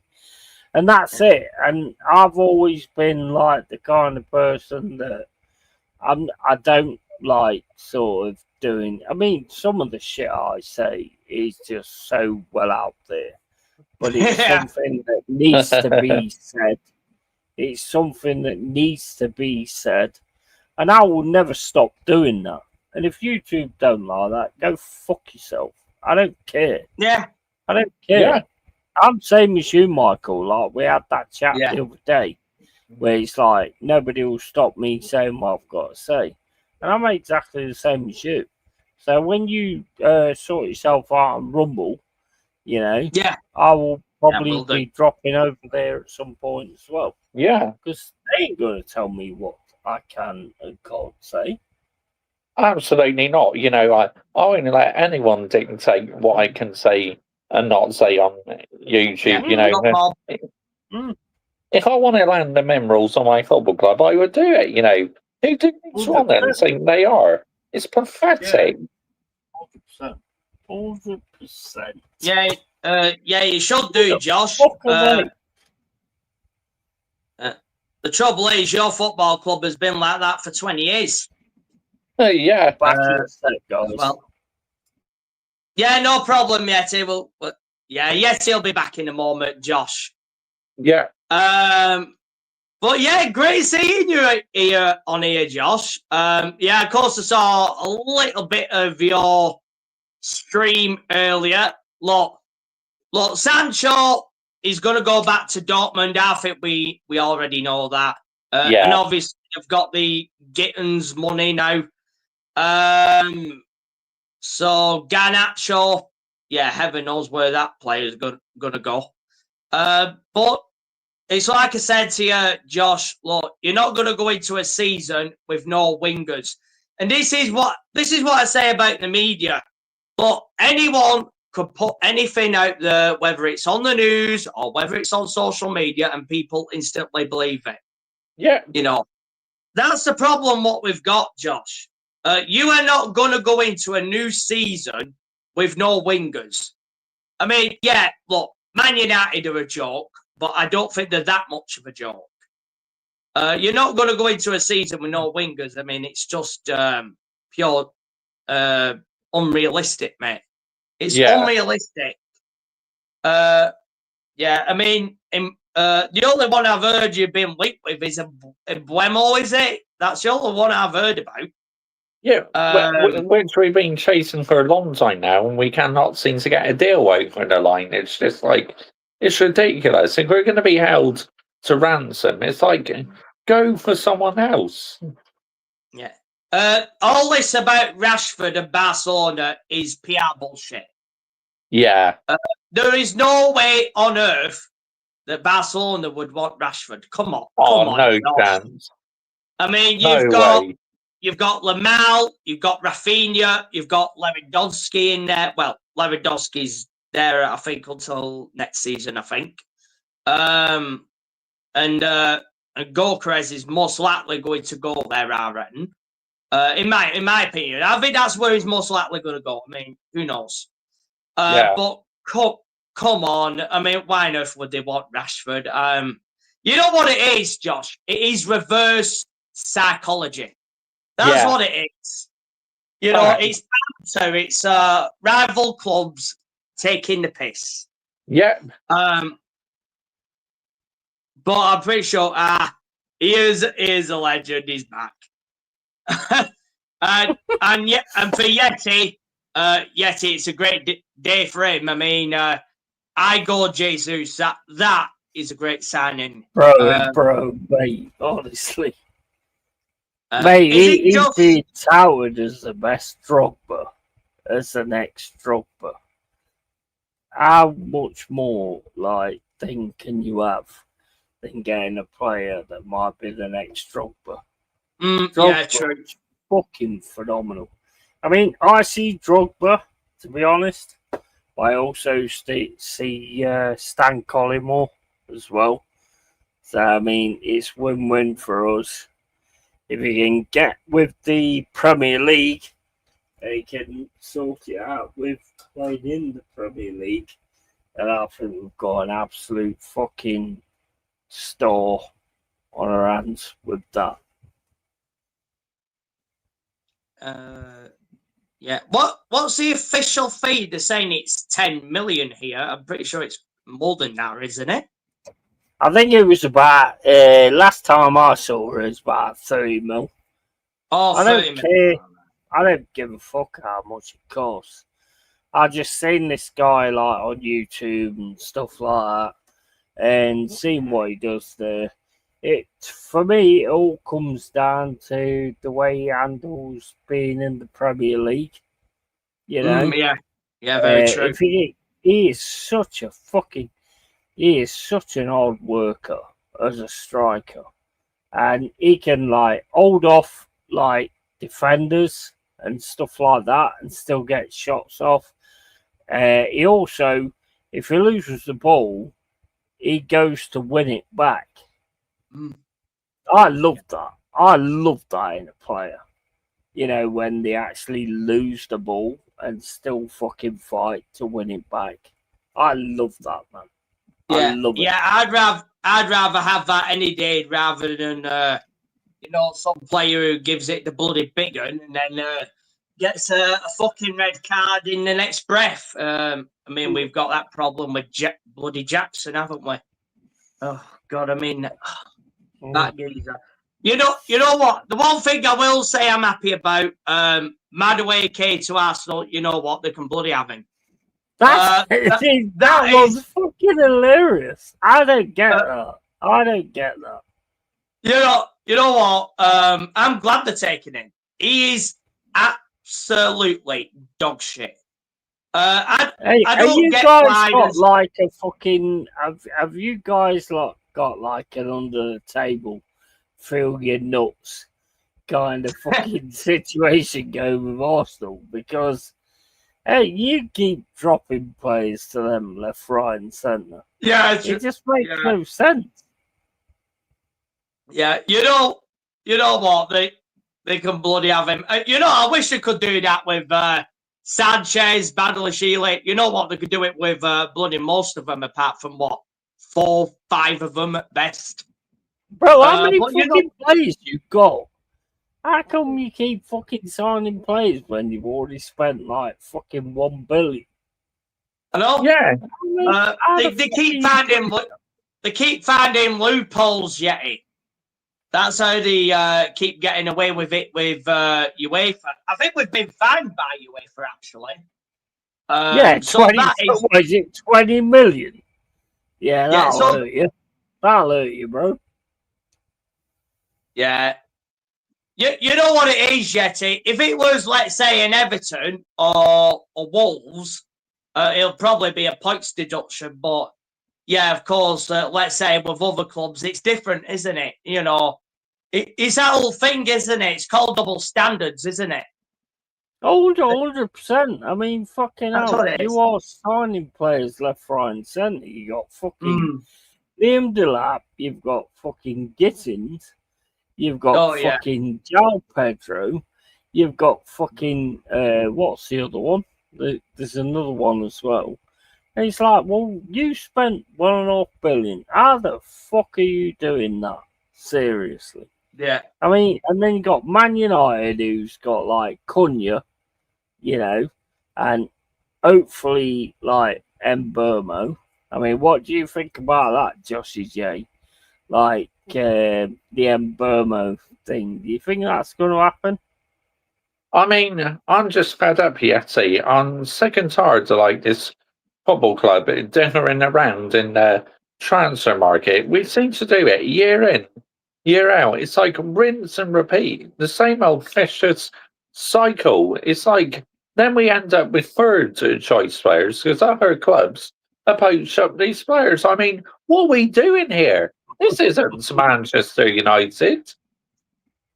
I've never in my life known. I mean, I've always had massive respect for Manchester United. And the shit you're doing nowadays just does not make no sense to me at all. We're down to 0 viewers. I think that's down to Michael Chelsea because obviously he's on that channel. Let's fucking kill that channel. Or whatever. I don't care, bro. You'll always be on with me. I don't give a fuck what they same. 100%. I don't give a fuck what they've got to say. You'll always be on with me. Yeah. You know what? I'm going to say thank you for all the support that you guys have given me, you know. 100%. You know, I always just think, what if with these things? I mean, if they told me what I'd done wrong, maybe I could have rectified on that. But they don't even give you a fucking reason, do they? On but the thing is, they should have to give you a fucking reason. They should have to give you a fucking reason and show you the point of what you've done, because it says like scams and doing fucking things that what was it? Fucking changing people's minds or whatever. It was different than that. They should give you a fucking reason. Anybody that gets done in that respect should be given all the respect of what they're talking about. Yeah, They haven't thanks. given nothing like that. But the thing is, like, Michael Geezer, you were playing video clips, right? Like these funny video clips. You're doing it for a long time and you didn't even get copyrighted, did you? So it's like... No, I didn't. No, I haven't. Yeah, it's weird, mate. It's ridiculous. I think it's... I mean, I said this to you the other night. Yeah. I think it's down to the bigger channels that you've ripped apart and had a go at. The Carefree Lewis, the Maltese, or whatever his fucking name is, Malteser. All those guys. I think that basically they can't do a channel and go, Michael Josie is a piece of shit and all this, that, and the other, because they've sold out. So they can't do that. That's they can't talk like that. So the only thing they can do is report you. It's same as Minerals. I think you've been treated exactly the same as Minerals. And they've all sort of turned their backs on you, you know. And it's just fucking ridiculous. I mean, I listened to that fucking audio that people say that he says the N-word, and I still can't hear it. I cannot hear that word. So I don't know what's going on there. But you've obviously become, bro, you'll always be a bro of mine, you know, and I will always invite you on the channel. I don't give two fucks what these cunts say. Yeah, absolutely same, Yeti. Yeah. You know, and I've got to say, you know, all the support that you guys have given me, and you, obviously you, Josh, I know you did a stream on that the other night. And seeing all the comments of support, you know, was unreal. I mean, I wasn't, let's say, expecting it, but you know, all the guys that were in your chat, you know, whether it was Mob or F1 fans, CFC, and all the other guys who were in your chat, Josh. I mean, it was. I just want to thank all of them for their support, and I wish I could have done. I wish I could have bloody commented at the time. 100%. But yeah, they didn't even YouTube didn't even fucking give me that to do that at the time. Michael, you could take this shit over. You could take this shit over. The way you are, yeah, I agree. You're an awesome fucking streamer, yeah, and you could take this shit over. And I think that is where you've come undone, because you could absolutely take the shit over. I could do that as well, but it's like, you know, there's only going to be certain people watch me, and I only want certain people to watch me, to be honest. Not interested in the ones that are turning around and going, oh, you know, we ain't talking about, yeah. Fuck off, you prick. Yeah, it's like, get out there. Exactly, Yeah. I will always handle them in the way that I handle them.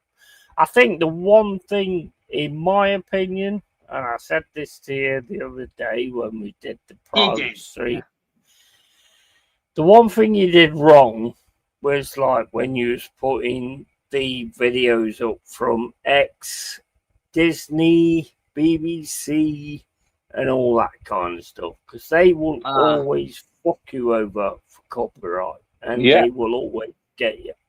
100%. Yeah, they will. Yeah, that's true, yeah. And I did fucking tell you, young man. I did fucking tell you, young man. Being Brian Clough, I didn't fucking tell you, young man. You didn't listen. Yeah, look, yeah, that he was a legend in the game. Shame I never witnessed Brian Clough, obviously, you know, after my time, but I mean, Nottingham Forest, you know, I mean, you finally got there back in Premier League. We're Nottingham Forest in League One as well. Did they drop into League One? Yeah, we did. that was when I was always going. I was always going in the Championship, and I was always going when we dropped into like League One. And afterwards, it just became too expensive for me to go. So, I was watching it and stuff like that. But, that's kind of where it I mean, I would look, everybody turns out to me and says, oh, was you there when you won the European Cup? No, I was 7 years old, mate. I mean, nowadays, maybe my parents would have let me go there. But, we have different kinds of parents nowadays. So I wasn't there, no. True. But I read about a lot of it, and I did meet Brian Clough a long time ago in the city centre when I was coming back from work.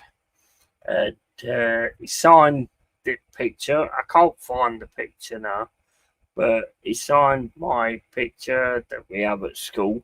When you get a picture at school, he signed that. And I went over to Stuart Pearce. I said, can you sign my picture? And he said, no. And Cloughy came over to him and he said, you sign every fucking fan's picture. You don't turn that down. And he did actually sign that picture. I don't know where it is now, but, I did meet Brian Clough. And Brian Clough was one of those kind of people that when I met him, you could see how he got respect from the players and all that kind of stuff. Because I was always like back in the day a very disrespectful, not disrespectful, but I find it hard to respect somebody. But you know what? As soon as I spoke to that guy, it was 100% respect. Anything he asked of me, I would have done. He was such an amazing guy. There's no, I mean, I can understand when the players say I would have ran for a wall for him. I can totally understand that because I was always an unruly kid. But when I was talking to him, I could see that he just had this charisma, this thing about him that will make you do whatever he said. Yeah, and that's what you would want from your manager, and we don't have, let's say, much of that now. No. Well, but Mourinho modelled himself on Clough. Yeah, and very true. You can see it. Yeah. Yeah, especially let's say press conferences and media and all that stuff. Yeah. Because most managers today, I mean, most of them are wet flannel, aren't they? That's the problem. Yeah. But that's what I suppose we were lucky in terms of that sense. Obviously, there was Mourinho, there was obviously Conte as well. No, pardon me. Tuchel as well, but outside of that, there isn't that many now yet. It's all about do as you're told. I mean, look at what this ownership have got in. I mean, Jellyfish Potter. I mean, that was never going to bloody work out. I mean, for me, as far as I was concerned, Southgate's bloody twin brother.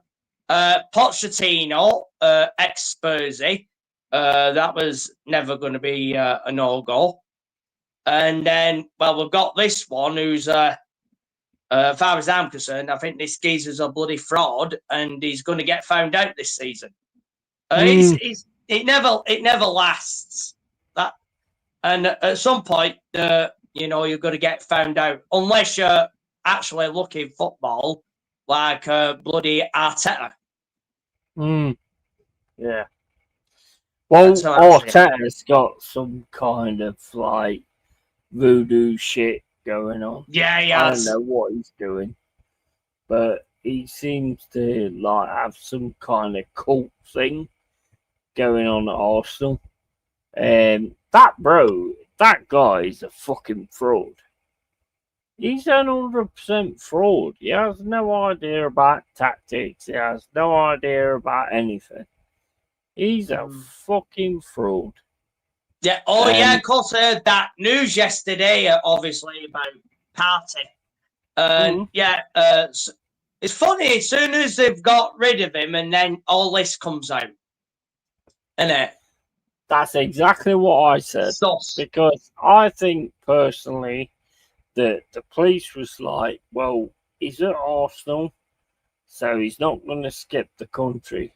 Then as soon as Arsenal get rid of him, it's like, right, now we need to get him. Should have fucking got him before. Fucking ridiculous. Yeah. Should have done it before. But yeah, they're all in on it. It's a bloody system, this whole thing. I mean, if you're famous, they'll let you off for a certain time. And then as soon as you're not in, let's say, playing for a certain club, that's when they get you. I mean, we saw it with obviously Mendy as well, Man City as well. The whole thing with Mendy. I mean, whether it's true or not, obviously that's another matter. I mean, there are different cases, but I mean, come on. I mean, if they all knew about that shit, I mean, they should all be rid of something. But you know that's not going to be the case. I mean, they'll come out saying, "Oh, but we didn't know there was such a situation like this." This is what they do every single time. I heard, obviously, I heard Carl talking about it before he came on, and you know that they all just. It's all a cover up. They'll just want to cover each other's backs. That's what it is, yeah. Yeah. They all know what they're doing. 100%. I mean, and like this is going to be very controversial, but I don't care. But it's like the Diego Jota thing with his brother. You're fucking speeding down the road, and you're trying to take over a car, and then your tyre blows out. Why are you fucking going at those stupid speeds? Because if you look at those fucking pictures afterwards, right, all you can see is a wheel. Can't even see a car. And these players need to understand. Look, why are we making cars that can go faster than speed limits all around the fucking world?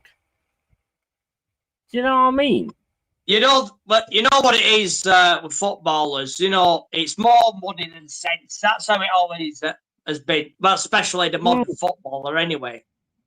It's money, and there's that famous saying, isn't there? You know, money is the root of all evil, and of course it is. Yeah, of course. You know, that's the case in terms of this. And all these people are doing videos on it. Oh, it's sad and all that and the other.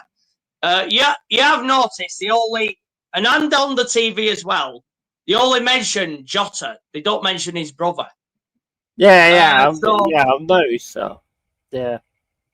Yeah, so why is only one person mentioned, and yet it was actually two people who died in that incident? I mean, it's tragic. It is tragic, but at the end of the day, if you're going to speed around places with your car, then that's always going to be a possibility that he's going to fuck you over. My joke, as I've always said with my channel, I'm always going to keep it real. Whether people like it or not, I don't care. I'm always going to keep it real. And it's like, well, if you're not going at those speeds and you get a tyre blowout, then you ain't going to pass away, are you? You know? No. I know it's sad. I know it's sad. I get that. It's sad. It is sad, 100%. But sometimes you buy a lottery ticket and play the wrong number, and that's it. Yeah. You know. You know the thing is with all this, and obviously it's everyone's talking about, let's say, obviously death rather. You know, this is the thing, yeah. Most people out there do not bother with you, and then as soon as, let's say, someone's died or passed away, and then there's an outpour of emotion. You know, it happens every time. And it's for views, and it's for likes, and it's for views. I mean, it is. There were so many people that put in their fucking titles because they knew that people was going to go on YouTube and put in Diogo Jota and then find their fucking channels. That to me is fucking disgusting. It's fucking disgusting.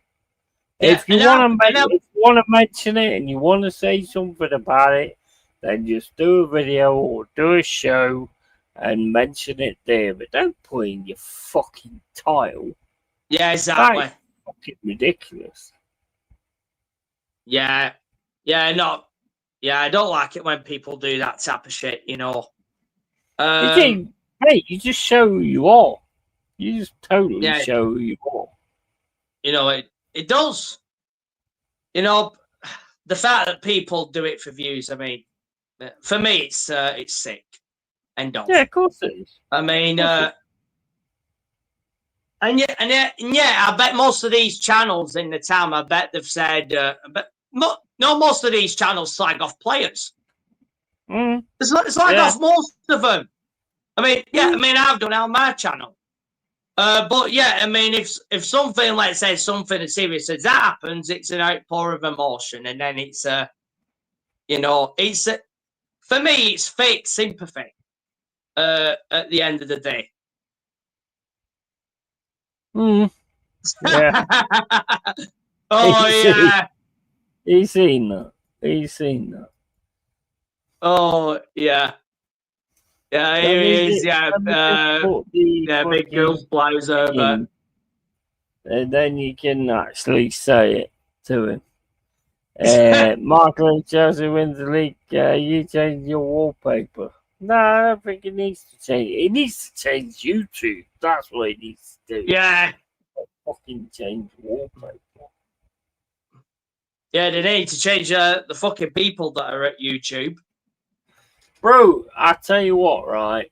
There's so many people on this platform that are so full of shit. It's unbelievable. You know what? I'm like waiting. But none of them go against me. None of them. Because I know how that's going to go. But I'm waiting and I'm watching, you know. And sooner or later, I'll strike. Yeah, and you know what the worst kind of people is? All those, let's say, befriend you rather, and then they chat shit behind your back in the next breath. That for me is the worst kind of people, that is. And that fucks me right off, people who do that. Michael, they all do it. I've been in this YouTube game for a while now. They all do it. I've done it myself to a point, but most of the time I will say it to the person as well. Whereas they will just do it because, I don't know, it's just a thing where they just start having a go at people. Yeah, exactly. Most of the time, that's what you got to do. I've actually said it. And the thing is, I tell you what, right? I've never, ever turned around and said that Michael is a snake or that Michael is this, that. You are 100% who you are, and I respect that. We had that conversation last night, and, you know, I have utmost respect for you in what you said with Gran and all that kind of stuff. So Yeah, and I'm 100% with you on that. 100%. I wouldn't have you on the channel if I didn't. Yeah, and I always said that on my channel. Yeah, you know, there isn't, you know, that many out there that, you know, keep it real and all that, you know, because you know, many that are on here, 98% of them are backstabbers. But I know from all the time that I've been on your channel, and obviously you were on mine as well. You know, you are a real one, and there's not many people out there that do that now, because yeah, and the people who do it for money, they're the worst kind. The worst thing is you can spot them a million miles away. Yeah, you can. They don't think that you can spot them, and you can. You can 100% spot them a million miles away who they are. There's no doubt about that. I can fucking reel off a few names. Not gonna, but you know, there is. You can tell who they are, Yeti, because they wouldn't be able to keep it in. They never do. No, exactly. You're always going to show who you really are eventually. Yeah. And on that point, how you doing, Joshy J? I fucking spotted you. I know you're all about the money. Yeah, I'm all good, Yeti. You know, like, I love your content, mate. And yeah, I got some San Miguel to drink. He does. He's tried fucking Cruz Campo. Cruz Campo's better than San Miguel. Yeah, I see you like drinking beer as well. Like, what's your favourite beer to drink, Yeti? Cruz Campo, bro. I tell you what, I tried San Miguel. It's a little bit sweet for me, but try Cruz Campo because I love Cruz Campo. Try Cruz Campo instead of San Miguel. It's a lot better, bro. It's a lot better. Oh yeah. Yeah, man. Yeah. Let me know if you try it because it's fucking gorgeous, bro. Yeah, I'll check that out, Cruz Campo. Bro, I don't drink fucking 18 cans of something. It's not any good. You know what I mean? I drink it like it's fucking going out, bro. So, yeah, this Cruz Campo is fucking gorgeous, bro. Yeah, it's a lot better than fucking. I mean, everybody was saying to me like, drink fucking what you was talking about. Well, what was you talking about? What beer did you say, Joshy J? Yeah, like I just love the work you're doing, Yeti. Like I found that video interesting the other day. You know, that stream you did the other day, you playing that Indiana Jones game, whatever it was. You know, that was real good fun. You know, I enjoyed watching.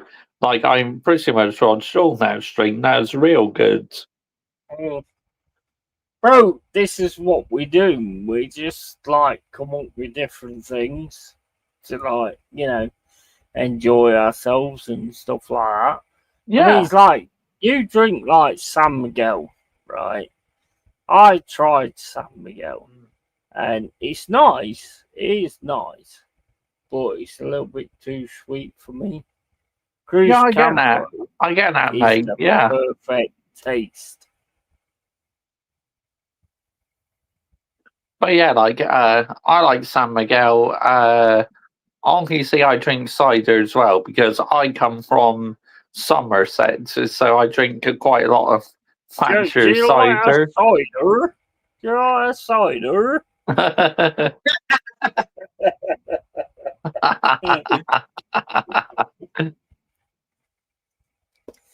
Mate, I do like cider, but it gives me massive heartburn. so I don't bother with that, to be honest. I like lager, even though it kind of like bloat shirt and all that kind of stuff. To be fair, I do drink a beer more than cider. I think, like, you know, San Miguel, Peroni, and that. They're the ones I drink more than cider. But on the odd occasion, I do like some cider. Well, that's it. I mean, it's down to what you like, isn't it? At the end of the day, it's down to what you like. This Cruz Campo has completely took over my life. Completely. I'm like, fucking, I've got to go to the pub to buy 10 fucking, I mean, fucking pub. £5.60 a pint. I'll still buy it, but it's like, you go to the supermarket, £10, yeah, 10 cans. Yeah. I'll have that fucker. And I'll just sit in my room talking shit. That's a bargain. Like, I mean, over £5 for a pint in a pub. I mean, that's a rip-off, if you ask me. 100%. 100%. Yeah. Where are you based? I'm based in Somerset, so I live not too far away from a place near Bath. You know, I live in a town called Mid-Summer Norton. So, yeah, it's not too far away from Bath. So, in Somerset area. So you're not a tramp then? You're always in a bath? Yeah, I mainly like stay in Somerset, to be honest, and Wiltshire as well, because I got family in Wiltshire, so I'm currently in Wiltshire right now, you know, for the weekend and that, and then Monday I go back over to Somerset. So what made you a Man United fan then? Yeah, Man United fan. The reason why I started becoming a Man United fan, right, was because this one time my grandpa was watching football, right, and he was sat at the TV watching it. So I sat down with him and I said, right, this is my team now. I'm going to sit down and watch it. So basically, that's how my journey started, being a Manchester United fan. Interesting. So, like, what year was that you kind of got into Man United?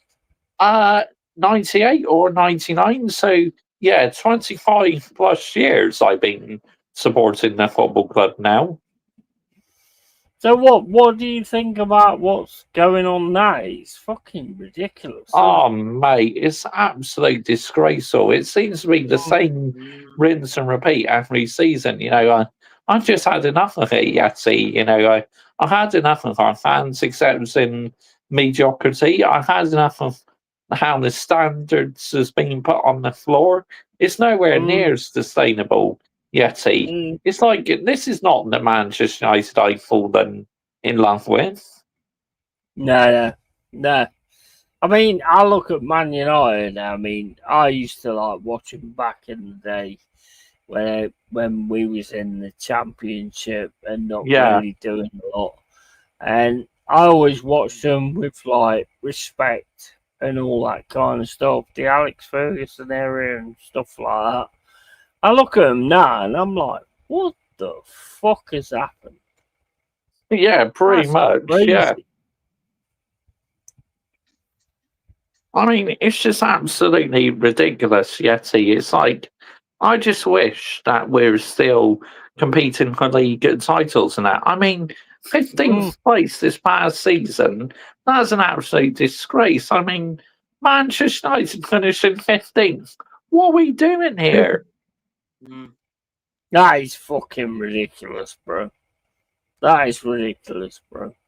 I mean, and what do you look at it as in, like, Forest doing what they did last season? Beating you twice. Yeah, I know. It's wow, unbelievable. Just shocking. You see, It don't make no sense, does it? It's like the tables turn. I mean, obviously, I'm happy with it. Beating you twice. I've never had like an issue with Man United. Never had an issue with Chelsea either. Yeah. Never really had an issue with Arsenal, to be fair, until I started this. And then I got Arsenal fans, and then it's like a major fucking gripe. We've got to fucking beat Arsenal. You know, Chelsea, I'm not that bothered about, to be honest.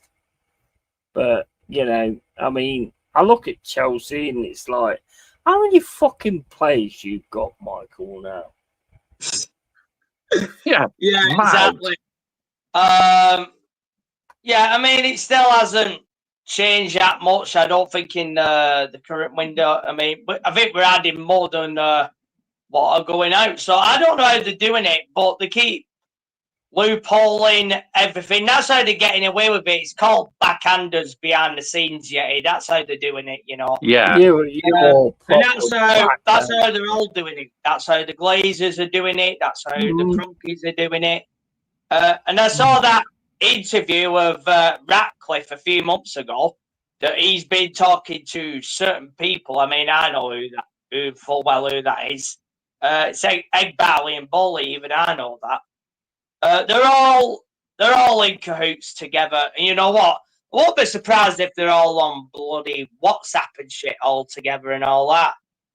You know, none of that would ever surprise me. Yeah. It's all about who can suck who the most. Yeah. I mean, that's how I see it. Yeah, I agree, Geezer. Thanks.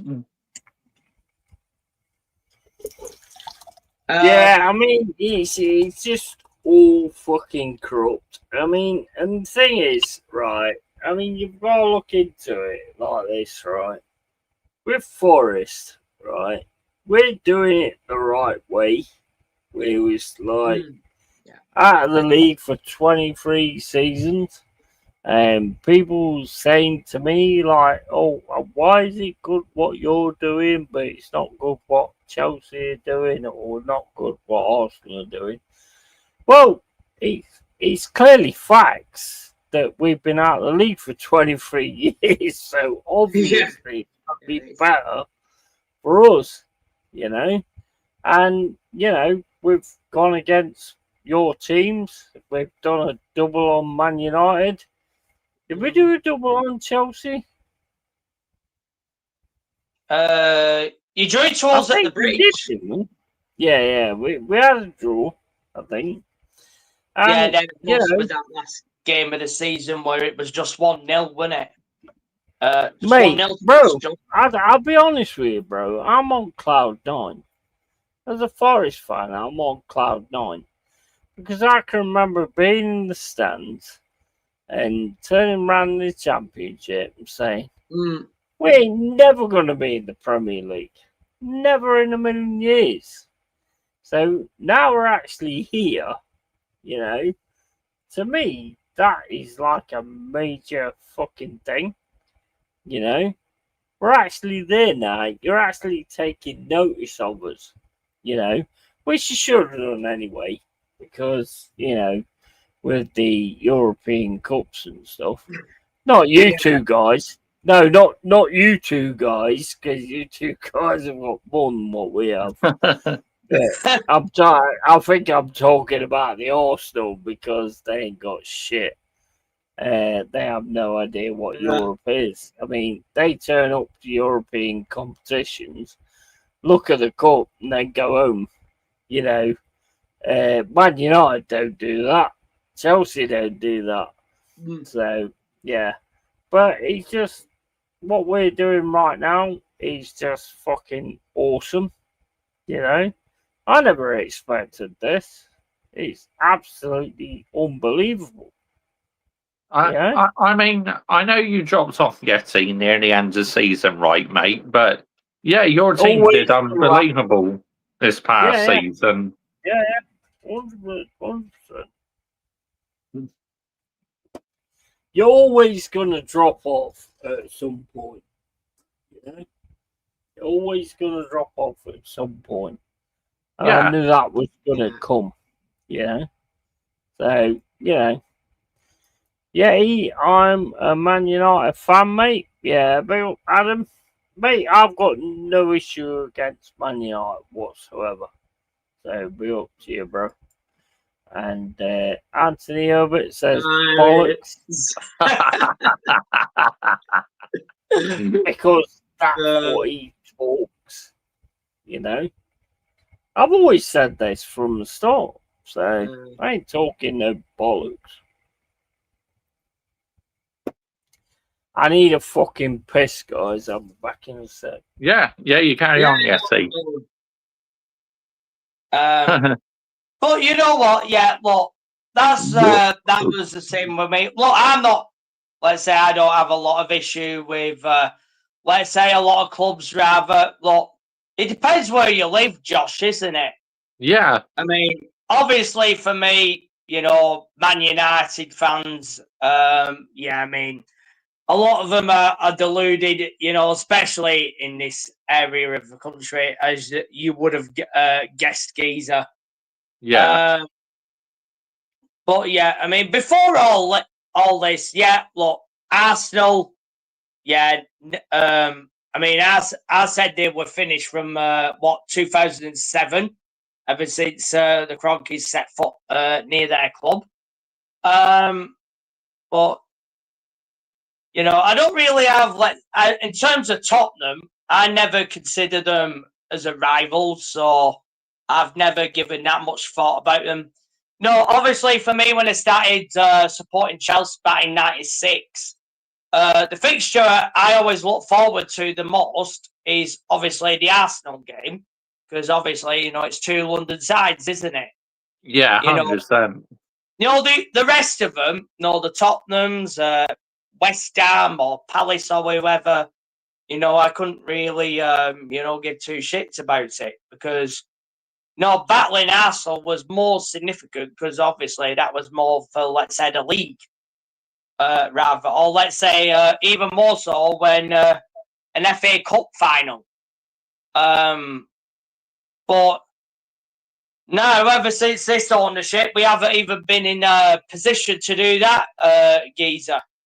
Yeah. And yet we're signing bloody Seagull merchant players and bloody ex-Tottenham players. I mean, I don't know what we're bloody doing on that front. But look, in terms of any other club, I've got no issue with.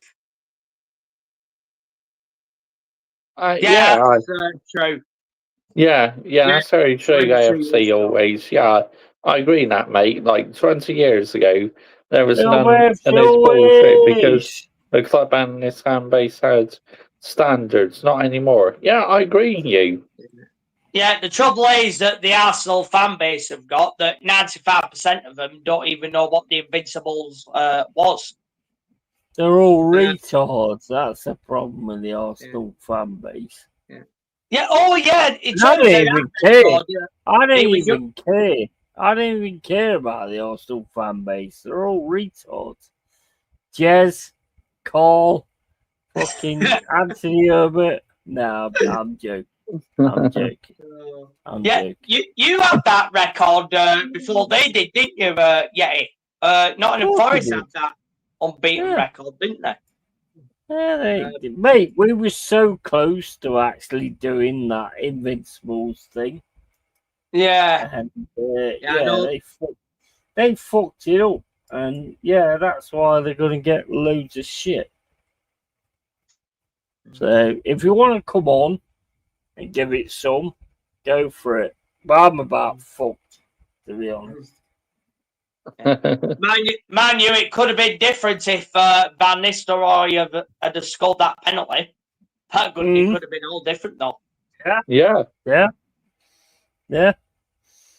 I think we had what was it? How many games was it for the Invincibles?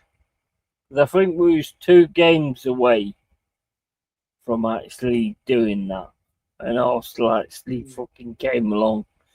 And they had an amazing team. I mean, I cannot even knock that. You know, Henry, fucking Perez, Bergkamp. You know, they had an absolutely amazing team.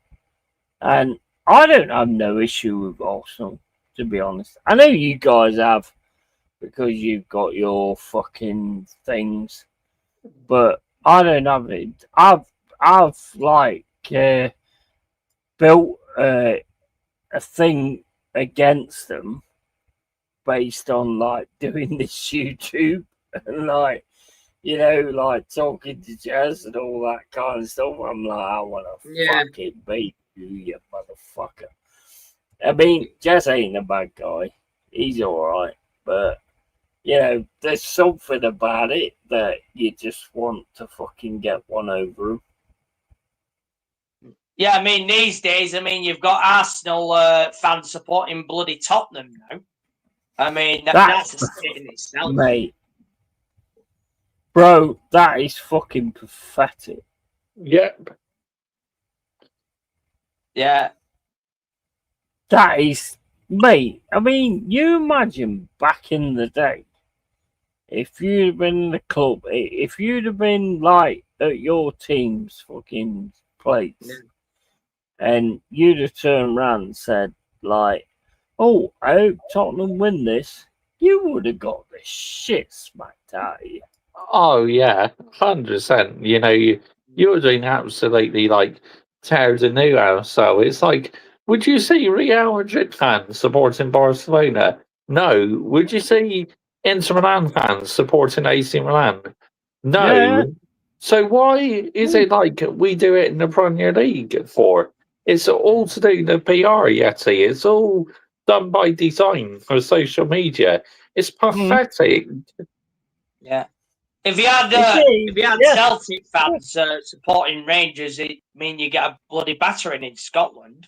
Oh yeah, they'll probably put you in fucking hospital for that sort of shit. Bro, it was totally different in them days. If you'd turned around and said some of the shit you say, you would have got fucked up. Yeah. But I was in the middle of that. So if you turn around and said shit like that, oh, I like Derby County, you're gonna get your fucking head kicked in, bro. You know, it's just, you know, it's same as you with Chelsea, fucking Arsenal, Tottenham, whatever. You know, I mean, the one thing I look at with the London teams, you've got all your teams in the Premier League. You've got so many fucking derbies in that fucking league. That's right. And that is absolutely insane. We've got, like, us against Derby, you know. That's it. That's the only one we really fucking care about, you know. Yeah, but back in the day, if you talk that shit, you got it smacked out of you. Oh yeah. Yeah. Yeah. I mean, I remember when I got into football. I mean, I think both sides were in the Premier League back then, though, in the 90s. But you know, at the end of the day, though, I mean, it's Derby who still got that worst record ever. What was it? 1 win out of 38 games. Oh, and that was against Newcastle. That I remember that one. Oh, what was that? I can't remember that one. Was it 2007, 2008 Derby County? I think it was. Paul Jewell won it. Was that when they got the? Was that when they got the worst points in the Premier League? Yeah, it was. Yeah, that 1 win against. I can't remember that one, bro. So is that all they won? Was 1 game in that season? They only got 1 victory. They was fucking shocking. That's mad. Yeah. 11 it was Newcastle United. I think it was Kenny Miller who got their goal, from what I remember. 11 points in the Premier League. Southampton were close. Oh my days. But yeah, they've avoided that just about, didn't they? You know what? Every season, all I look for is the bottom three to get more than 11 points. Every season, that's all I look for.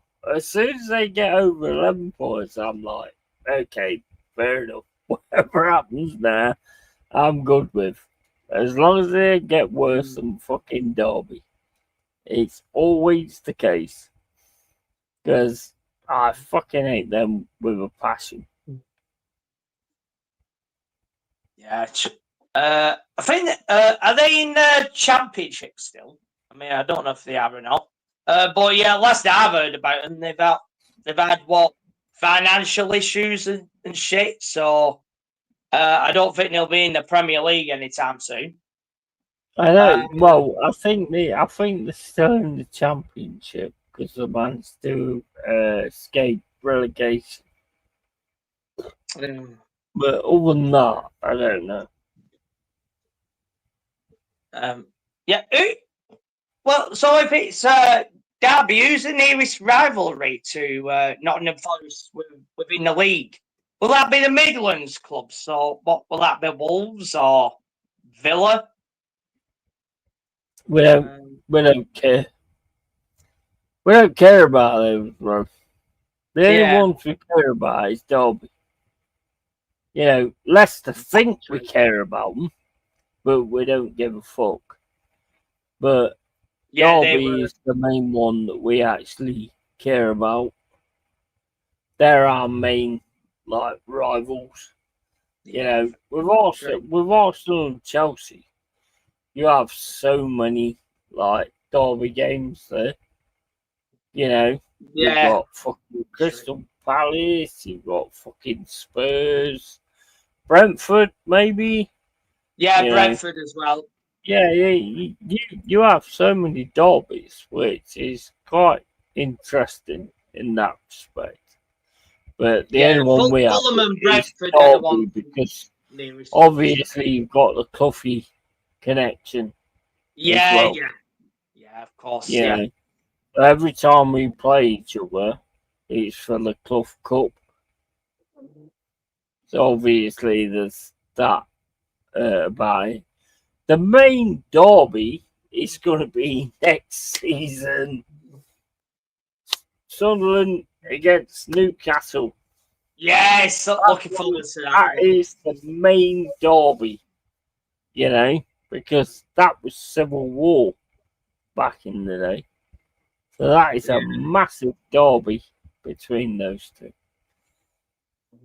Yeah, Derby County in the championship. Yeah, I think they just managed to scrape it like they always do, the dirty little fucking scumming cunts. But they just managed to scrape it. But yeah, we hate them. We absolutely hate them. I mean, who do you hate, Joe? Michael? Oh God. Well, what's your biggest hate?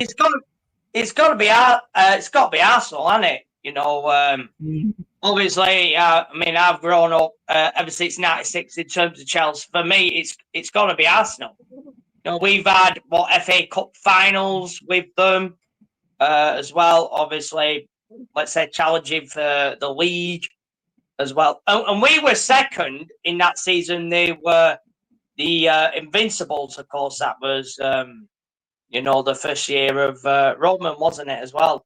But we did knock them out of the Champions League in that one, Wayne Bridge. Never forgot that. But I mean, the one thing I don't understand is you've done better than Arsenal. You've done better. Yeah, because of the European silverware. You've actually won in Europe, so you've done better than Arsenal.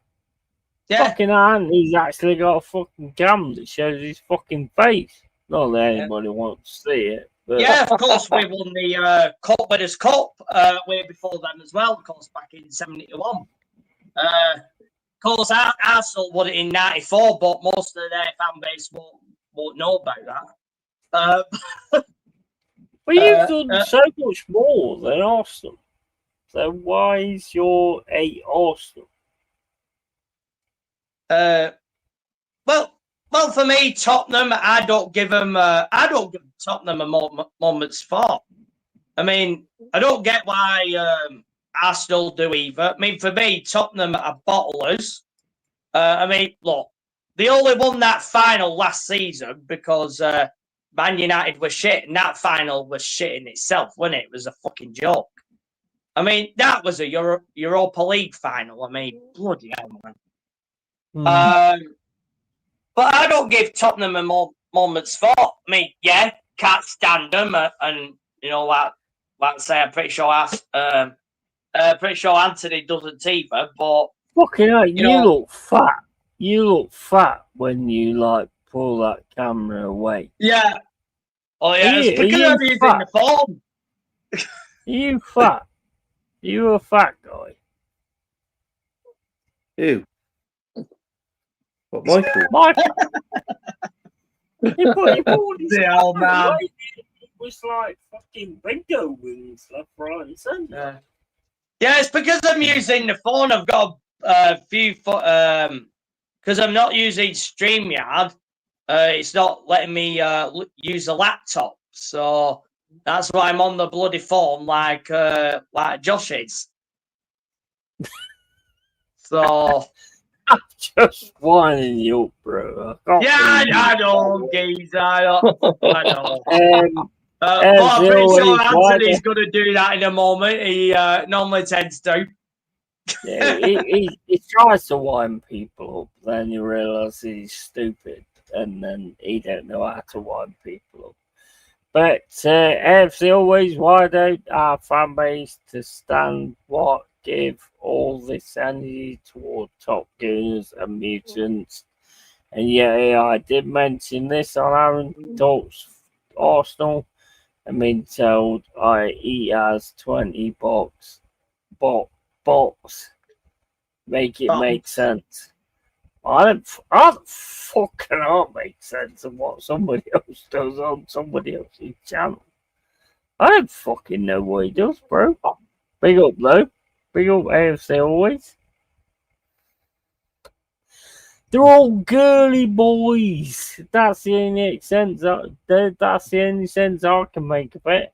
They're all girly boys. If you say something that don't fit with the narrative, they all go, oh.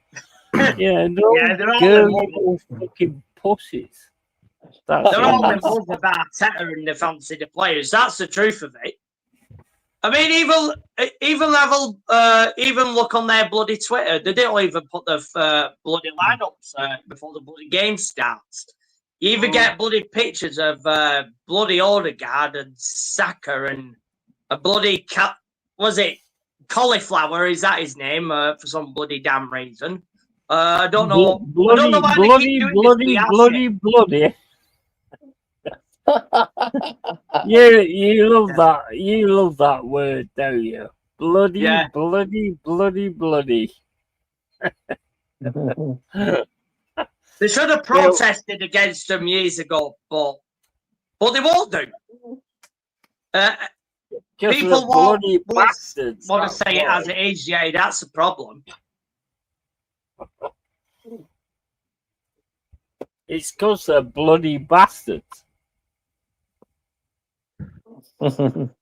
Yeah. The fucking week, it's all about money. That's what it is. It's all about money. Of course it is. If nobody sees that, then, we have to have words. Yeah. But Bill Anthony, coming into all right, lads. Yeah. Big old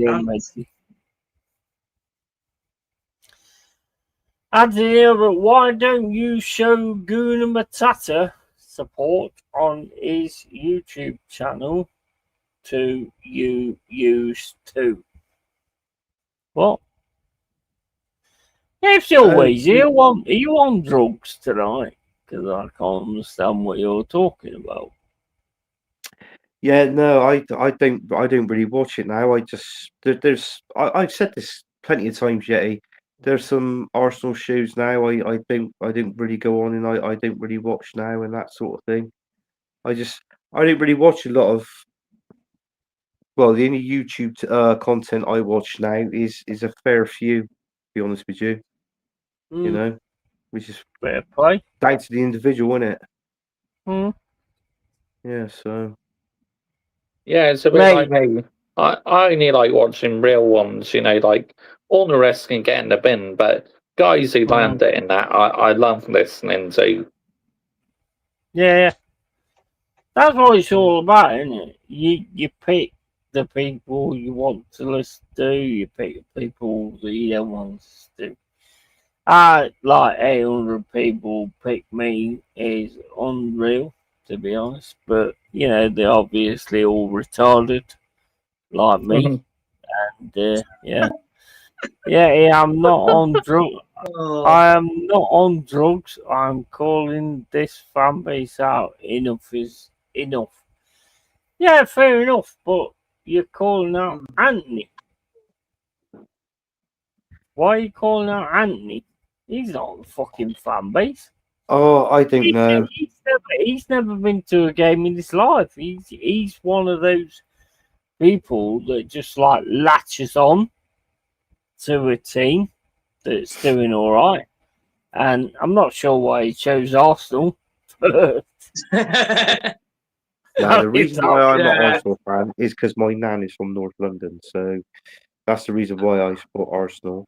And AFC always, yeah, I did. I'm not being funny, mate, but I did see your comment on Aaron's show last night.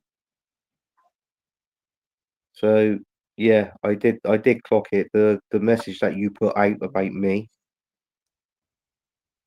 saying What's that I'm going a on? fan and that I'm a What's wrong going and all on? this and that. So I did, Got yeah. no idea. Basically, it is. I saw the comment about what he put about me and Aaron's show last night. So I Right. didn't reply back. So I'm on here now, and look, AFC always. If you want to have your say, the link's in the chat, mate. Yeah. You know, LinkedIn just chat, bro. just have a chat. Just have a general chat. Yeah. You know? 100%.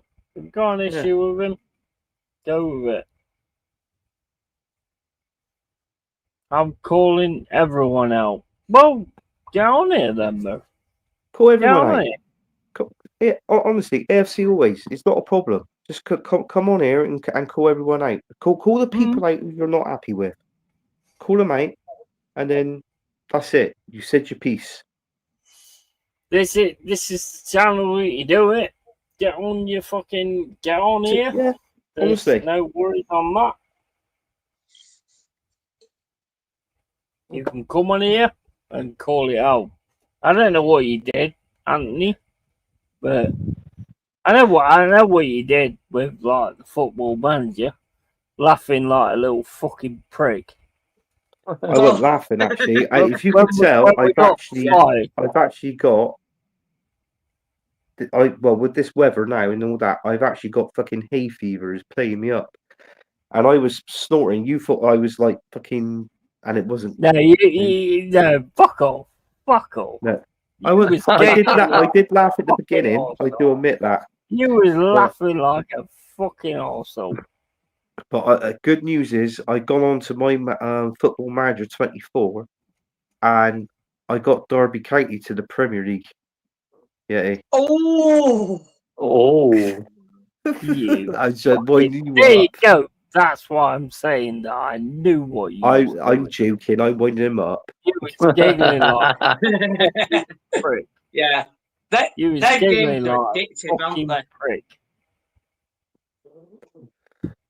Bro, you was giggling like a fucking prick. I wasn't giggling. Yeah, I do admit. I did giggle first of all. I can hear it. I can hear it. Everything I was going like, oh, fucking, I was reading out the thing that was going like, all I can hear is. I can fucking hear it. Fuck off, bro. I can hear it. You was giggling like a fucking prick. And the problem I was, was giggling at first. it was a joint fucking manager thing. So I it was was giggling you first. that got fired as well as me. But you was Hmm. giggling like a fucking prick. I understand why you was Hartlepool because you want to do the Cluffy thing. I get that. Yeah. But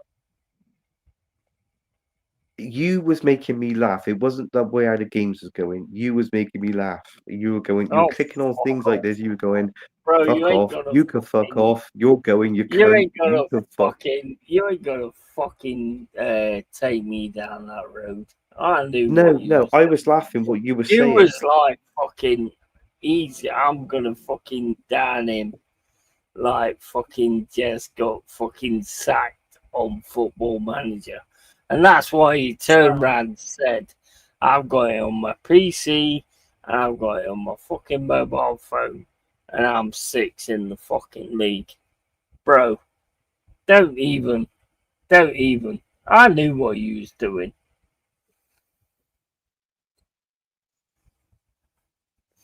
Tell you what, let's sort it out, right? I'll meet you tomorrow, right? In the field, let's have a fight. Fucking right. You name it. You name it. You name a time, a place, the fucking field, right? I've already said field. Oh my god.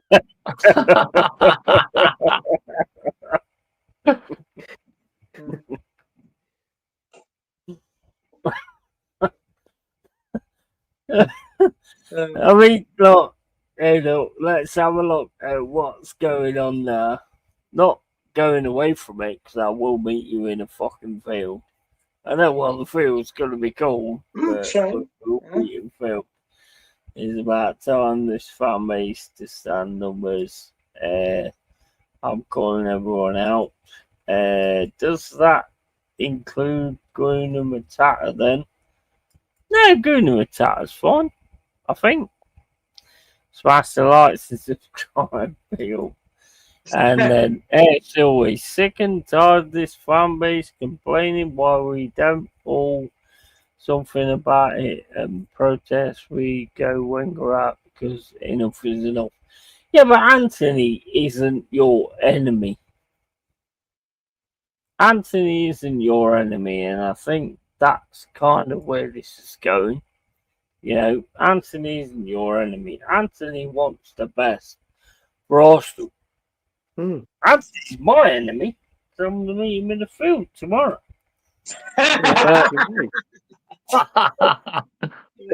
Oh yeah. Anthony's not your enemy. You're gonna I'm bring not your. quite sure where you go. You're not bringing that pink dildo with you, are you? That you're smoking. Might do. Hey. Might do. Because I'll just go, Andy, look over there. They'll just show me up your ass. And you'll be like, oh! Then bang. The right fucking.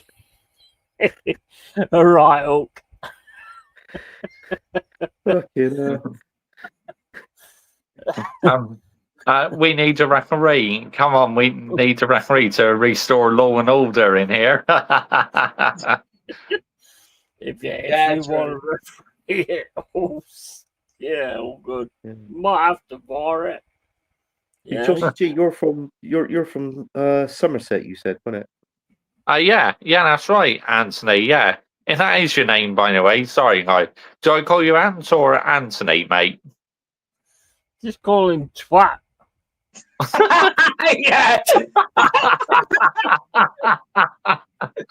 Yeah, he'll be fine with that, Josh. Yeah. Yeah, I'm fine with that. Twat, prick. That's what Yeti calls me. But yeah, you're right. I am from the Somerset area, mate. Yeah. Yeah. No, I can tell because obviously where I am, like where I live, and then you're further down south, aren't you? Than what I am. So yeah.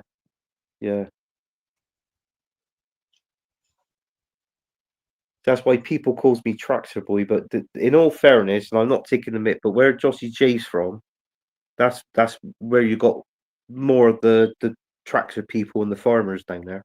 Yeah, Definitely, yeah.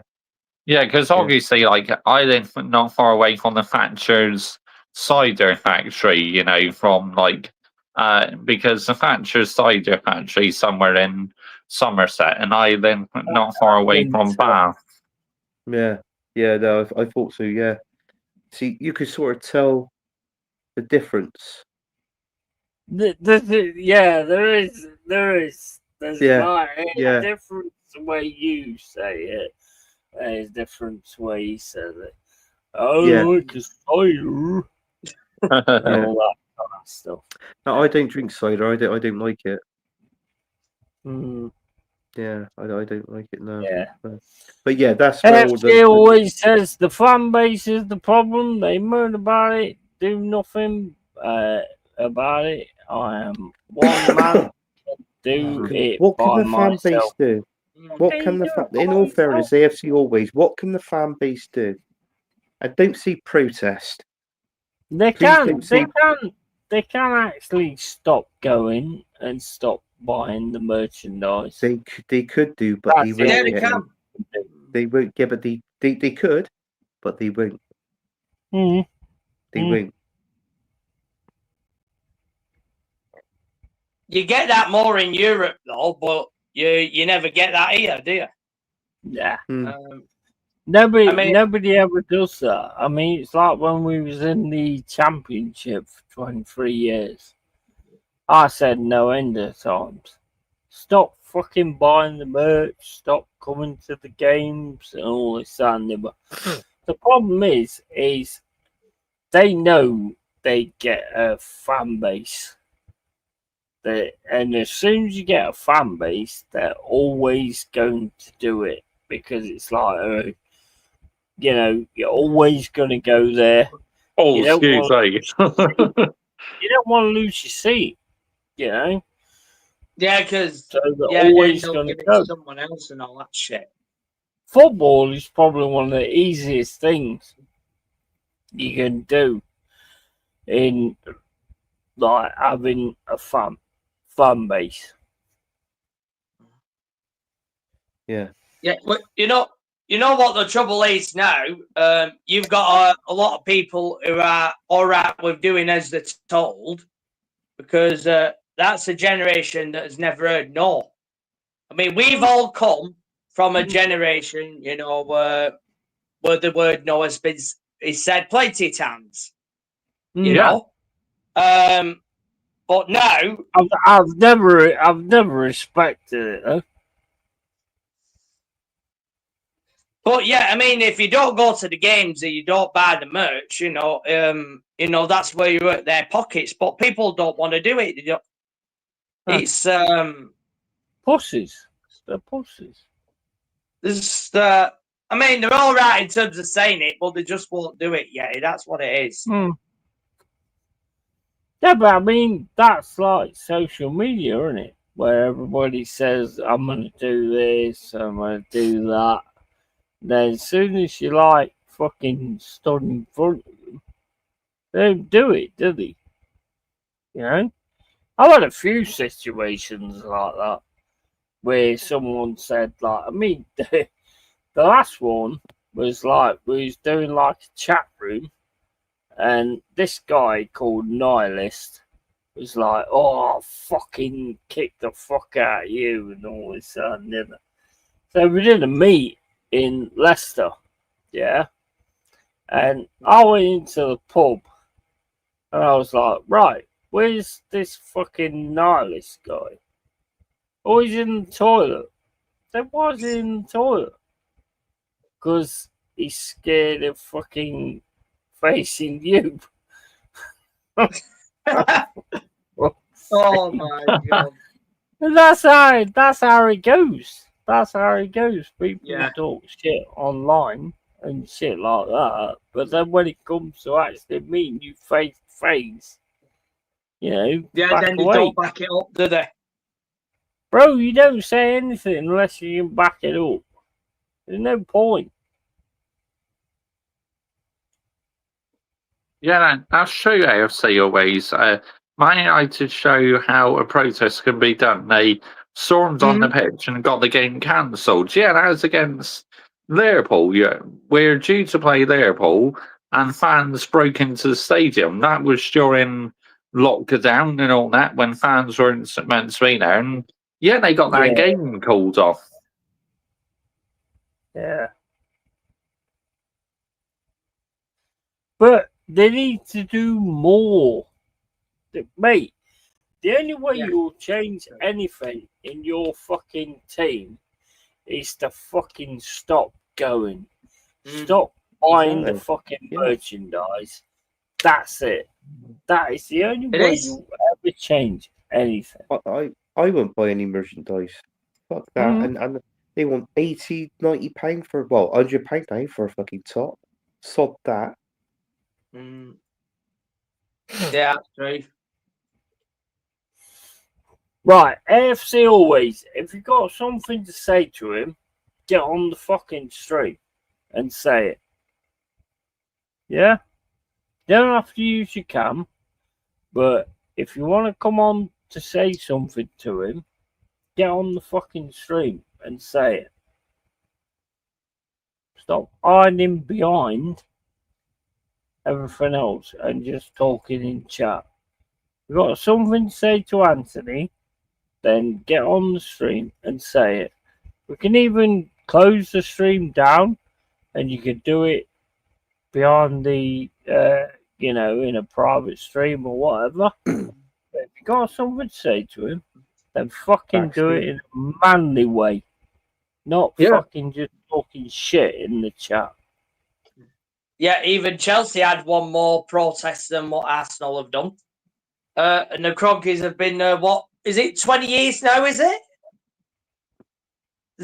Well, it's 2007. It'd be almost fucking 20 years, wouldn't it, now? Yeah, it's almost 20 years. It's almost 20 years, and he bought out a certain amount of shares. Lady Bracewells and David Dean, they bought all those shares out, and then and then we had that Russian, Oshmanov, he was at the club. He offered to buy Arsenal Football Club. The Kroenkes didn't want to sell their share, so he said, right, well, in that case, then you could buy mine, which they did. And then that Oshmanov, he pissed off to Everton. Yeah, he did, yeah. Spawn, yeah. Yeah, but the only time it was toxic at that club is, Wenger's final years. But in terms of Wenger, I think he should have gone, 5 years earlier. So I think, it's stubbornness from Wenger. Look, I know a lot of Arsenal fans, a lot of them, I get that. But, yeah, he won the FA Cups in the mid-10s, didn't he? And that, you know what? That probably should have been when he bowed out. You've won an FA Cup. Now leave it at that. But he didn't do that. So he didn't do that. No. And then the last two seasons, we finished 5th, and then we finished 6th under Wenger's last 2 years. 5th and 6th. Yeah. What do you think about like the possible Madueke sign? Don't want him. Don't want him. And I'll be honest with you. Yeah. I want Chelsea to sign Osherman, and then Osherman will come to Arsenal. Because the only reason I say this, and I'm going to be honest with you now, the amount of Chelsea players that we've gone for, you might as well turn around and say, is Chelsea's Arsenal scouting policy? Are they? They might as well but be. nobody goes from Chelsea to Arsenal. Everybody goes from Chelsea to Arsenal. Yeah. Yeah. That's what happened. Yeah, I think the last time that happened, you seem to have something about Chelsea that you always go to them to sign players. I don't know what that shit is all about. But I just think if it's true what I'm reading, I be honest with you, I hope that Namweri stays because I don't want him gone. I think he's quality. that Namwari. I Yeah, really do. he's going, Mo. He's going. If he goes, I don't blame him. Mm. If he goes, I don't blame him because he turned up late training once, just once. And what Mikel Arteta should have done was dropped him to the bench and say, "You turn up late training again, I'm going to fine you 2 weeks' wages." I think what it was, his punishment was prolonged way too long because Mikel Arteta didn't play him after that. Which, in all fairness, I know you used to get managers like that. Cloughie wouldn't have stood for it, but I don't think Cloughie would have done. I mean, if a player turned up late once, Cloughie wouldn't have not have played that player all fucking season. I don't believe that he would. No. No, because that was back in the day where his players played players. Managers put players on the pitch who would make a difference. It didn't matter. Yeah. I mean, you look at Alex Ferguson. You know, he didn't like Roy Keane, but he still put him on the fucking pitch because he knew what he was capable of. Yeah, because he did a job. They put their personal feelings aside, which is a good manager. But Mikel Arteta is a crap manager with crap man management skills. That's what Mikel Arteta is. Yeah. Man, it's a bit of a problem for you, Anthony, when you've got an attacking midfielder who's only got 3 goals all season in Odegaard. And yet, most of your fan base think he's the second coming of bloody Christ. No, he's shit. He's shit. Yeah, exactly. There's a reason why Real Madrid sold him. I mean, if he was that good, Real Madrid would have sold him, Yeah, that's what Real Madrid could do. I mean, they can tell when a player is shit or when a player is done. Yeah. I mean, they've done that all the time, haven't they? You know, Rafael Varane, Casemiro, you know, they've done it because they knew that they were on the decline. So they decided to sell them. Well, yeah, I mean, you look at Odegaard, right? I mean, every time I watch him, the only time I've actually seen him be something incredible is when he plays against us. Because we just don't close him down or anything like that. But whenever they play against a team that closes him down, he just, like, gets the ball, busts it sideways. Yeah. There's nothing going into the centre whatsoever. You know, this guy's an absolute fraud. Odegaard is an absolute fraud. He is. He just keeps playing it sideways, backwards, and all that kind of stuff. And you look at him, I mean, I saw it on the game against PSG, where he actually pulled it to the side and hit a left-footed shot, which is a very good shot. But he was like, well, why don't you keep doing that? You just keep, like, it goes to him, then it goes to Saka, then Saka passes it back to Odegaard. Odegaard can't see anything going on, so then he passes it into the middle.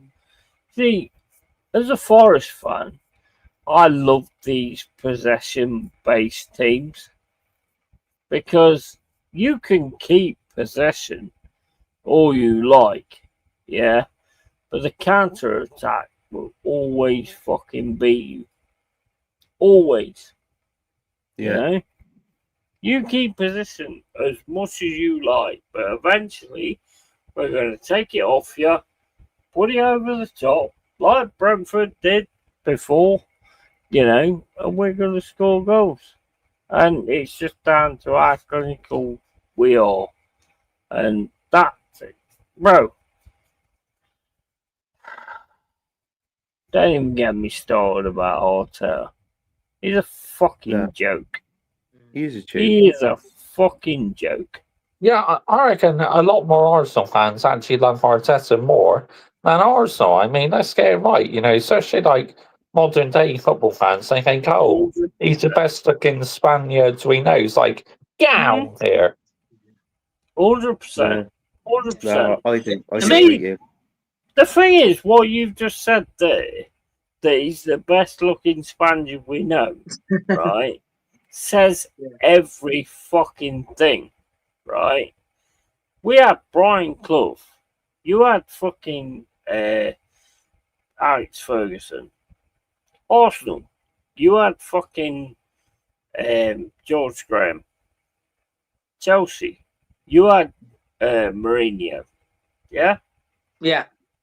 This guy can't even lace that motherfucker's boots. Yeah, and most, I think for Arsenal fans now, I mean, most of them don't even know who George Graham is. I mean, any time George Graham will ever be mentioned is, oh, it's that guy who went to Tottenham afterwards. That's all after the people bloody remember. But some people need to remember this as well. Sol Campbell used to play for Tottenham before he went to Arsenal as well. Yeah. And of course, when Sol Campbell went to Arsenal, Arsenal became the Invincibles, didn't they, after that? Yeah. So, yeah, they should remember that before they say, let's say shit on George Graham, rather. But I think it's a simple thing. There's too many of them that don't understand history and are not interested in history. When I first started being a football fan and all that kind of stuff, I like proper took in history. And I mean, we didn't have it at that point, so I had to go with books. But I totally took in history, and I was reading about every little single thing. And these fucking little motherfuckers now don't understand history. They have no idea about history. And the thing is, the one point that I can't understand is they go like, I'm not interested in history. If it weren't for history, you wouldn't be what you are, you fucking dickhead. Exactly. You know what I mean? I mean, they put Champions League aside, but you think of it, with Liverpool and Man United, you can't separate them because they both won the league 20 times. Right? Yeah. Then the next one down from that is Arsenal with 13 Premier Leagues. Yeah. So, I mean, I'm not counting Champions League. Obviously, within Champions League, that says it all itself. Yeah. But, you know, if you go on domestic trophies, on winning the league, we are, well, you got to think of it. We were the third best, but now with Liverpool winning the league, they're joint top. So we're the second best. Technically, we've moved up. Do you know what I mean? Because you can't separate Man United from Liverpool because they both won. Well, they've won the league 20 times, both of them. Yeah. So.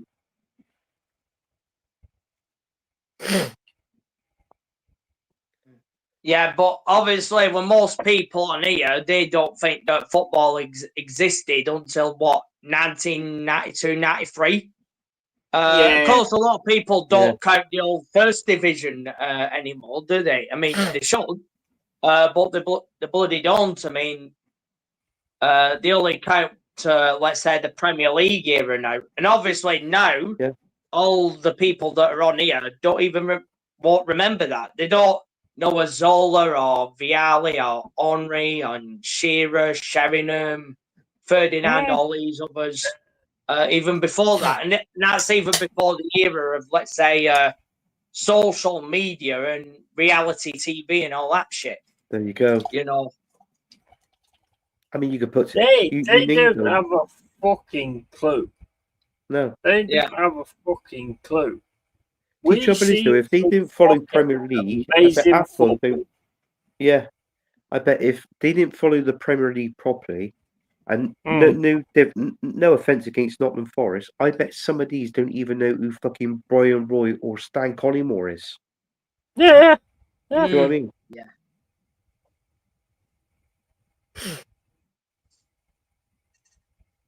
Yeah, they won't do. Yeah. You know that it's that's the Hold up, guys, hold up. Yeah, Guru Matata hasn't got a problem with you, but you call him out. Go over to his channel now. What? Do I have an issue with Guru Matata? I've never had an issue with Guru Matata. Bro, AFC always, what the fuck are you on about? What the fuck are you on about? You trying to call shit? I'll bury anybody. I don't give a fuck who they are. So don't be causing shit. Because I've got no issue with Guru Matata whatsoever. Don't be causing shit. This guy's a fucking idiot. This AFC always is a fucking moron. The fuck is he on about? I've never had no issue with Guru Matata. Fuck me. If I have an issue with somebody, they will know about it. I have no issue with this guy. Go on, carry on. Gosh, where we're at now. God, I've even forgot what we were talking about, Geezer. But yeah, I don't like people who shit stir. I mean, you have, if people are saying shit, I mean, obviously, say it to your face. I mean, that's what happened, in yesteryear, isn't it? But many people they just hide behind a keyboard and that's what it is. Get on it. Let's talk it through.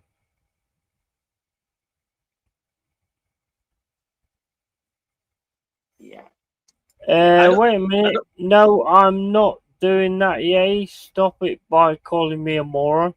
I didn't call you a moron, bro. You're saying that there's an issue between me and Guru Matata. And there's no issue between me and Guru Matata. Don't be doing that, bro. Don't be doing that, bro. I'm not a keyboard warrior. Well, you're pretty sure making like that you are. So if you want to come on here, yeah, and say what you've got to say, then there it is. Bro, I've never called you a keyboard warrior. But if you want to come on here, you don't have to come up or whatever. Come on and say your piece. Because I have no idea what the fuck you're talking about. Yeti, I just want to say he needs more moderators, mate. I'm open to being the moderator in your live chat. I have moderators. I'm a moderator myself, but it's just I will sort of just go with like what goes. I'm not sure why AFC always is going like that. But if you want to come on here, go for it. Go for it. Yeah, he's got 3 mods. 3 good mods. Mama Flossie, Carl Rossi, and someone else. Malto. Malto, that's it. Yeah. They're not here. They're not No. here in a minute, No. but I'm also a mod as well. Yeah. I won't get rid of him for that. If he wants to come on here and tell me what he's talking about, I'm all good for that. Yeah. Like that. Yeah. Oh yeah, look, I'm like that on my channel. I don't instantly always time out people. I give them a chance, to explain themselves and that. But if they're running, then I time them out. Yeah. Bro, get the fuck on here. I'm not asking you to be on camera. You don't have to be on camera. Yeah. But come on here and say what you've got to say. Yeah, I've never been against that, and I'll always be for that. I say what I think, so I can't expect nobody to not say what they think. Yeah. So if you want to jump on, jump on.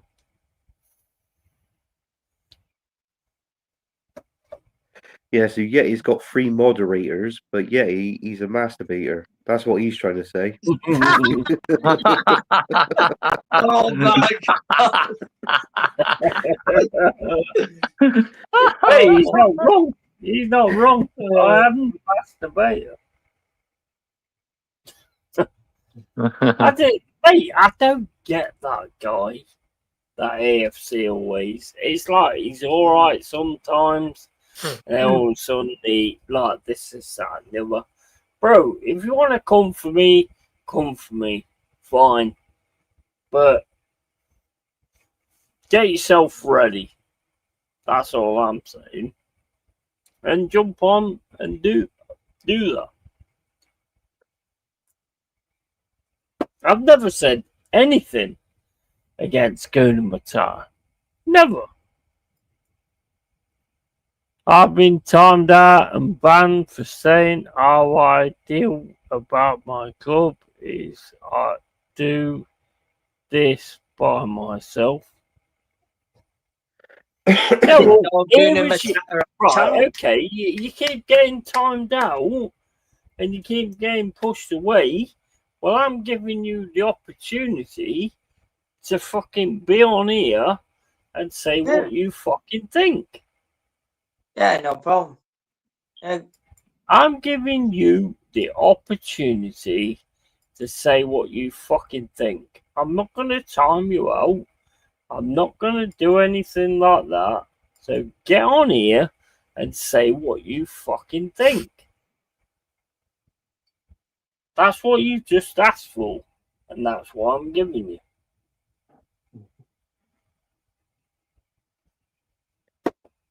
So get on here and say what you fucking think. There's no aggression to it. You know, just get on here, bro. I mean, you've always been there for me. Massive respect to you. You know? So come on here and say what you think. I've never dissed anybody. Well, I have dissed a few people. But, I mean, they don't take no notice anyway. So, yeah, I've never dissed Guna Matata. Never. So, you want to come on here, bro? Get on here. Why should I come on when I can say everything in chat? I'm not being aggressive, etc. Fair play. But you're not making your point clear. You're not making your point clear. That's the problem. And when you're on cam, when you talk to people, it makes a big difference, bro. Makes a big difference. Yeah. I have no issue with you. If I had an issue with you, you wouldn't know about it. Yeah. I had no issue. Yeah, big up to you, Yeti, for, you know, having me on your channel. I'm going to bounce now, mate, because, you know, I'm going to get off to sleep in a minute. So, yeah, thanks for having me on. No worries, bro. Anytime, matey. Yeah.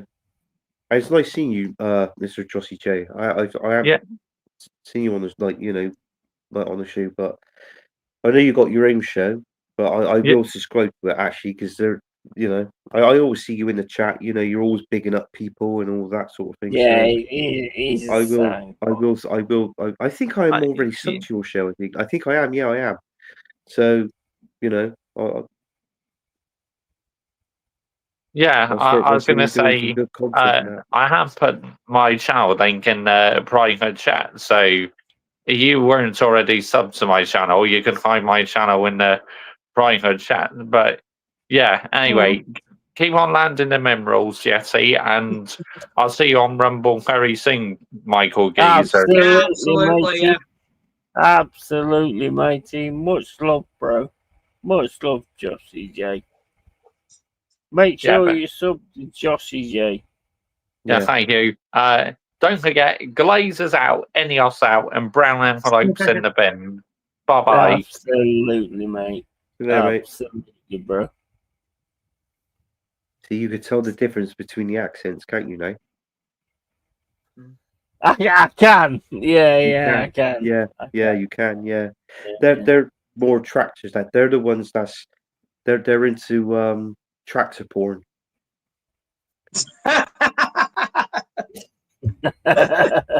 Oh my God. I can't understand what fucking AFC always is going on about. That's I mean, it could jump on. I do make my point. Certain Arsenal YouTube channels keep giving their undue and time for these top gooners and mutants. Want to do for something that is required and get our club back where it belongs. No, I agree. I totally agree. But it's not going to work by having a go at fucking Anthony, is it? Yeah, he should be called Sloshy Sloshed. Yeah, I can't disagree with that either. Man, if anything, that's what the Cronkies want, innit? They want the fan base to fight each other. And it works out for them at the end of the day. Of course it is. It's how it works. Our fan base is divided. Fighting against each other. Yeah, our fan base is the hardest fan base to get on with. We're so divided. 3 ways. You're either Arteta in, Arteta out, and other fans sit on the fence. 1 minute they're Arteta in, and then the next minute they're Arteta out. Those ones that sits on the fence, they're the worst. Yeah. Yeah, because they're not saying it as it is. Big up Adama, though. Big up Adama. I'll be back in a second, guys. All right. Yeah. He's checking his porn. You know what he's doing? He's checking his Pornhub subscription is still there.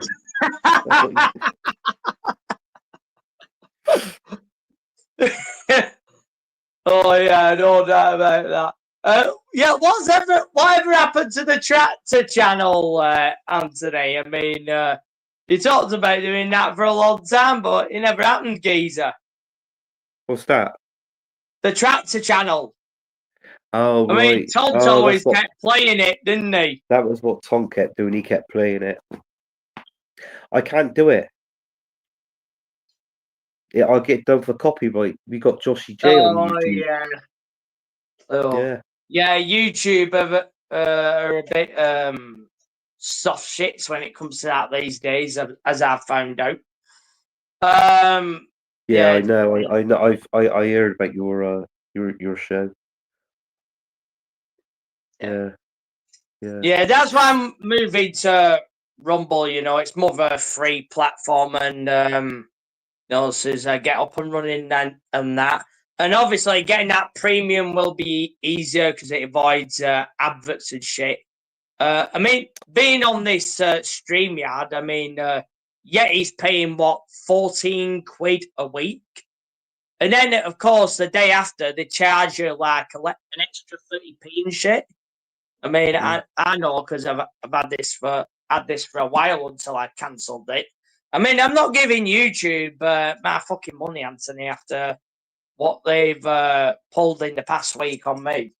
So what would your if you did a new show? What would your what platform would it be on?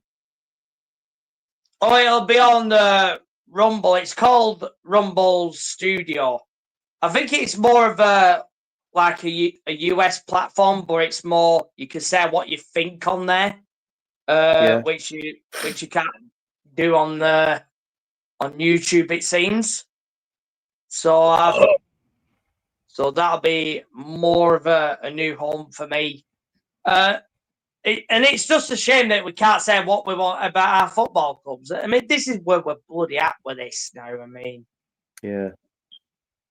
So, I mean, everyone is policed. I mean, even Yeti said it himself last night. I mean, you said it about all these, these jabs and things, yeah?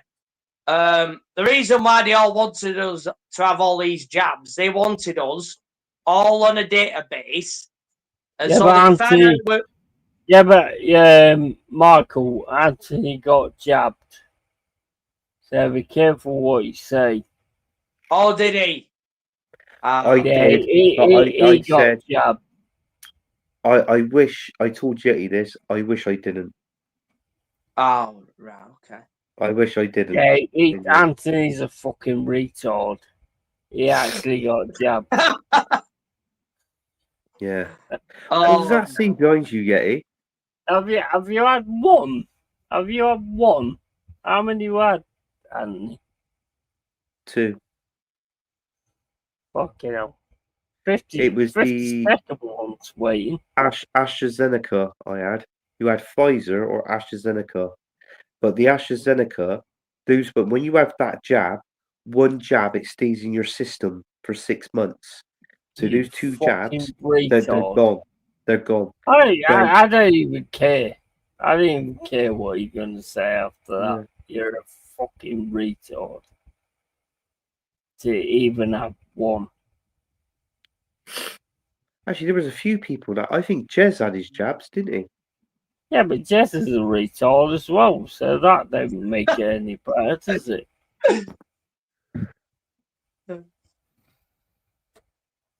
You had 2. Yeah.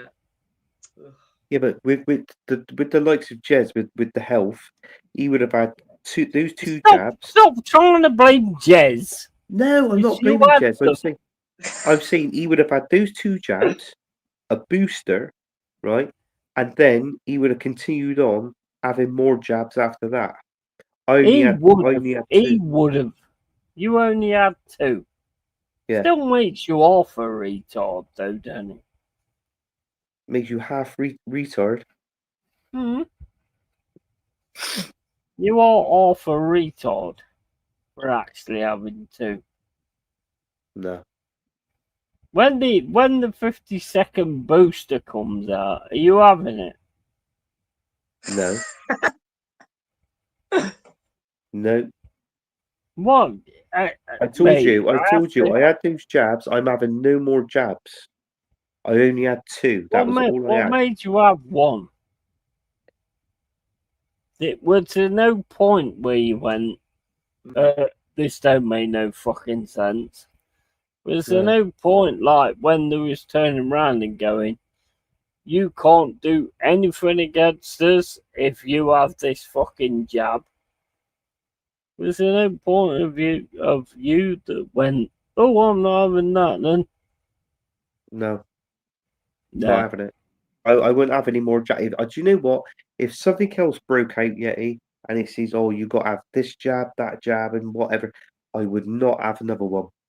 Seriously, you're a retard, though, for having the first one, though, aren't you? Admit it. Admit it on the stream. I'm not a retard. I had 2 jabs, and I would have no more jabs. Yeah, but admit it that you went through that stupid shit. Michael had the jabs. Michael ain't no jabs. Are you? No, I've never had no vaccine. Retard. You shouldn't have even had 1, Anthony. I mean, come on, man. You said you had 1, Mike. You are a retard. Michael, you told me you had 1 jab. No, he wouldn't. I know. I've never said that, geezer. I haven't. You did. Yeah. You come out live on your show. You said you had 1. I knew you had 1. Michael, you've had 1 jab. You went live on show and you said you had a jab, and you said it was in your prick. Stop deflecting. No, I have never had 1, Anthony. I mean, come on, you've had 2. You've had two, geezer. Stop deflecting from being a retard. You had one or two. You absolute Yeah, that's right, Mo. tractor. You absolute tractor smelling retard to have two. Oh my god. Bill Wombo's Rumble is what Andrew Tate moved to after he got cancelled trying to be a world leader. Yeah, he was a bellend, bro. And Joanne Smith, hello all. Big up to Joanne as well. I had 2 of the jabs, no choice. Thankfully, no bad side effects. You're a fucking retard, then, Mobbo. Yeah, fucking retard. Thank you for watching. Just watch Final Destination Bloodline. Oh man, that is such a good movie. Such a good movie. But anyway, let's cut away from that movie and keep calling Anthony a fucking retard. What does that say behind you, Yeti? He says we wear these stars with pride. Oh, right then. I'm not surprised you don't understand it because you don't have any. I know. We won't get one. Not with this manager anyway. Bro, I have fucking retarded was people to get that fucking jab. No disrespect, Anthony, but mate, it just didn't seem right to me at all. And when it first started, and there was going the first thing they come out with that was that if you get this jab, you cannot do anything against us. As soon as I heard that, I was like, no, never. No. As soon as they put a thing in place that says you can't do anything against us if you have this jab, it was like, no way, nowhere near. But you're a retarded motherfucker. You actually went with that. That is insane. That is absolutely insane. Life isn't promised. Make the most of every day. Yeah. AFC always. I love you to bits, bro. You're always here. I have nothing but respect for you. But what you were saying earlier, bro, just bring it. Just bring it. You know. You can always come on here, say it. You don't have to be on cam, but just bring it, bro. But Anthony is not your enemy. I mean, he is a retard. We've realised that. God. And he's had 2 jabs. But, you know, other than that, it's not your enemy. So, yeah, there's no need for it.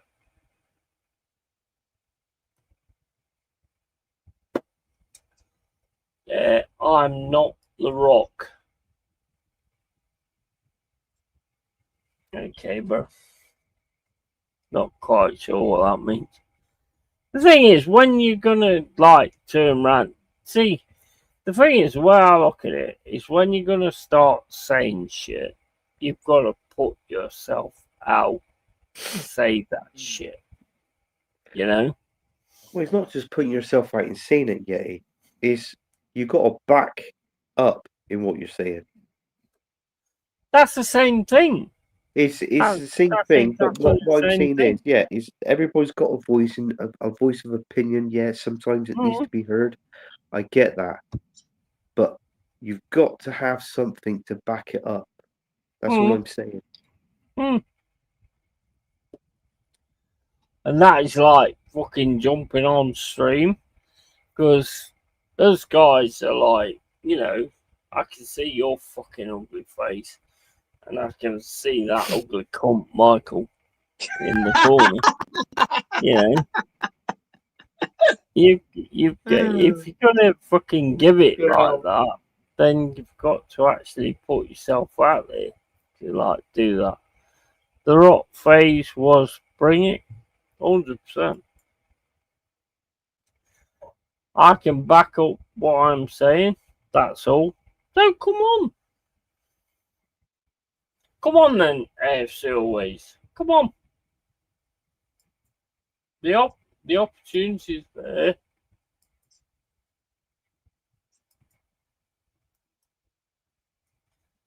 I'm getting fucking pissed.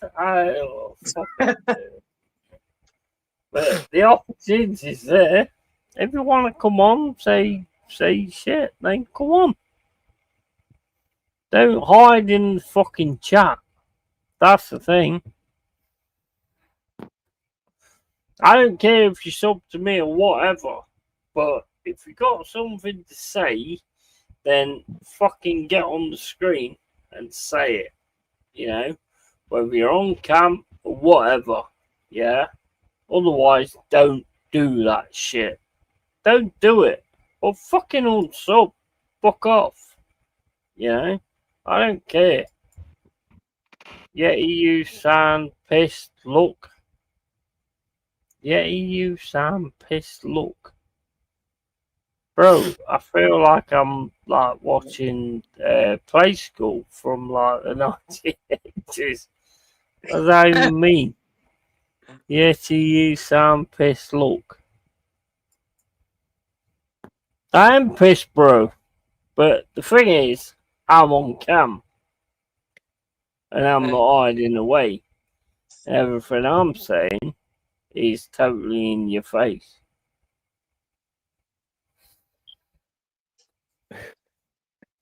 I'm not doing nothing wrong.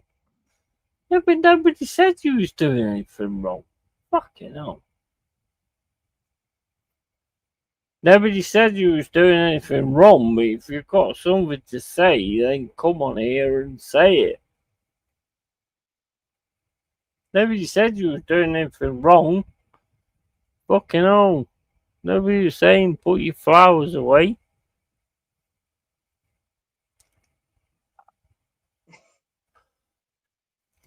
Right, okay. I'm gonna call it. Right. AFC always. If you ain't got nothing to offer, fuck off. Fuck off. I ain't got no time for that fucking bullshit. Just fuck off. Get out of here. Unsub. Get the fuck out of here. Because if you got something to offer, then offer it. If you're not, then fuck off.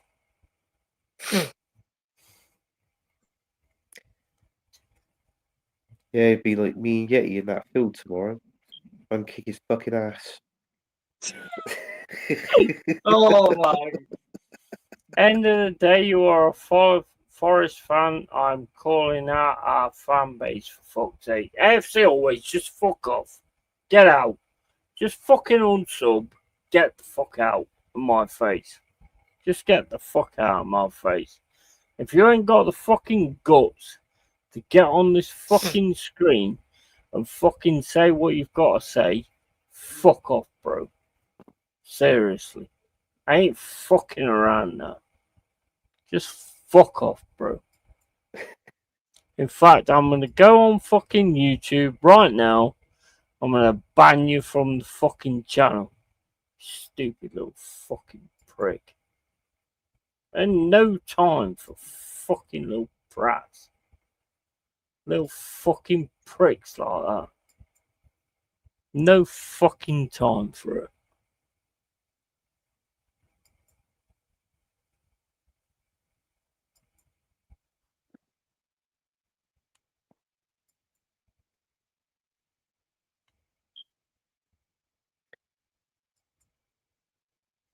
Drop your fucking sub and fuck off.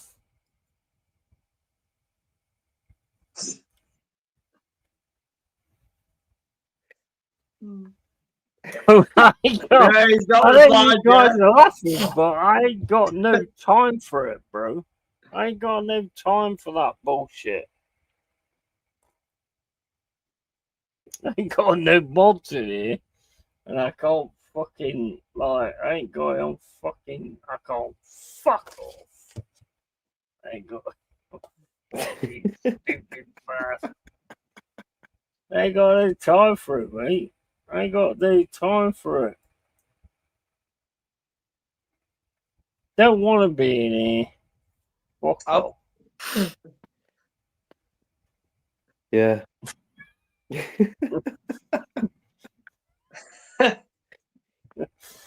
I can't be off with it, shit. I can't be off with it, bro. I cannot be off with it. How the fucking hell do I do this shit? Fucking wank. Oh yeah, he fucking blew me out of his fucking channel. Well, fuck off, you cunt. Fucking ain't got no time for these fucking bollocks.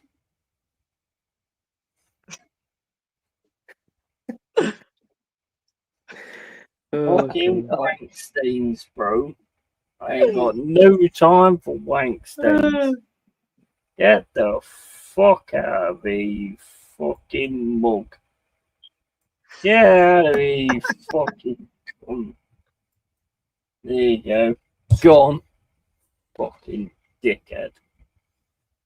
Nah, mate, look, at the end of the day, I know Anthony. I know the way he is. He annoys me at times, but he's a good guy. You know, and then you got this little fucking wank stain.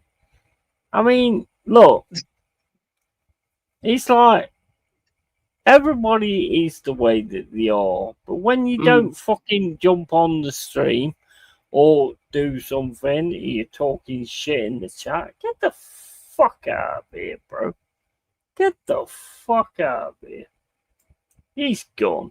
Fuck off, you little cunt. Well, he's had half over an hour to come on, hasn't he? So, yeah. You know? I can't be doing that, bro. Can't be doing that. Bro, the worst thing is, it's like you're asking him to, like, come up to you and front you up. You're not even doing that. You're on fucking line. Just fucking fuck off, you little fucking cunt, Steve. I was like in Aaron's show last night. I popped on there. I said, "Big up, Aaron. Big up the people, the panel." And some guy in the comments said, "Yeah, Aaron." And the question was, he asked me a question: "Do I have my own channel?" And I said, "No, sorry, mate. I don't have my own channel, but I'm on other channels." And then as soon as that, AFC Always, he popped up and he put, and it was at Anthony Herbert, my name. He said, "You're a bloody wrong, and you." He said, "You don't even get behind the club or anything like it." Was like a load of fucking. And I read it and I thought, do you know what? I didn't bother answering or replying. So I was carrying on putting on in my comments, and then tonight I popped on here, and then he put it in the comments about me, and then that, and I wasn't rude. I didn't shout and have a go. I just said, "Yeah, I seen what you put in the chat last night. Come on here and say something." And then that was when Yeti said, "Well, yeah, if you got a problem with Anthony, come on." That was all Yeti said. And then it started off with Guna Matata and all this crap. He's another one of those little wankers that just sit in the chat talking shit. And the guys have been telling me for so long that is what he's all about. He's always been alright with me and all that kind of stuff. And then, bro, fuck off. Yeah. Fuck off. You know, I mean, it's like, you know, if I have an issue with somebody, then we'll deal with it, whether it's on here or whether it's in real life or whatever like that. But or on a private stream or backstage. Okay, then fine. By me, not a problem. Yeah, go fuck yourself. Fuck yourself. There wasn't even anything said about Guna Matata. I don't, mate. I know Guna Matata. I don't really like watch his stuff, but I respect him. You know, Yeah. there's never been anything between me or Guna Matata. So when you're starting that kind of shit, shut the fuck up. Fucking knobhead. I don't suffer fools. I don't suffer fools. No. And it don't matter whether they give me money or whatever. I still won't suffer fools. Fucking little fucking. Probably got a fucking dick the size of a fucking drawing pen.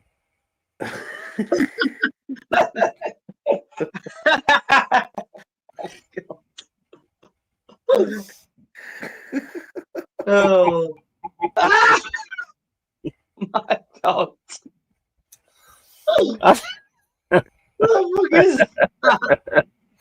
Why did you even have that on fucking point? That is bizarre. It's the fucking dog's toy, Yeti. It's fucking sausages on a string. But I know you, Michael. You would use that's you would use that for anal probes, wouldn't you? Let's be honest. Yeah.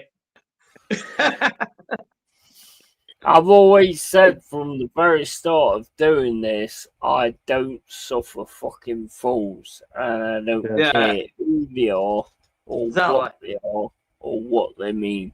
I don't suffer fools, and I will. I mean, he wasn't having a go at me. He was having a go at Anthony, and you know, Anthony's a mate of mine. You know, and I'm not going to have that. Never going to have that. No. I wouldn't have it if I had my own show as well. I wouldn't have had it. I would have blocked him there and then. Yeah. Well, I was fucking trying to block him because I'm actually a mod in my own channel. I couldn't find how to fucking do it. So I was like fucking really struggling there. But no, if you're having a go at me, guys, and my friends, I am 100% loyal. I'm a 100% loyal person, right? If you mean something to me, then I will fight fucking wars for you. I will fucking go to fucking war for you. And he's normally alright, to be honest. But he proper chose the wrong way tonight. Mm. And he'll be in shows tomorrow. He'll be in Shane Gooner's show, and he'll be in fucking Aaron's show. And he goes, "Oh yeah, you bastard! Oh, you fucking this, that, and the other." Yeah, I did that because you're a cunt, bro. You know, I have no issue with getting rid of cunts. Trouble is, even Aaron put in his chat last night. He told AFC always to calm down in what he was putting people.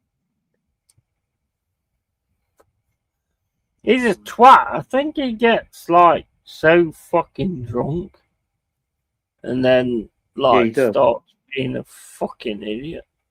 I won't have that. Yeah. I won't have that. I don't give a fuck who's here. I will not have that. If Jez comes in here and starts doing that, I won't have that either. You know? I don't care. See, with me on this YouTube thing, I don't give a fuck. I don't give a fuck who you are. As soon as you start fucking doing things the wrong way, I'll fuck you off. I don't care who you are.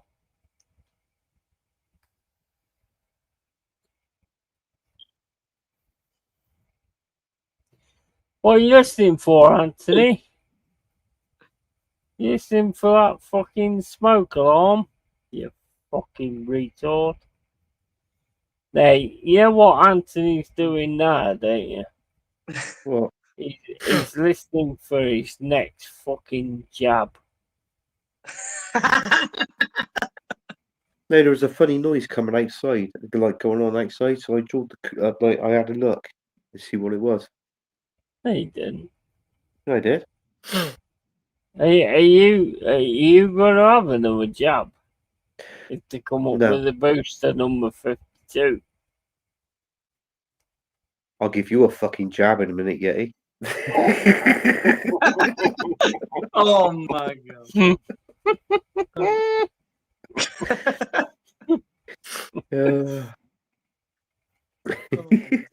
Go on, I'm waiting for an answer. When it becomes jab 52, are you still gonna have it? No. You don't have any more? No. Why do you, I only had two. I have That's to all I had. ask. I have to ask. Why do you have the first one? Do you know what? I'll tell you the truth. I was 50-50 whether I was going to have them or not. And then people who I knew said, oh, it's COVID, you know, this, that, and the other. You got to have the jab. You got to have it. You're going to fucking die. This, that, and the other. And I said, look, I'll think about it. And then they kept getting on my nerves and all that. And I ended up having the jab. There we go. Big up, Jess. In other words, you wanted the easy life. Yeah, basically, he was a pussy. And did you play that card where it was like for everybody else instead of yourself? Oh. Or do you not the care? individual if they have a jab, but sometimes the people that had to have the jab. Did you do it based on that it was for you, or that it was for everybody else? What? You lost respect. Did you do it based on because it was for you, or because it was for everybody else? Because everybody said like, "Oh, I'm only having it because it's for everybody else." I had it in the end. I gave in and I said, look, I'm gonna have the jab, and I ended up having two jabs. Well, you're self-employed, aren't you? Yeah. So there was no thing like fucking forcing you to have it. Whereas a lot of people was like in jobs that said that you've got to do it and all this and you were self-employed. Mm. So did you just believe all the shit?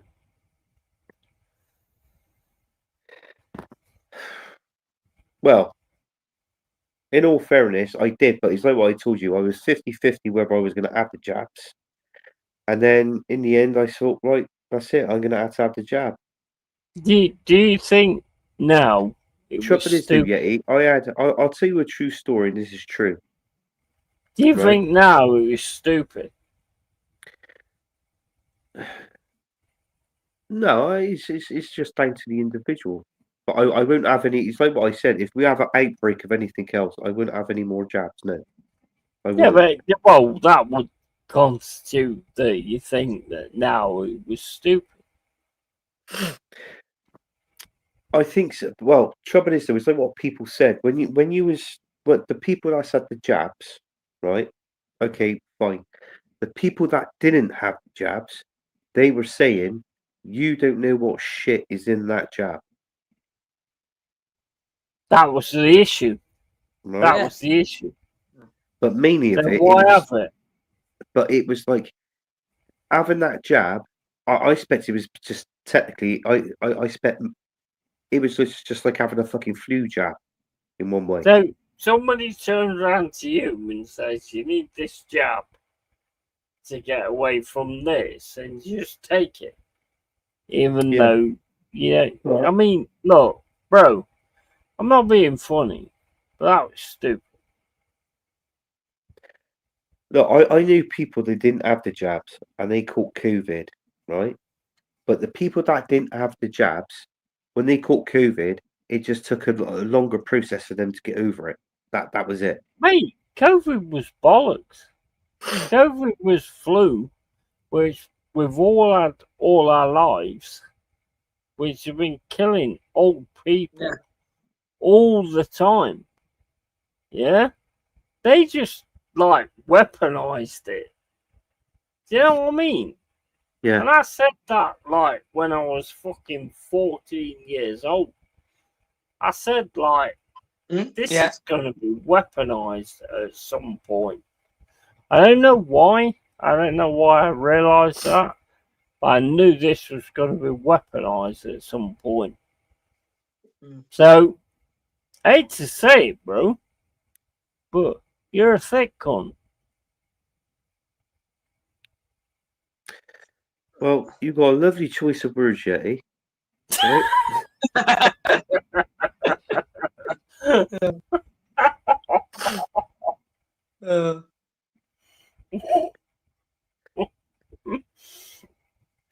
Yeah, end of the day, they've tested how stupid people can be. That's what it is. Of course it was. Of course it was.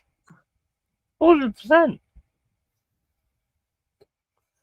It was a test to see how stupid people are. And sorry, Andy, but you're fucking stupid.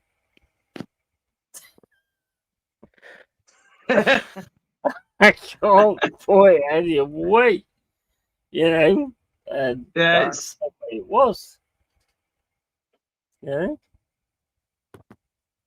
God, blimey.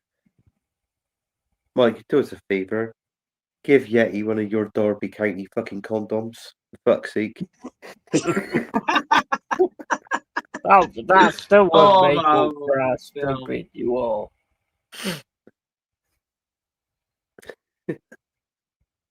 I think a lot of people sort of looked at it as in, I'm scared of like, you know, the worst part about it for me was like people saying, "Oh, I'm doing this to protect everybody else."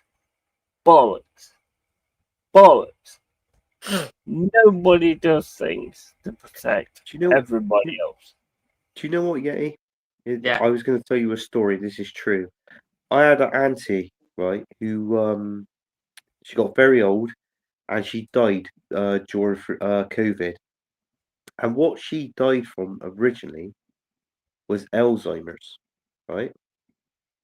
But when she passed away, then it was easy to put on her death certificate COVID-19,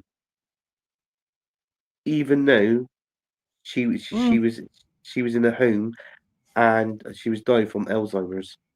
They have done it many times. Yeah, putting it down to COVID-19. Yeah, and it is an absolute load of bollocks. it's true. It's an absolute load of bollocks. Mate, if you're the kind of person that can see through this shit, you can see it's an absolute load of bollocks.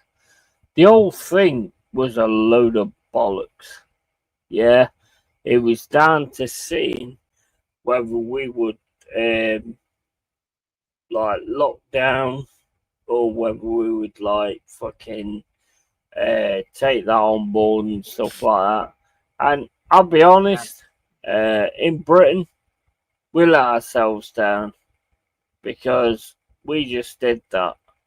And it's a detriment to everybody that died fighting for this fucking country. You know? Because they all fucking sit there and they all fucking turn around and go, lest we forget, and all that kind of shit. But as soon as you got in a point of view of actually being the person attacked, you fucking died. That is a disgraceful thing on everybody that died to save this fucking country. There it is.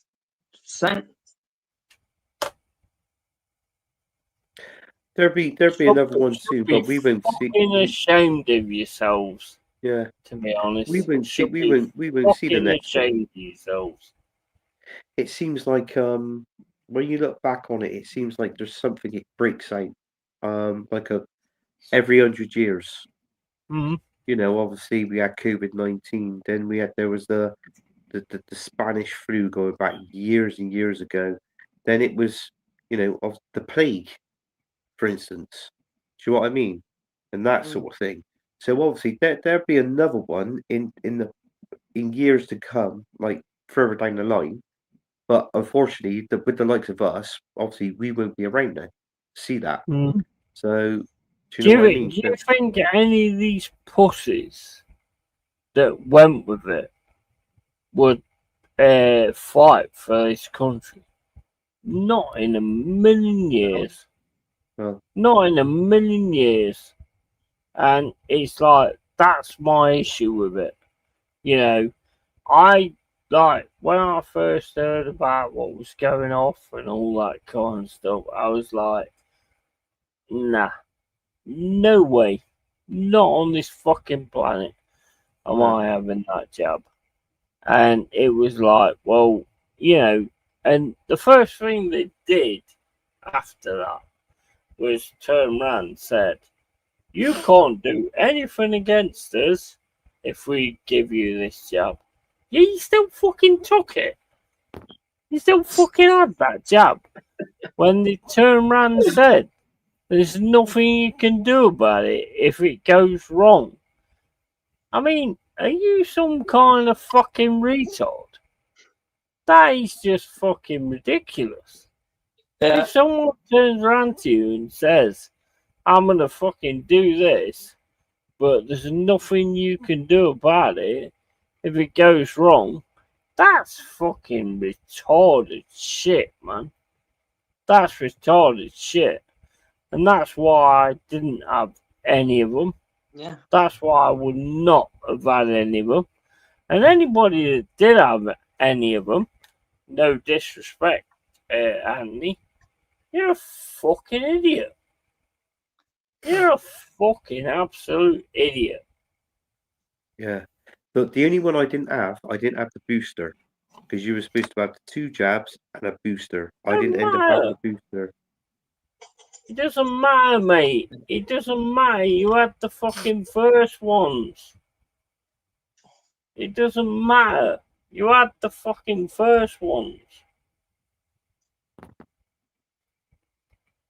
If I turn around to you now, Anthony, right, and say, like, oh, I've got this new thing where, like, you put something around your head and it's going to make you smarter, are you going to do that? No, you're not. I would need it. I would need it, Yeti. You would, because you're not. No, I smart. wouldn't. I wouldn't need it.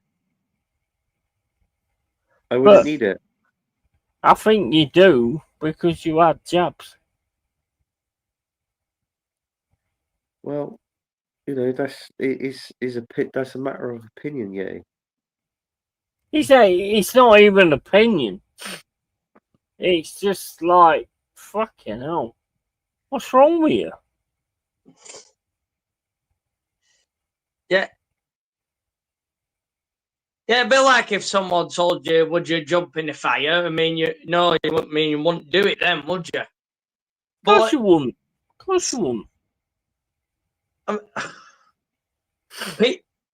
It just it was 2 things. One, it was to police people. 2, to test how stupid everyone actually is. Yeah. And yeah, the government, well, they did 2 out of fucking 2 on everyone. Mm-hmm. Well, most anyway. Basically, there's another thing what it was as well, Michael. When you look back on it, do you think to yourself, was it scaremongering? No, but the thing is, what you guys, I mean, look, you can look at scaremongering. They did scaremongering to make you take the fucking jab. Yeah. But the thing is, it's what happens afterwards. Yeah? That's the fucking key point. That's the fucking key point. Because you don't know what's been jabbed into your body or whatever like that, you know. And that's why I would never, ever, in a million years, have had that fucking jab. Never. No. They socially fucking designed that to do what they had to do. And the reason things going the way they are nowadays is because they are trying to pull it back. And they are putting people on the streets. And they're paying people to be on the streets. Civil war. I guarantee it. 2030. There's going to be fucking civil war in every single fucking country.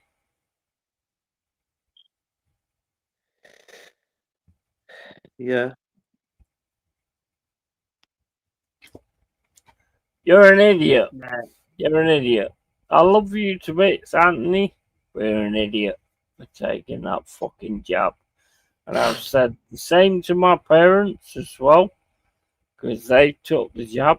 And I've said exactly the same to them. You're an idiot. So, do you know with your parents taking the jab, yeah? Have they had any more jabs since after that? No, they've not taken any more after that. But what happens if the first one is to all of a sudden react and then do the situation? Because there's so many people that's took that jab, which nobody realizes, who fucking died after that jab. It took so much time. What about, Anthony, if you're on a timer to when they all of a sudden activate what they put into your fucking body, then all of a sudden you die?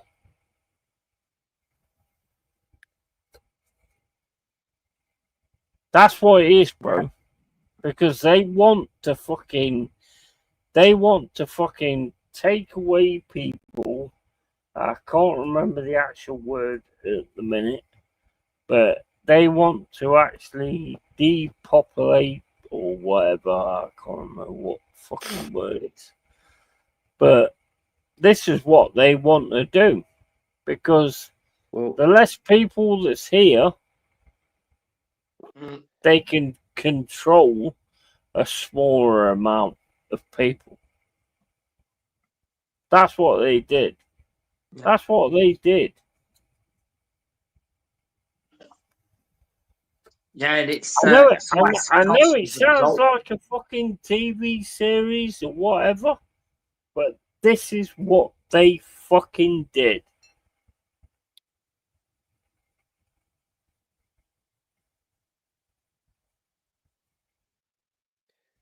Well, you are all of a sudden, same as the rest of them, all of a sudden, same as the rest of them, they're going to activate what is going on in your fucking body from that jab, and you're going to fucking die, bro.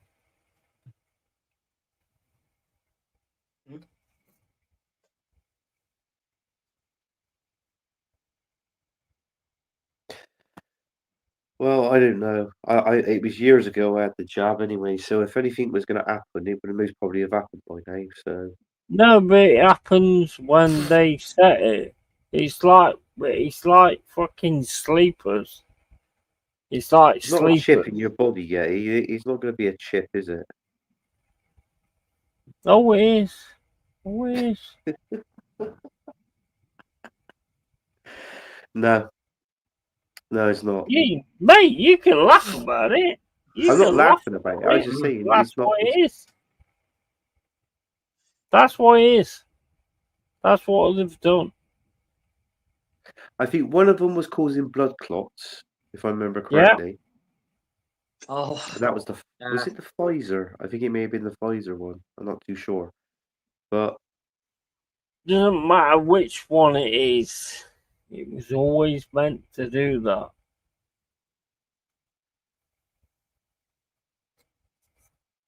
It's all about depopulation.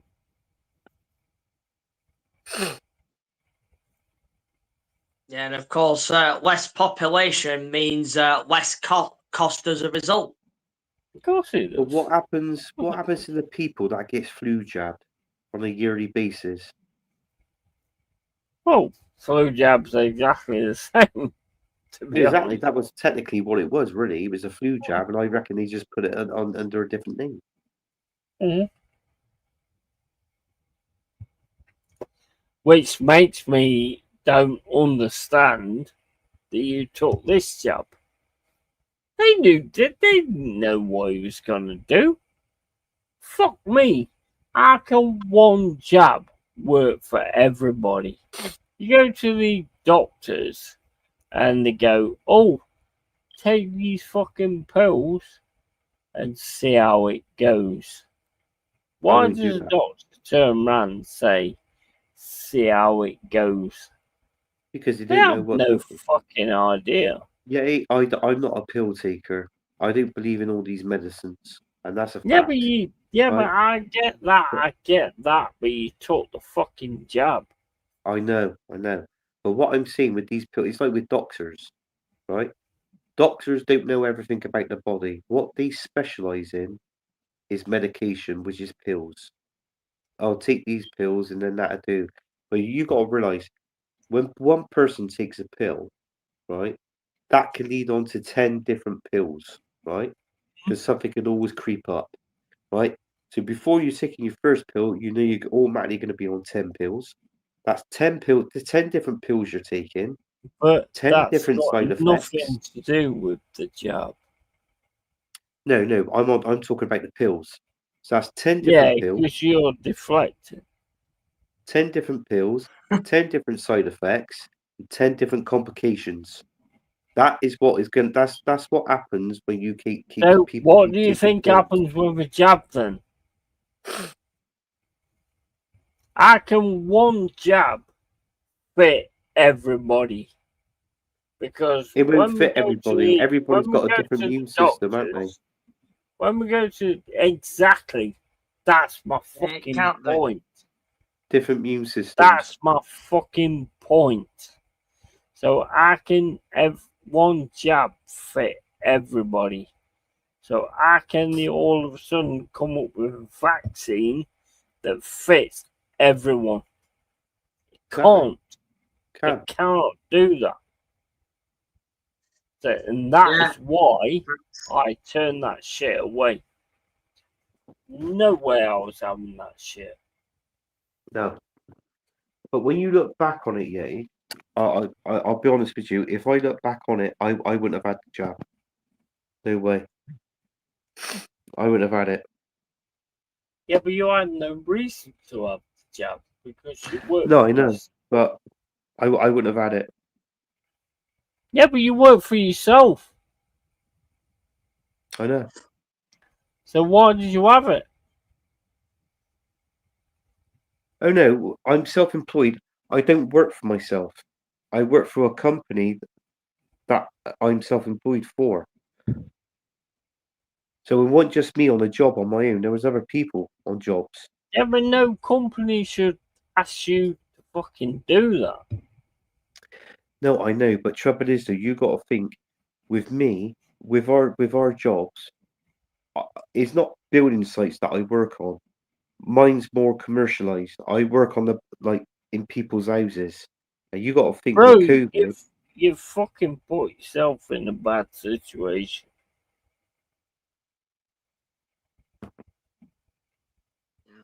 You have put yourself in a bad situation. Because, mate, I mean, obviously, with what's gone on in my life, I had no issue. I mean, I wouldn't have done it anyway. If I was working, I would have turned around and gone, fuck you. I ain't having that. You know? It's down, to me, it's down to common sense. No way I would ever have done that. No.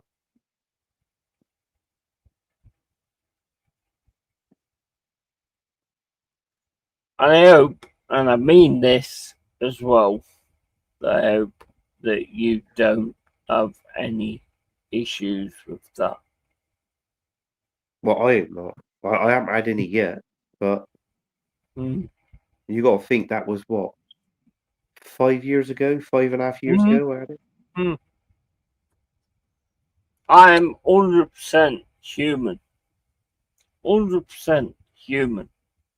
It's nothing. I rely on my immune system, which does me the world of good. But at certain points, yeah, maybe I'll get fucked up. But I am 100% human in my immune system. Nothing going to be taken away from that. And, bro, I just don't understand how people actually went there. It's just ridiculous to me. I mean, what do you think, Michael? I mean, because I'm just saying. Yeah, you know what? The thing is with this, the reason why Anthony had it is because everyone else has had it. Because one person's had it, and then everyone. It's like sheep falling into a line. Yeah, that's what it is. It's as soon as one do it, they all do it. Yeah, you know. There was a time where people are meant to have like a mind of their own and shit, but you don't get that now. No. That's the problem. But yeah, I mean, look, I mean, at the end of the day, I mean, when you're a grown up, I mean, having someone else tell you what to do, sorry, but nah. And obviously with that jab, it was never going to fix everyone because everybody's different. Obviously, immune systems, all this stuff. So how was it ever going to fix everyone across the world? I mean, simply can't, can it? No. No, it's not. Yeah, but yeah, I mean, even you said you were 50-50 on it, Anthony. That showed that you had doubts on it in the first place.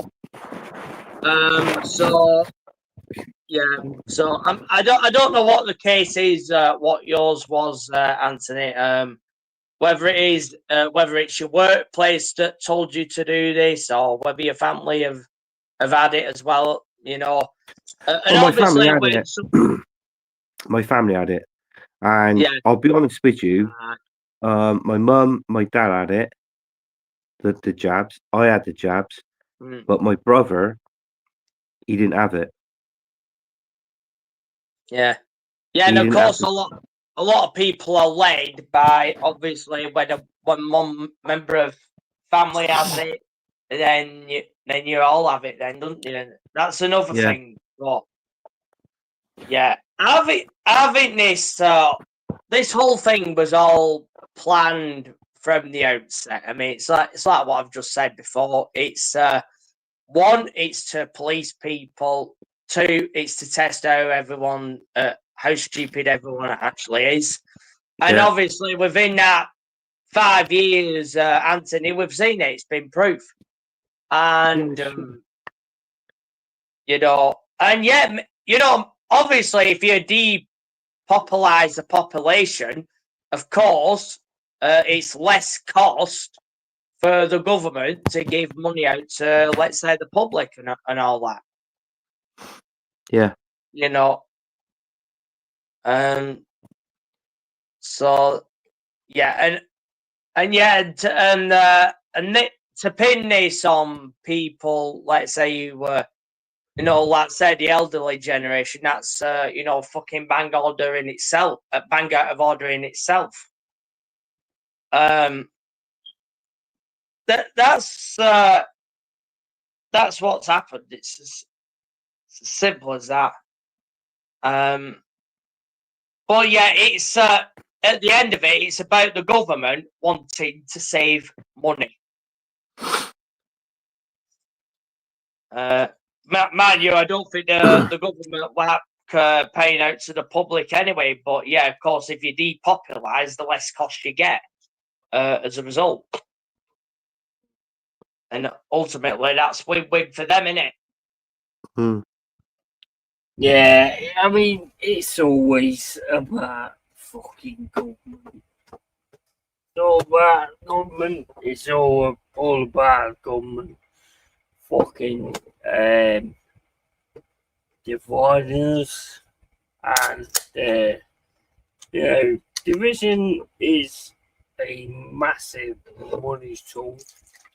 You know, to divide everybody is the way it goes, because to divide everybody, they stay in power.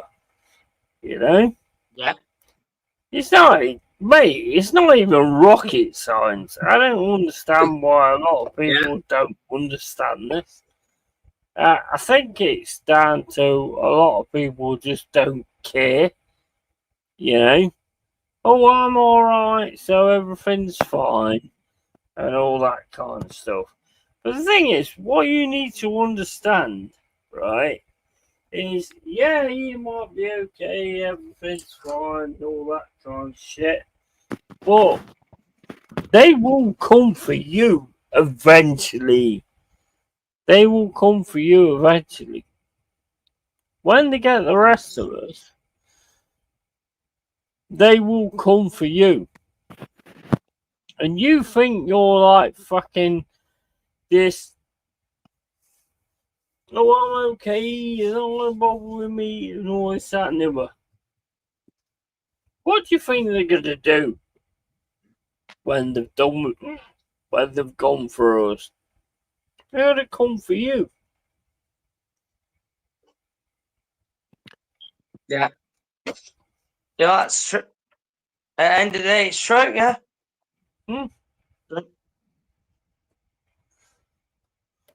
Bro, it's common fucking sense. It's common sense that they're gonna come for the next common denominator. You know? I don't understand why people don't see this. Oh, I might get here, I might get here.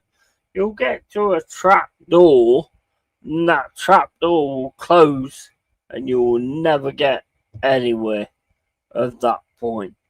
You know? They kill communities. They have 100% killed communities. Yeah? By bringing in fucking illegal immigrants and all that kind of stuff. So they kill communities. It's fucking 101 to destroy something. They kill the communities and they just kill everything that you feel that is good for you. And they are the major reason for mental health issues. The social media and all that kind of stuff. It's all done by fucking design. It's all done by design. We all think we've got something and we haven't really got anything. You know? It's all done by design. We have to get fucking smarter. And fucking, mate, even saying get smarter, just fucking stop being a retard. Because it's so obvious what they're doing. It's so fucking obvious. Yeah. But well, you people don't want to stand up, do they? No. They don't see it because they don't want to see it. They want to remain blind to everything that's going on. It's sick.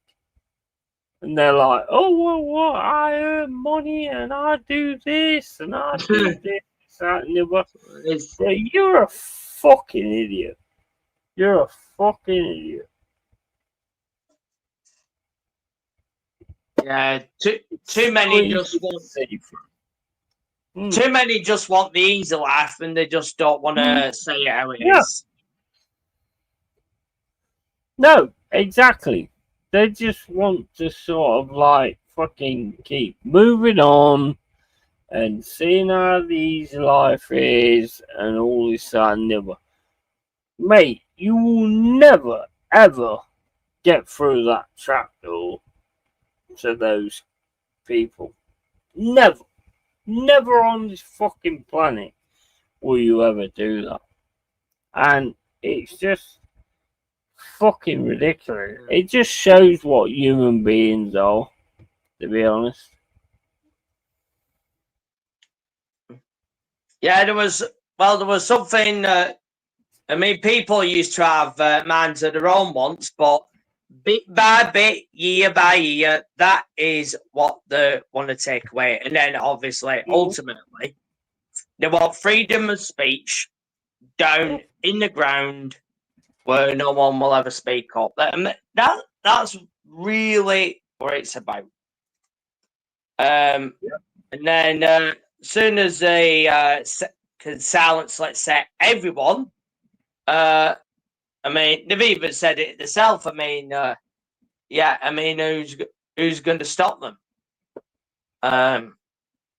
But you know what? I mean, I'll give it a damn good go. So yeah, I will as well. It's just too many people that are soft, and that's what it is. Yes, too many people that have accepted that soft thing, where it's like, well, you know, oh well, we'll just go ahead with it. That's the shit that used to happen in Germany, Nazi Germany. That is the shit that used to happen there, where everybody's just being soft and just fucking let things go. And if you do that, you're a fucking disgrace. You're a fucking disgrace. And you fucking put things on your fucking social media about lest we forget. Fuck off. Fuck off with that shit. Lest we fucking forget. As soon as you get a chance to actually do something, even by saying something, you fucking back down. Those guys fucking died to fucking get something in this country and get our right in this fucking country. You can't handle actually fucking saying what you think. Fucking disgusting. Yeah. Yeah, if it had happened in that time, it would have been bloody eaten alive. Yeah. Bro, I will fucking die for this country. I'll fucking die for this country. And these fucking little fucking dirty little fucking upstarts who go to college for a little bit. Palestine, Palestine. Well, fucking, I tell you what, we'll get you an Airbus, drop you right in the middle of it. You're gonna keep talking about it there? Probably not. Probably not. You know? I'm fucking sick of it. They won't last 5 minutes in a place like that, and most of them bloody know it. But it's they're told to do that. They're paid to do that. Oh, mate, they're massively paid. It's all to do with like going to civil war in every country by 2030. The Illuminati shit. By 2030, the civil war in every country, and then a one world government. That's the way it's always been. I'm glad I'm 52 because I am tired of this shit. It's boring. It don't even interest me. Boring. You know?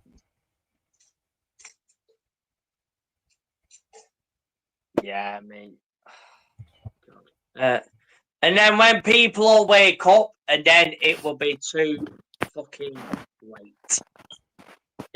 It's as and that's exactly the way we're going. As soon as people wake up, it'll be too late. So many fucking fakes in this country. Unbelievable. They fight for things that they know people fought for. You know, and they go on other things. Palestine! Palestine! Yeah. Fuck Palestine! Our fucking own country's going to shit. You fucking dickhead.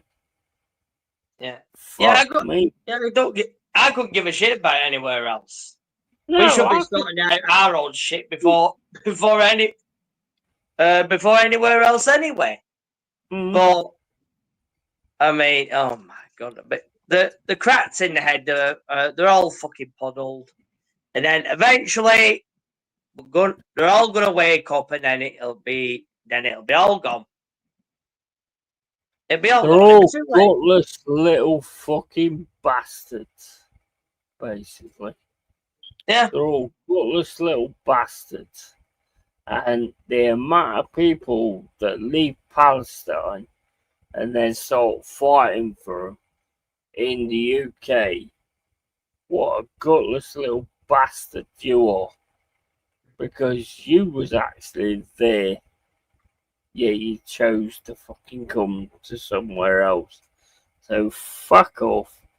You lose your credibility right there for me.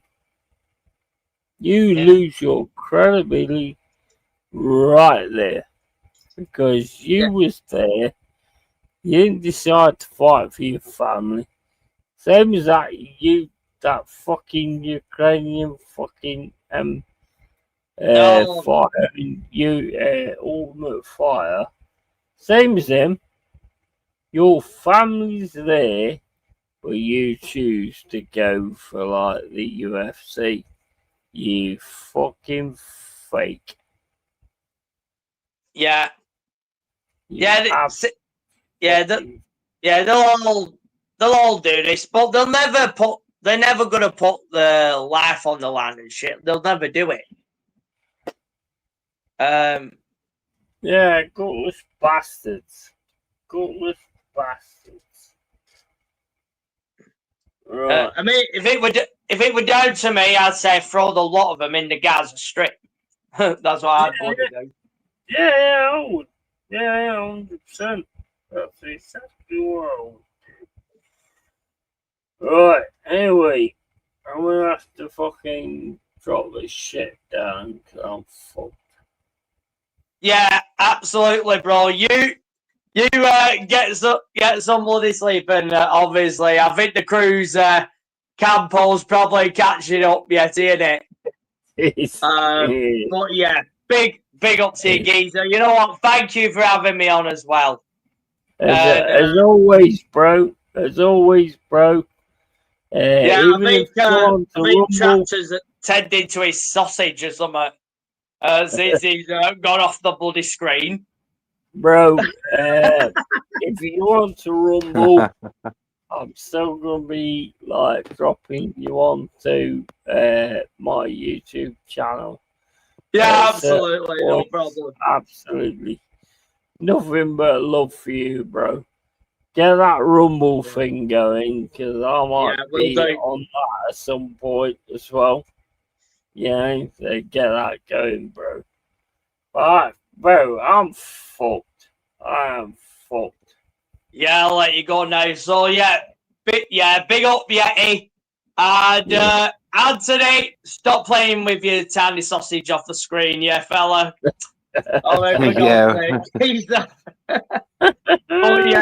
Big up to both of you guys and keep on bloody landing it, yeah.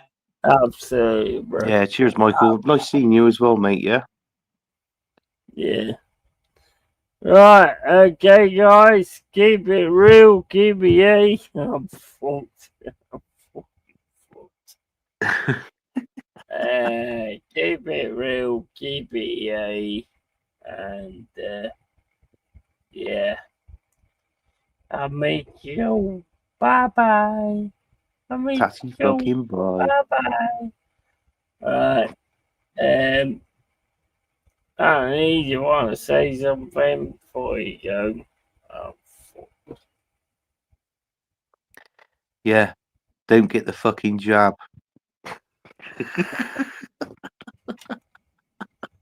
Yeah, like you can say that, but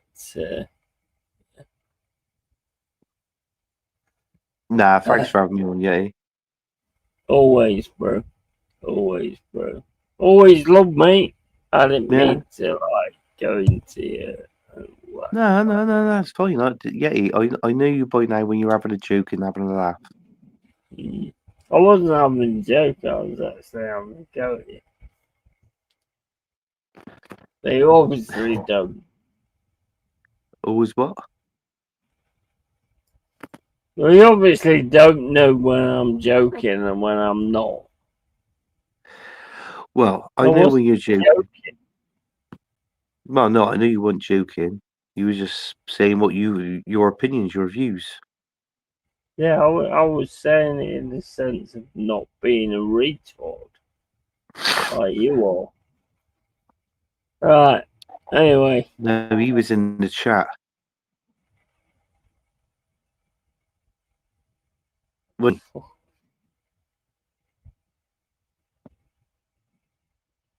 Alright. Catch you all later. Wherever. And yeah, see you later, guys. Keep it real, keep it yay. Alright, and yeah. Tatty fucking boy. Tatty fucking boy.